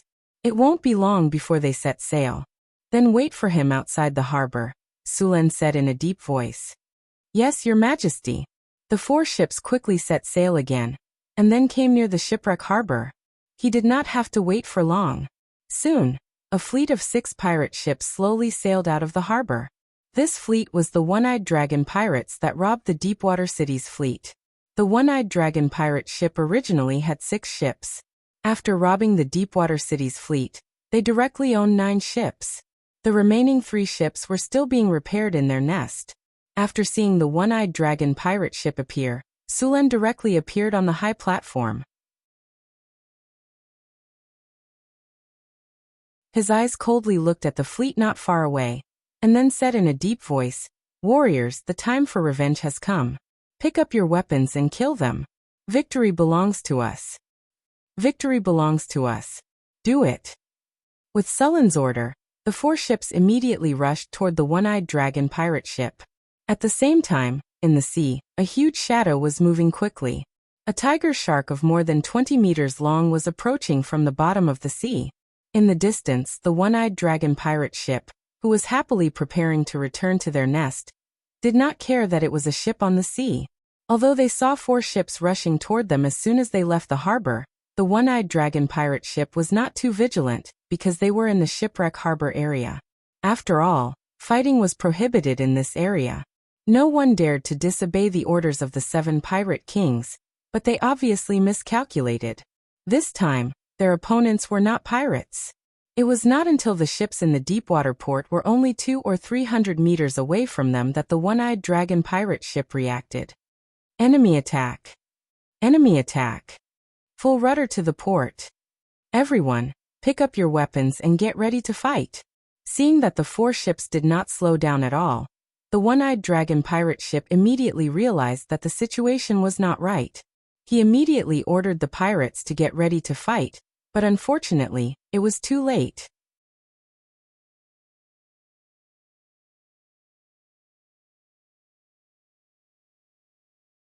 Chapter 620. Sulen sneered as he looked at the pirate ship not far away. A huge shadow quickly appeared in the sea. Before the pirates who had just picked up their weapons could see it clearly, they felt the ship under their feet suddenly shake violently. Then, the entire ship shook violently. Many unprepared pirates fell from the ship into the sea, and were swallowed by the tiger sharks in the sea. Not good. It's a sea monster. Grab the ropes. The sea monster is coming. Where's the ballista? Take the ballista and shoot. Hold on. Hold on. The tiger sharks hit the pirate ship a few times in a row. Under the impact, the pirate ship shook back and forth, as if it would be knocked over in the next second. It's the tiger sharks. They're from the Tiger Shark pirate group. One of the pirates saw the monster in the sea clearly and quickly shouted, "Tiger Shark pirate group? How dare they attack us?" One-eyed dragon's face was ferocious as he pulled out the scimitar in his hand. "Everyone, get ready to fight. Kill all these guys who dare to attack us." Barbossa commanded the ship to move forward. After seeing the pirate ship's slow reaction, he immediately shouted, "Full rudder to the left. Prepare the ballista. Fire." Bang bang bang. Dozens of arrows flew out with ropes attached to them. The spears that were more than 3 meters long directly pierced through the deck and ruthlessly pierced into it. The ship that was turning was pulled by dozens of ropes and instantly stopped moving. At the same time, on the other side of the ropes, capstans were stirring vigorously. The distance between the 2 ships was quickly shortened. "Archers, get ready. 45 degrees, fire in unison." Fire. Buzz. With a buzzing sound, hundreds of arrows instantly flew up and enveloped the pirate ship.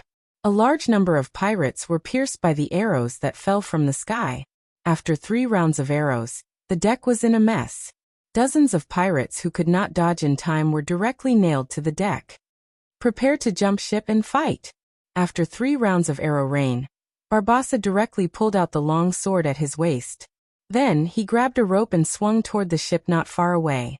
After 3 rounds of arrow rain, the pirates suffered heavy casualties. They were simply unable to stop the enemy from jumping ship and fighting. Sulen had also blessed the army with all kinds of buffs at the start of the battle. These soldiers were full of vigor, and the pirates of the One-Eyed Dragon pirates weren't their match. After being enchanted, the Navy's weapons were all equivalent to Transcendent Rank 1 or Rank 2 weapons. Facing the ordinary weapons of the pirates, their scimitars were directly cut in half. Deepwater City's navy was very fast.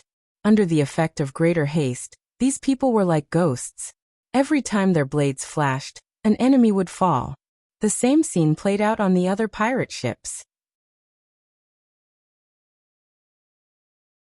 Although Deepwater City's navy had fewer ships, they still had the upper hand with the support of arrows and spells. As the leader of the One-Eyed Dragon pirate ship, One-Eyed Sean had an ugly expression on his face. His men were losing ground on the battlefield. Just as he was about to lead his men to charge forward, a cold voice suddenly sounded in his ears. "You're One-Eyed Sean? Who is it?"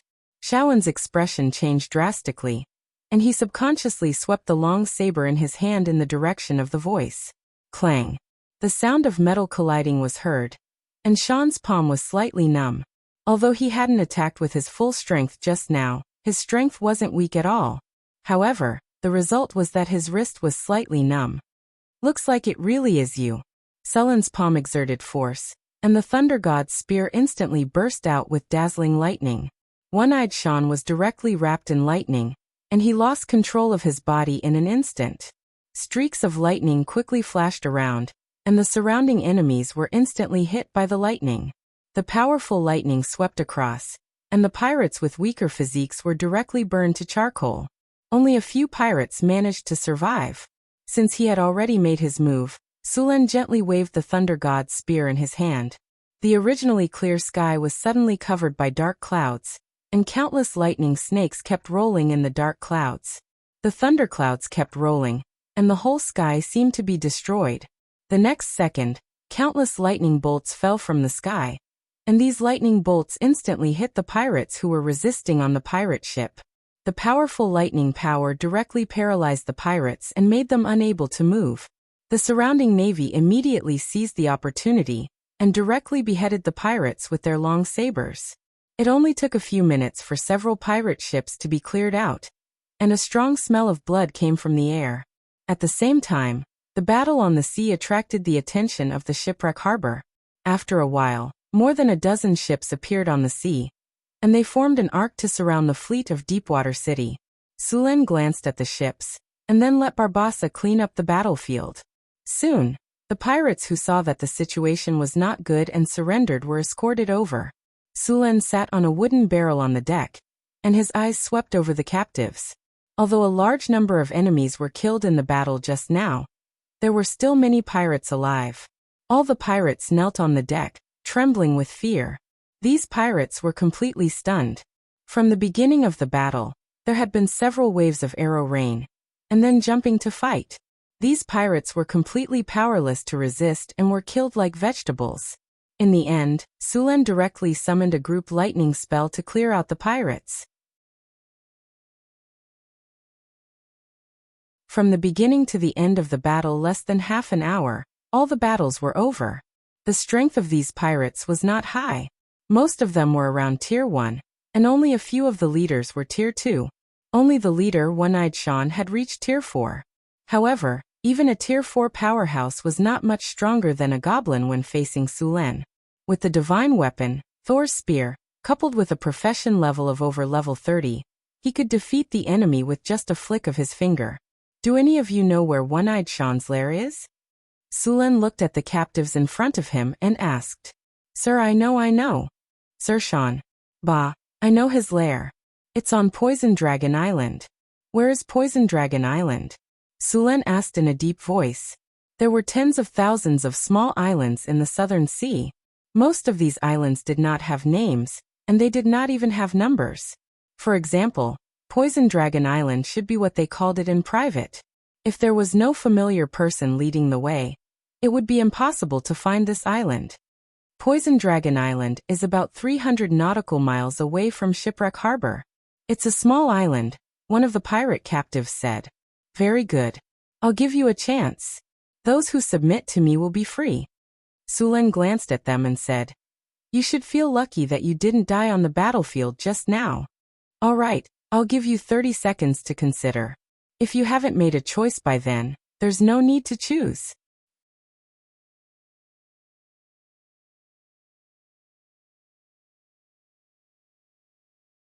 Chapter 621. After defeating the one-eyed pirate, most of the captured pirates chose to surrender, and some of the injured pirates were directly dealt with. 6 pirate ships. If he killed all the pirates, who would help him sail the ships? After accepting the surrender of a large number of pirates and taking control of all 6 pirate ships, Sulen looked at the one-eyed Shan on the deck next to him. At this time, the one-eyed Shan looked a little miserable.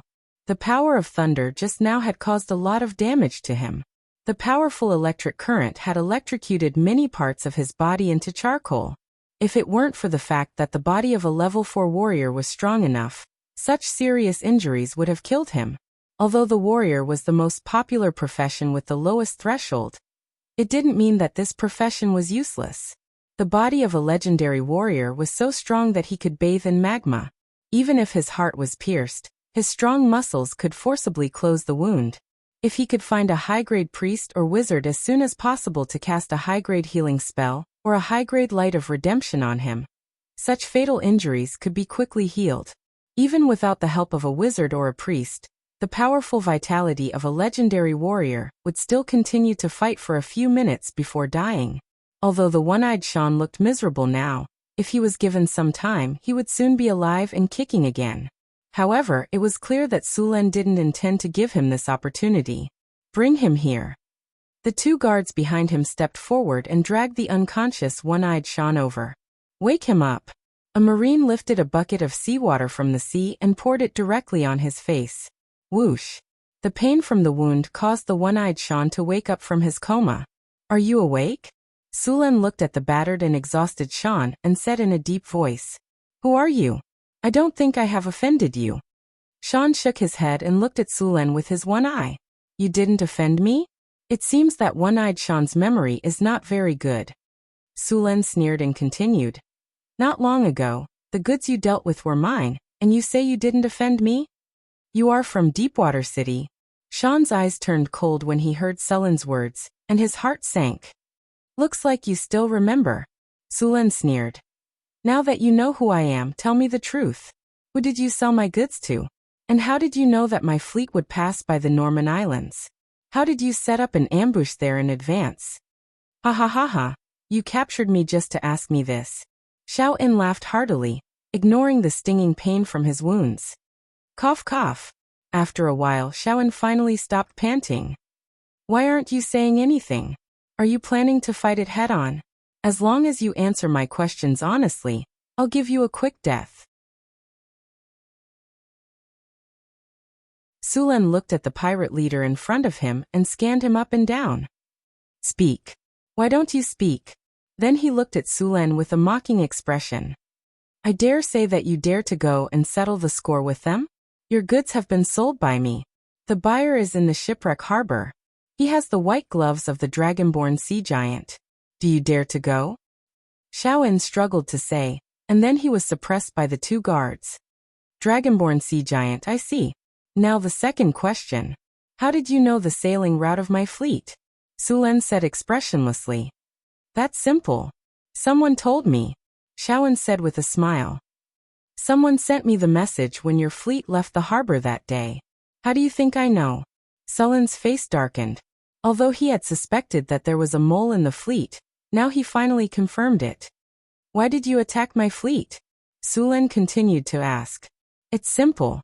Someone doesn't want to see Deepwater City develop." Xiao-In didn't hide anything and directly told him what he knew. "Someone has taken a fancy to the specialties of Deepwater City, so they want to monopolize it. I'm just their pawn. Even if you can catch me and kill me, so what? You still can't keep your wealth. You don't even have the courage to take revenge. You want to monopolize the resources of Deepwater City." Sulen frowned slightly. This result surprised him. "You don't understand? You have to know that you produce sugar, honey, rum, perfume, and paper. These things are in high demand in the southern seas. They can be sold for a high price. How can no one be jealous of such a huge profit? Sure enough, money moves people. Sulan nodded and continued. Didn't you want me to find trouble with those people? Tell me, who is behind this? The people behind this are very simple. They are the nobles of the Netherland Kingdom. You sent the goods here to sell. They want more, so they are ready to control the supply of goods in their hands. Of course, there is also the work of the Dragonborn Pirate King. These pirate kings cooperate with the surrounding countries and make a fortune together. You think they are opposing each other, but in fact, the pirate kings are inextricably linked with the surrounding big forces. How about it? Do you dare to take revenge? Haha. Cough cough. Xiaoen laughed at Sulan and then couldn't help but cough. That's it. Sulan shook his head slightly. That's what you're relying on. That's it. Xiaoen looked at Sulan in surprise. You don't think that I dare to fight you directly here because I don't know the ban here, do you? Sulan glanced at him and said. To be honest, I don't care about that Dragonborn Pirate King at all. Since he is also one of the people behind this robbery, let's take advantage of this opportunity to get rid of him once and for all. Sulan curled his lips and said. Get rid of the Pirate King? Xiaoen's brain couldn't react. Well, the matter is over. What's the use of buying it? Kill him. Sulan waved his hand at the two guards. Wait, you don't want the treasure I hid. Before he could finish, a guard beside him pierced his heart with his sword from the back. Xiaoen's eyes widened. He couldn't believe that Sulan didn't even ask about his treasure and killed him directly. As the long sword was pulled out, Xiaoen's body trembled slightly twice. Bright red blood spurted out from the wound, and the light in his eyes dimmed in an instant. Sulan naturally wanted the one-eyed man's treasure. But the one-eyed man would definitely not tell the truth. So Sulan planned to use a simpler method, which was to let Hathaway use a prophecy spell to find the treasure. As there were already enough clues, this kind of prophecy spell didn't need to pay any price, and it wouldn't cause any backlash. P.S. Recommend a friend's book, The Reborn Prince Charming Starts Making Games. He was reborn in 2000, made a dating game, bought Tencent at the beginning, and had a single female lead.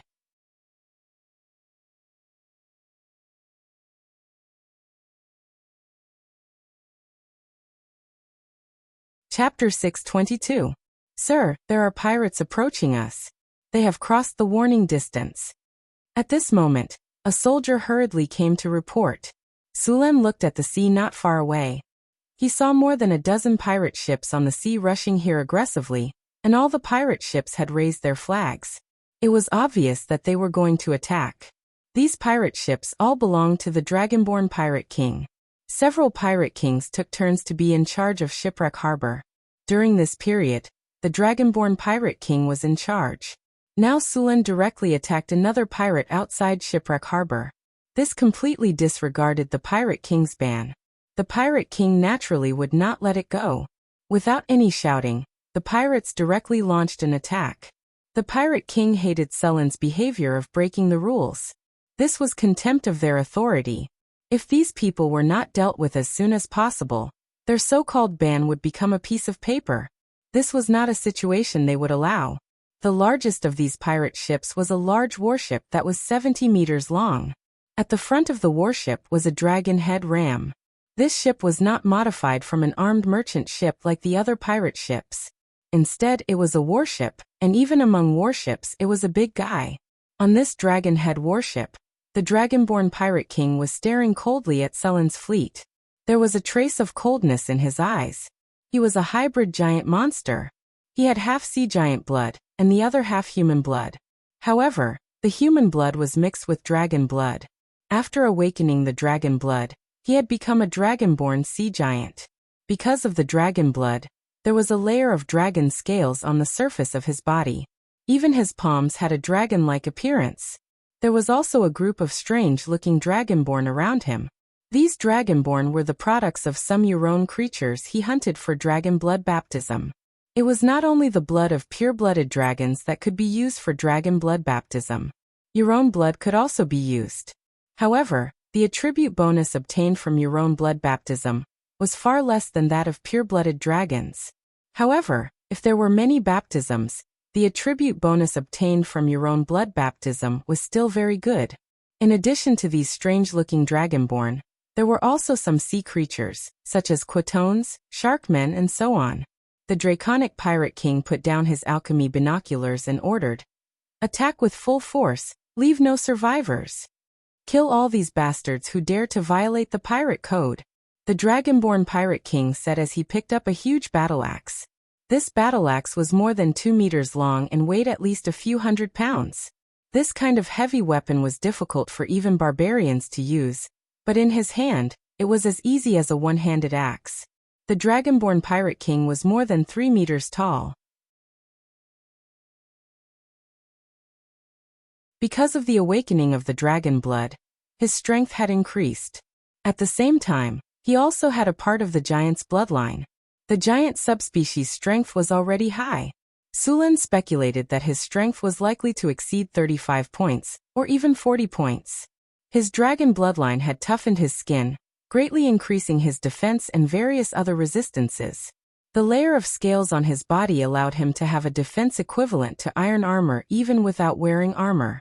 Coupled with the heavy weapon he used, this weapon could completely suppress any opponent in melee combat.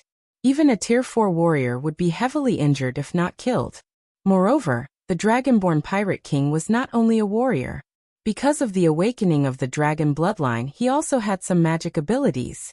At the same time, having the sea giant's bloodline gave him a part of the sea giant's strength. In the southern sea, the dragonborn pirate king might not be the strongest pirate king, but he was definitely the strongest pirate king. Quatones and sharkmen go to the sea. The dragonborn pirate king directly ordered after seeing the huge shadow of the tiger shark in the sea. Quatones and sharkmen immediately jumped into the sea. Their role was to restrain the tiger shark. Although these fishmen were not a match for the tiger shark, it would not be easy for the tiger shark to kill them. These sea creatures were very flexible in the sea, and with cooperation, the tiger shark was not easy to deal with. "Summon my pet. Let the fishmen cooperate with it to get rid of the tiger shark." Woo woo woo.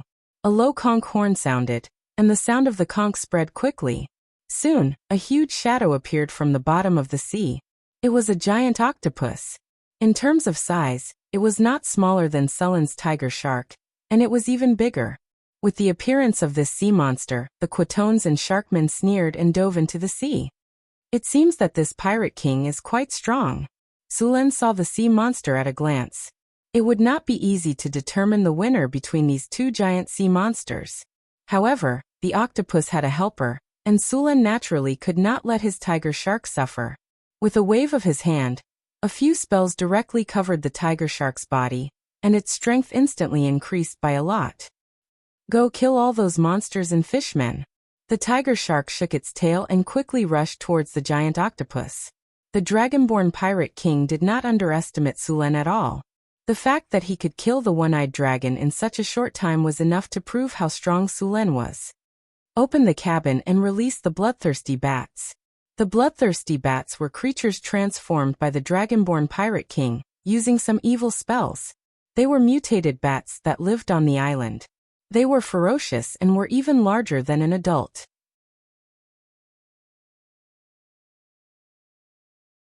After being transformed by the dragonborn pirate king, these bats were even larger and more bloodthirsty. With the pirate king's order, more than a dozen ships immediately opened the special cabins on the ships, and huge bats quickly flew out of the cabins. Hundreds of bloodthirsty bats gathered together and quickly flew towards Sullen's fleet. Flying monsters? You want to compete with Northern Battlefront City in the Air Force? Sulan sneered, and then a powerful energy rushed out of his body in an instant, and this energy quickly formed a runic circle. "In the name of my Sulan, show yourself, my mount." The hexagram circle shone with a dazzling light, and then a spatial rift was directly torn open. The next second, a huge figure with a ferocious appearance appeared in midair. Then there was a sound of cold air being sucked in, and the figure of the red dragon Onyxvia appeared in front of them.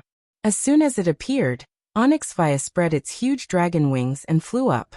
A loud dragon roar resounded through the sea, and its body circled in midair.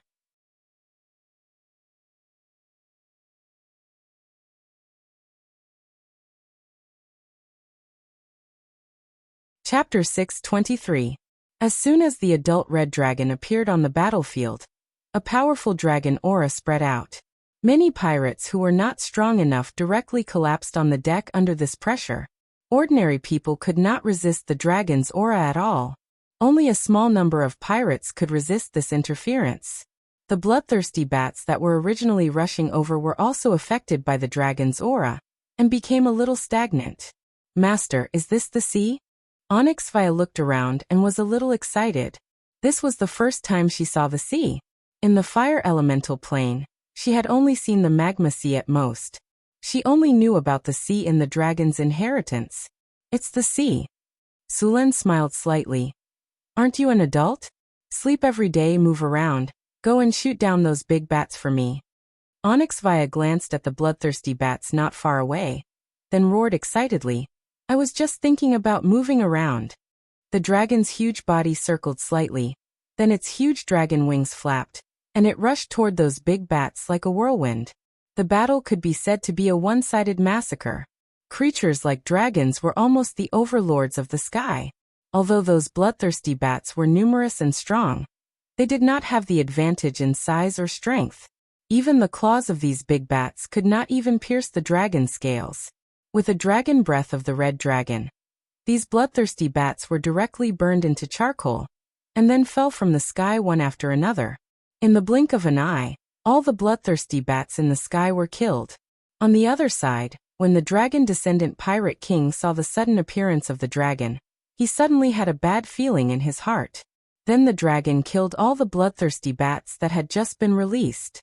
Even after eliminating those bloodthirsty bats, the dragon dived toward a pirate ship next to it. The pirates on the pirate ship were scared and hid everywhere. Many pirates even jumped directly into the sea. Boom! The scorching flame dragon blood instantly hit the pirate ship. The 40-meter-long sailboat instantly turned into a big fire torch. The whole ship was ignited by the dragon's breath. The pirates on the ship who had no time to escape were directly burned into charcoal. The whole sea was illuminated red by this flame. As soon as the battle began, the pirates had already burned down a ship. This is evil, evil dragon. Not good, it's flying over. Run. Many pirates were so frightened by the sudden appearance of the dragon that their teeth chattered. When these ferocious pirates saw a powerful pirate ship being destroyed in just a breath, their confidence was completely shattered. Don't be afraid, quickly rush to the enemy.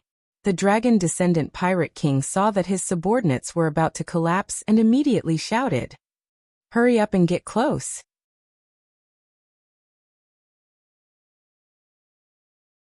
As long as we get close to those people's boats, the dragons won't be able to attack. Don't even think about running away. No matter how fast a ship can run, can it compare to a dragon's wings? The faster you run, the faster you die. Hurry, hurry, hurry. This dragon was summoned by the other side and has a time limit. As long as we survive the time limit, the dragon will leave immediately. This is our only chance to survive. It had to be said that the dragon descendant pirate king had a high prestige on the island. In this case, the pirates subconsciously followed the orders of the dragon descendant pirate king and rushed towards Sullen's fleet. The dragon descendant pirate king's approach was right. Escaping in this situation was courting death. Only by rushing up to Sullen's fleet and fighting hand-to-hand, the dragon could not use dragon's breath. In order not to accidentally injure Sullen's fleet, the dragon basically could not attack. Seeing the pirate ships rushing up, Sulen smiled slightly and waved the thunder god's spear in his hand gently. A flash of light instantly flashed from his body. In the next second, a large amount of seawater suddenly rose from the sea. The seawater poured down in all directions, and a behemoth rose from the sea. It was Sullen's magic ship Angry Dragon. What kind of monster is this? This is a magic ship. Not good, Dodge. It's too late. The pirates who wanted to rush up and fight looked at the magic ship in horror. As soon as the magic ship appeared, it quickly moved. The terrifying ram flashed with a cold light, and the huge hull quickly collided with the pirate ship in front. Rumble. There was a loud noise, and a large amount of wood chips flew. The pirate ship that was sailing quickly was directly hit in two by the angry dragon. A large number of pirates panicked and wanted to jump off the ship. Unfortunately, the pirate ship sank very quickly. Before these pirates could swim out of the range, a large whirlpool swallowed them all. The appearance of the angry dragon and the red dragon raised the morale of the Deepwater City Navy. Even the sailors who had just joined the Deepwater City Navy were excited. Originally, these people were trembling and pale after seeing the Pirate King's flag, but now it was as if they had been injected with chicken blood. There was a burst of cheers. Barbossa jumped directly on the mast, his whole face flushed red. An uncontrollable excitement came from his body. The long sword in his hand pointed at the pirate ship not far away and roared. "Charge! Kill these pirates! Destroy these trash! Long live the North Wind Kingdom! Kill these pirates! Long live the North Wind Kingdom! Charge!" The Deepwater City Navy all roared at this moment, and the deafening sound echoed on the sea. All the ships launched a charge and rushed in the direction of the pirate ship without hesitation.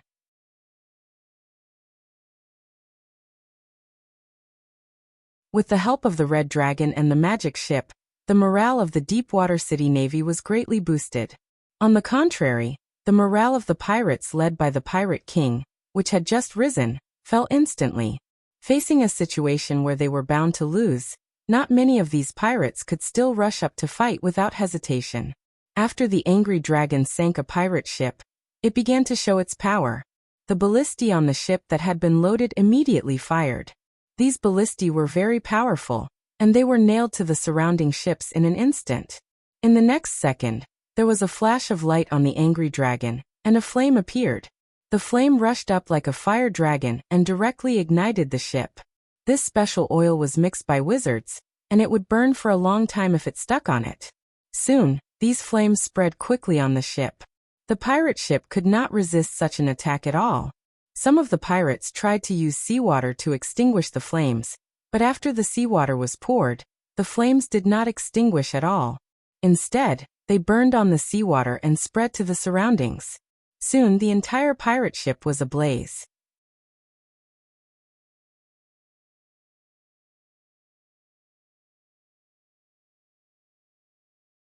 Chapter 624. We can't wait any longer. The Dragonborn Pirate King saw that the situation was getting worse and his expression was extremely unsightly.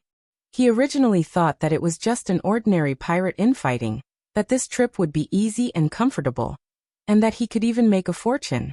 But in the end, he discovered that this wasn't the case at all. The prey they regarded as prey had turned into a dragon in an instant, and it was a real dragon. Such a big dragon was happily flying around in the air. The entire fleet was in complete chaos. Fire crystal cannons ready. Target that magic ship. On the dragon-headed warship, the fire crystal cannons were pushed out by the pirates and quickly aimed at the angry dragon, which was attacking another pirate ship not far away. Fire. Boom. Boom. Boom. Continuous cannon fire was launched at this moment. Flames flashed from the muzzles, and the hot shells quickly smashed towards the angry dragon. Just as they were about to hit the angry dragon, the shells instantly stopped in midair and could no longer descend. A faintly discernible energy barrier appeared under the shells and firmly blocked them. Activate ropes.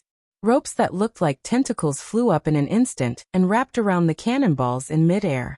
Then they swung back and forth twice before throwing the cannonballs back. The cannonballs drew a beautiful arc and quickly hit another pirate ship. After paying a large number of casualties, a pirate ship finally arrived near the angry dragon. Then, these pirates launched a jump attack, wanting to directly jump onto the angry dragon. But before they could land, ropes quickly flew out like vipers. In an instant, these pirates were firmly entangled, and then the ropes quickly contracted and strangled them like pythons.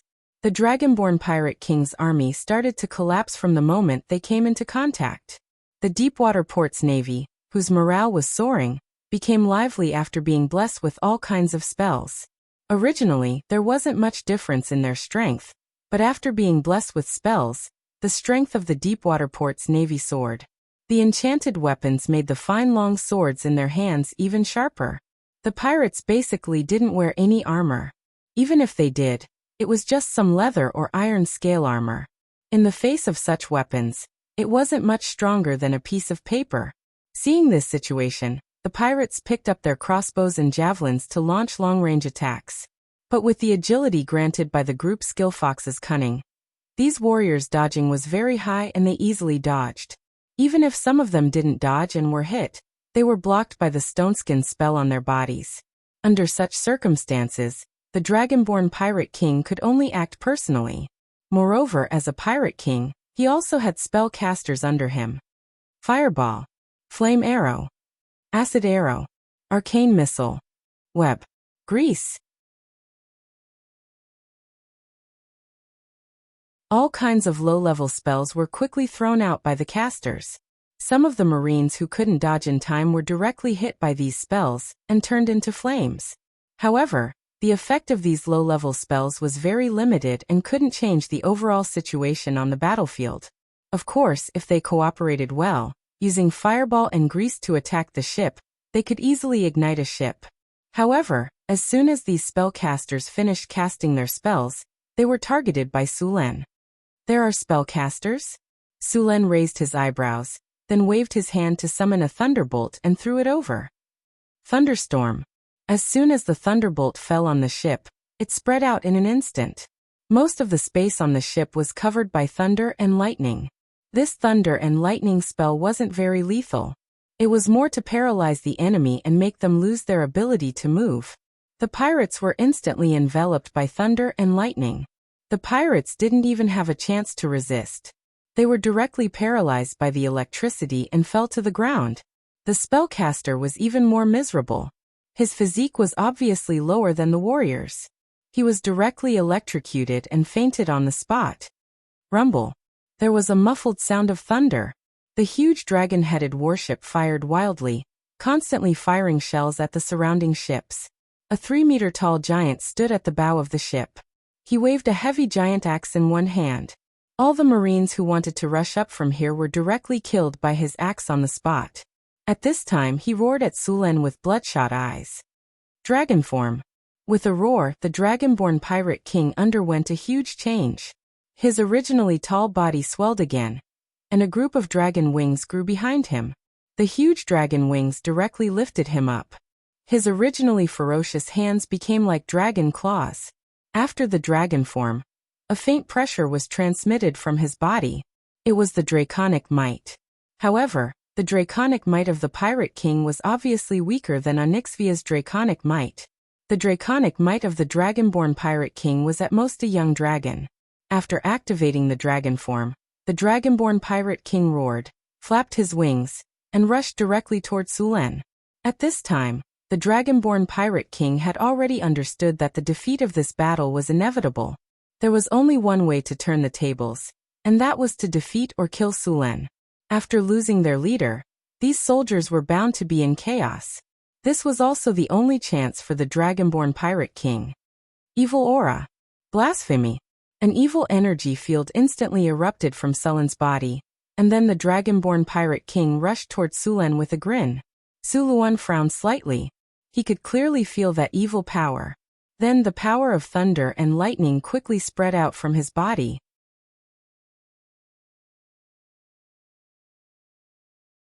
In an instant, Sulen directly opened the thunder domain, and the evil power was directly squeezed back under the effect of his soul domain. The Dragonborn Pirate King waved the giant axe in his hand and fell from the sky, smashing fiercely at Sulen. It looked like he was going to split Sulen in half. Clang! The deafening sound of metal colliding rang out. Sulen's Thunder God's spear swept across and directly blocked the powerful attack of the Dragonborn Pirate King. Sulen's Thunder God's spear swept across. The Pirate King, who had just landed, only had time to block with his giant axe, but the master was sent flying with his weapon. A large amount of lightning power appeared on the surface of his body. Lightning flashed, and even the Pirate King's strong physique trembled all over. However, in just a breath, the Dragonborn Pirate King withstood the lightning paralysis. Then he swung his chain and smashed it again with a roar. Sulen's body moved and instantly appeared near the Dragonborn Pirate King. The Thunder God's spear in his hand directly hit the Pirate King's body. The Dragonkin Pirate King's body flew away like a ball. Suluan didn't let him off. His body flashed and rushed up again. The dazzling lightning with unstoppable power fiercely stabbed down. The Dragonkin Pirate King wanted to resist, but all his defenses were vulnerable in front of the divine weapon. In the end, the Thunder God's spear directly pierced through his heart. The endless power of thunder and lightning erupted, killing him completely.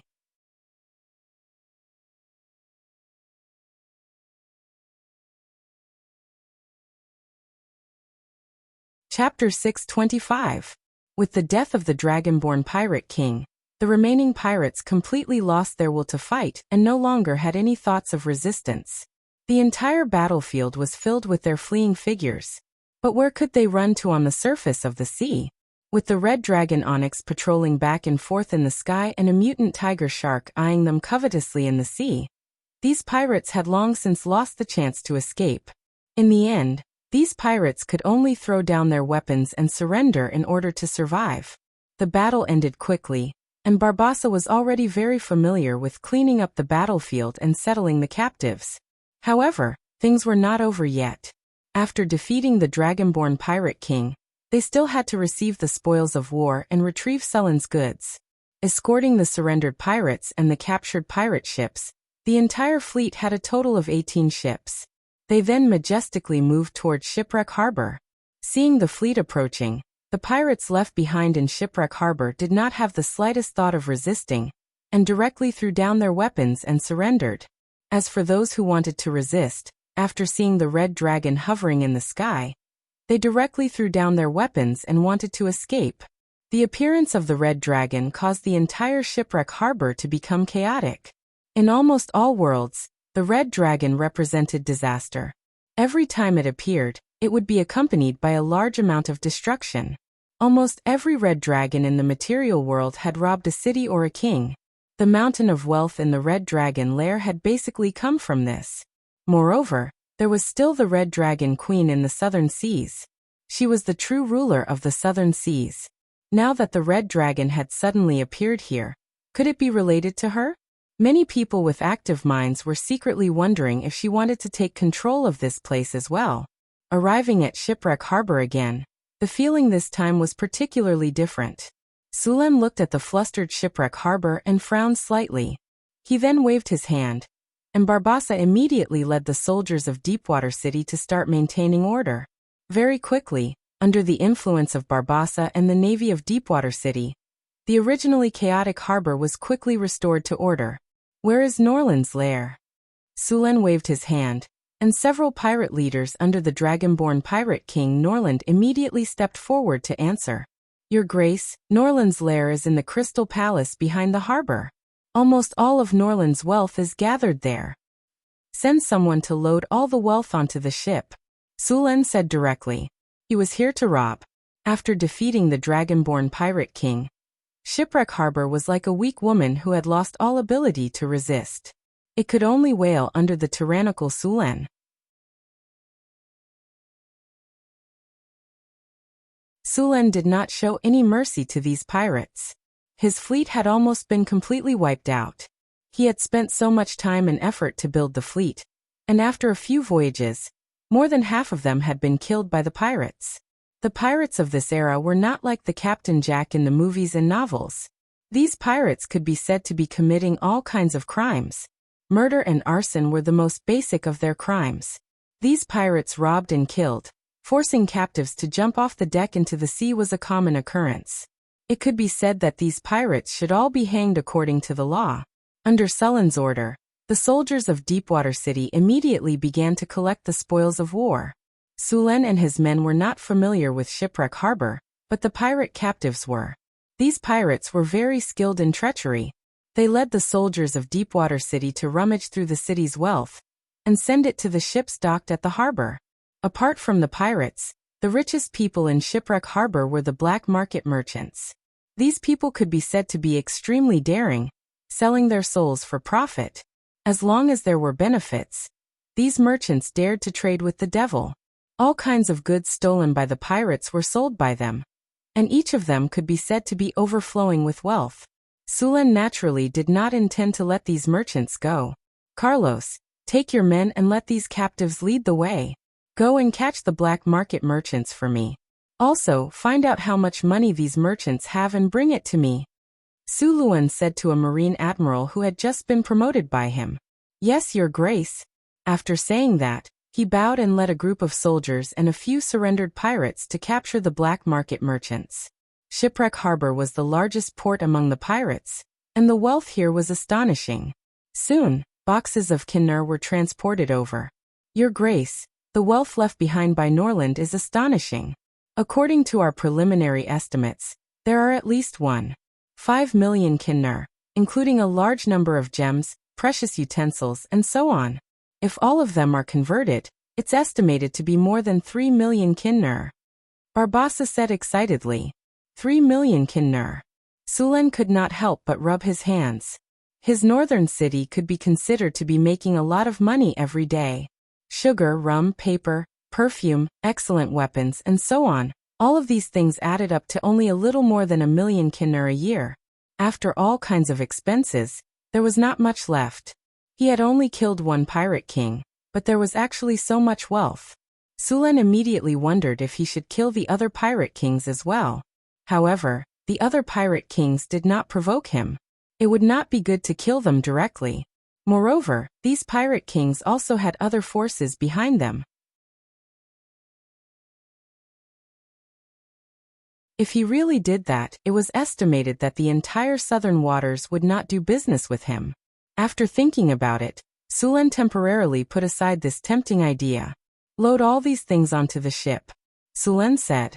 1 or 2 million kinner were piled up like a small mountain, but the ship Sulen brought could easily fit them. Norland is really a good person. Looking at the wealth piled up in front of him, Sulen kept sighing in his heart. In addition to the gold, Norland also sent a large number of pirate slaves, experience, and treasure chests to Sulen. He was just like a child of wealth. For such a child of wealth, Sulen felt that the more the better. It was not easy to build a floating space city. The cost of building a floating space tower had already cost tens of millions of kinner. And to build a floating space city, it would cost at least billions of kinner. Fortunately, Sulen's territory was rich in minerals, and many things could be mined on their own, which saved a lot of expenses. A wizard tower was more than 1 million tons, and the floating space city was at least 10 times larger than the wizard tower. Its weight was at least hundreds of millions of tons. Even if such a behemoth was all made of ordinary steel, it would still be an amazing number if converted to kinner, not to mention that the main body of the city was obsidian.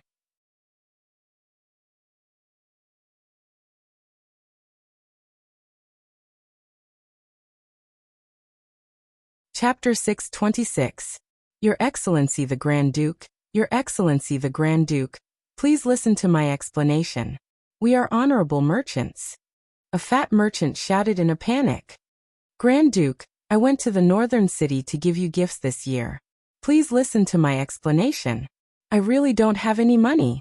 I just want to earn some hard-earned money. The merchant tried to rush over, but he was very polite. The guard beside him pushed him back and squatted on the ground. Even so, he did not give up struggling. Honest merchant? Sulen glanced at the crying merchant. This guy was wearing a linen shirt. The shirt had been starched until it was a little white. There were even a few patches on it. However, when the guard beside him was tearing it, he tore a hole in his shirt and the silk underwear inside instantly leaked out. Hard-earned money. Sulen looked at him. He could afford silk underwear, but he said he didn't have any money? Carlos, how much money did you find with him?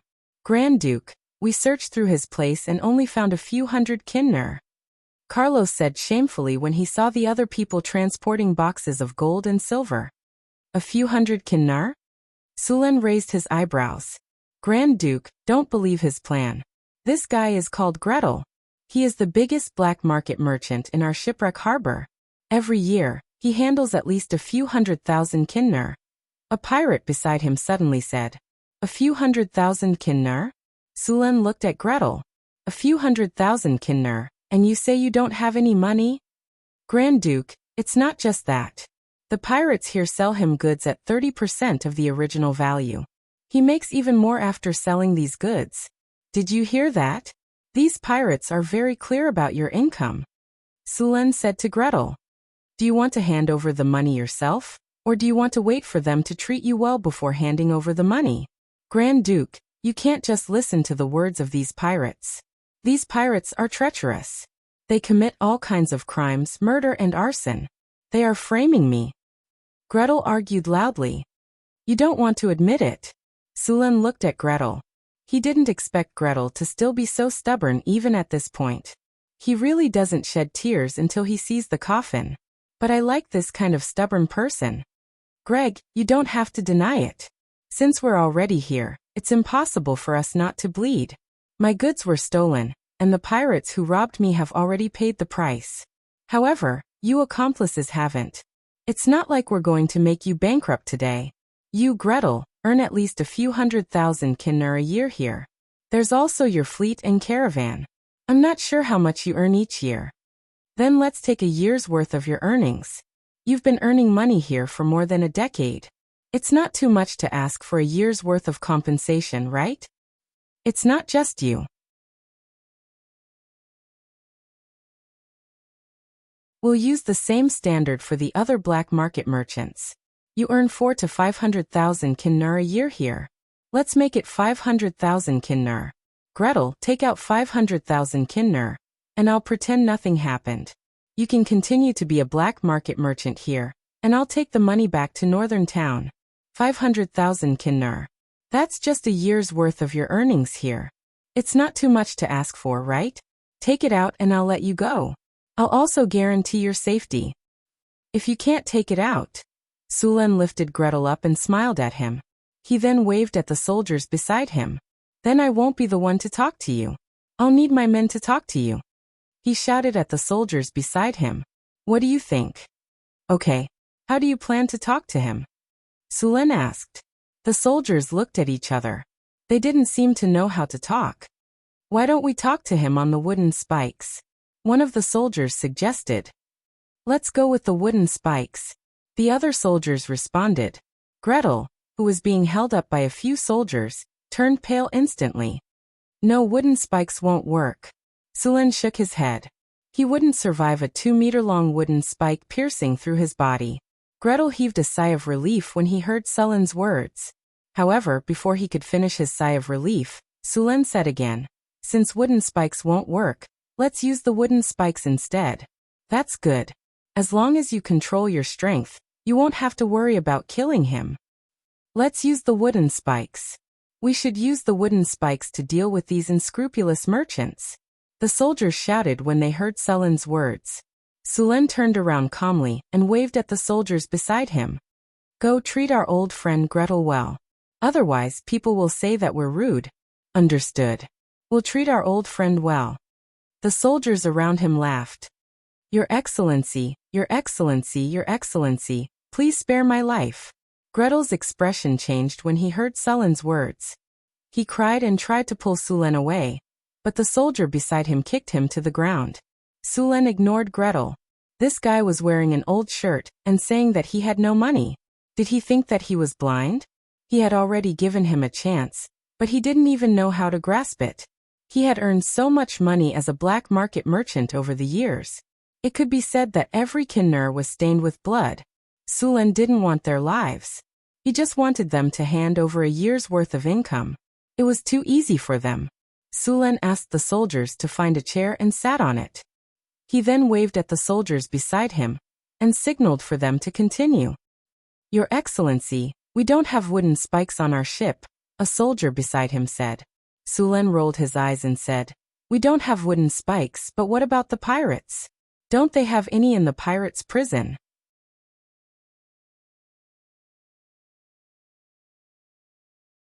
We just can't find any. Ask the pirates to make a few. Yes, Your Excellency.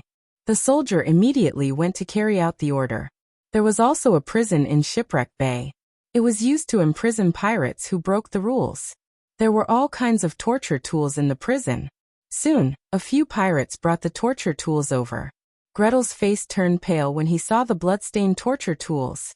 Then a few soldiers forced him to wear the spikes. Your Excellency, I'll donate. Please ask them to stop. Gretel shouted when he saw that they were serious. Wouldn't it be better if you cooperated earlier? Sulen put down his teacup and smiled. But since you've already brought the spikes, it's not good to just take them off. It's better to let Gretel experience our service. He waved at the soldiers and 2 of them immediately pulled the spikes down.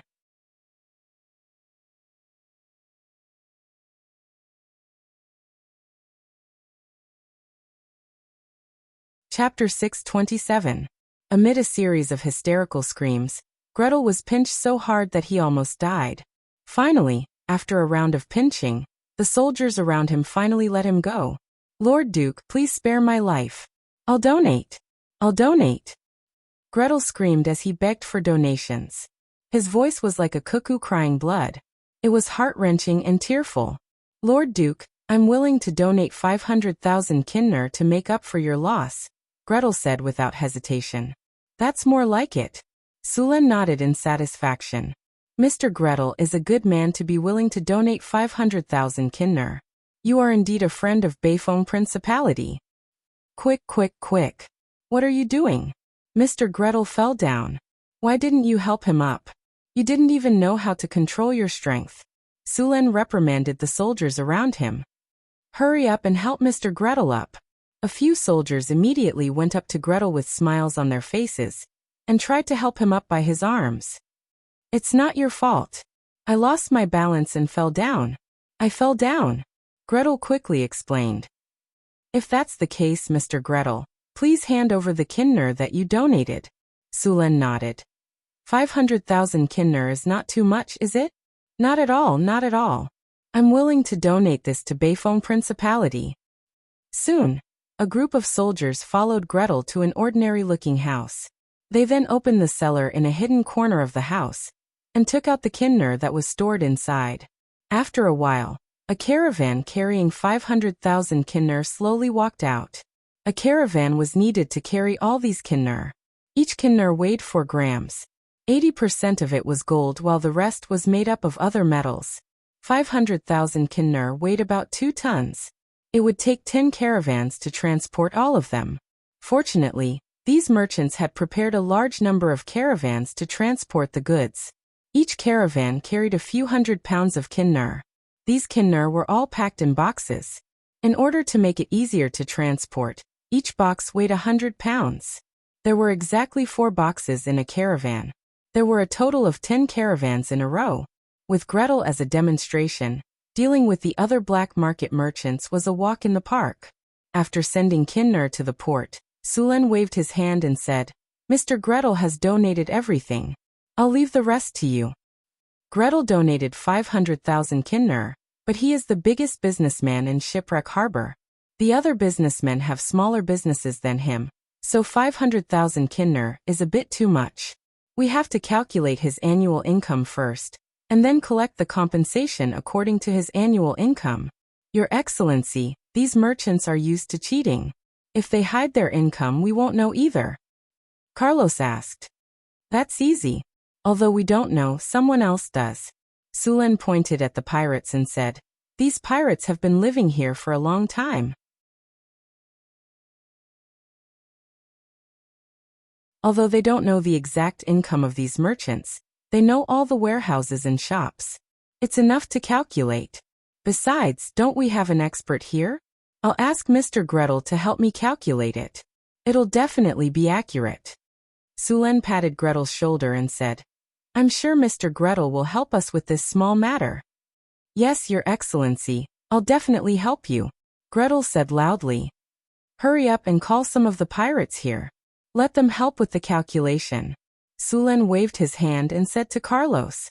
The pirates were very happy to report these black market merchants. After all, these black market merchants opened all kinds of casinos, brothels, and taverns in Shipwreck Harbor, and made a lot of money from them.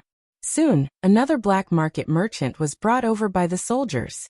When he saw Sulen, he immediately said, Your Excellency, it must have been hard on you.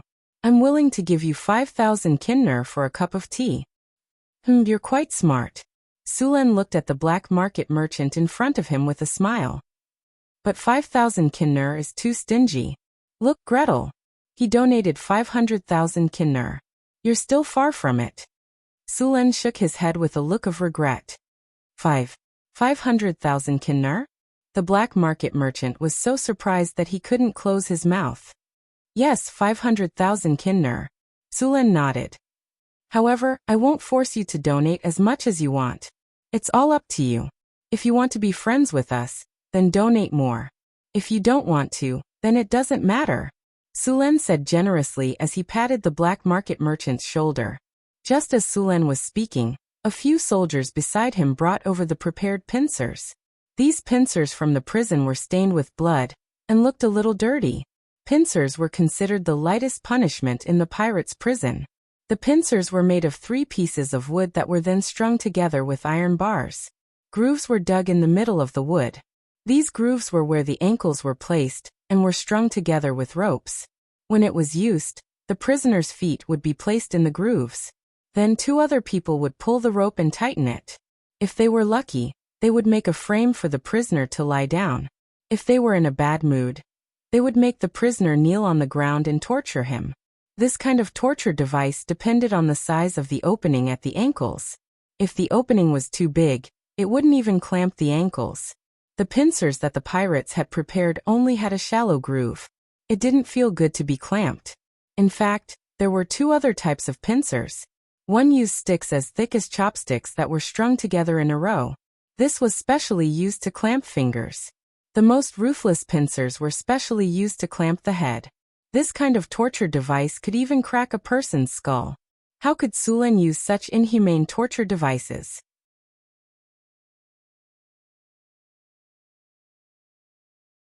Your Excellency the Grand Duke, Your Excellency the Grand Duke, I really don't have that much money. A black market merchant screamed. Then, he was grabbed by a few ferocious soldiers as if they were grabbing a chick. Then they forcefully put torture equipment on him. You dog, you still want to lie to Your Excellency the Grand Duke. A pirate next to him went up and kicked him. You dog, you opened a casino here. You make money like water every day. I alone lose dozens of kinner in the casino every day. But your casino has at least thousands of customers every day. How much money do you make? This black market merchant was also raised to be a respectable person. When had he ever been treated like this? Garrett, it seems like our merchant doesn't intend to tell the truth. Calculate for him. We're not pirates. We're regular navies. We do things based on evidence and reason. Sulen waved at Garrett, who was beside him. Garrett, who had become a lackey, immediately calculated according to the description of the pirates. It didn't take much effort for him to calculate the black market merchant's annual income. You're tuning in to the Lime's Wuxia Whispers YouTube channel. We're so grateful for your support, and don't forget to subscribe to join us on this incredible journey through captivating stories. Your generosity through donations truly makes a world of difference, as it's the primary source of revenue that allows me to expand and enhance this channel for you. Thank you from the bottom of my heart for being a part of this adventure.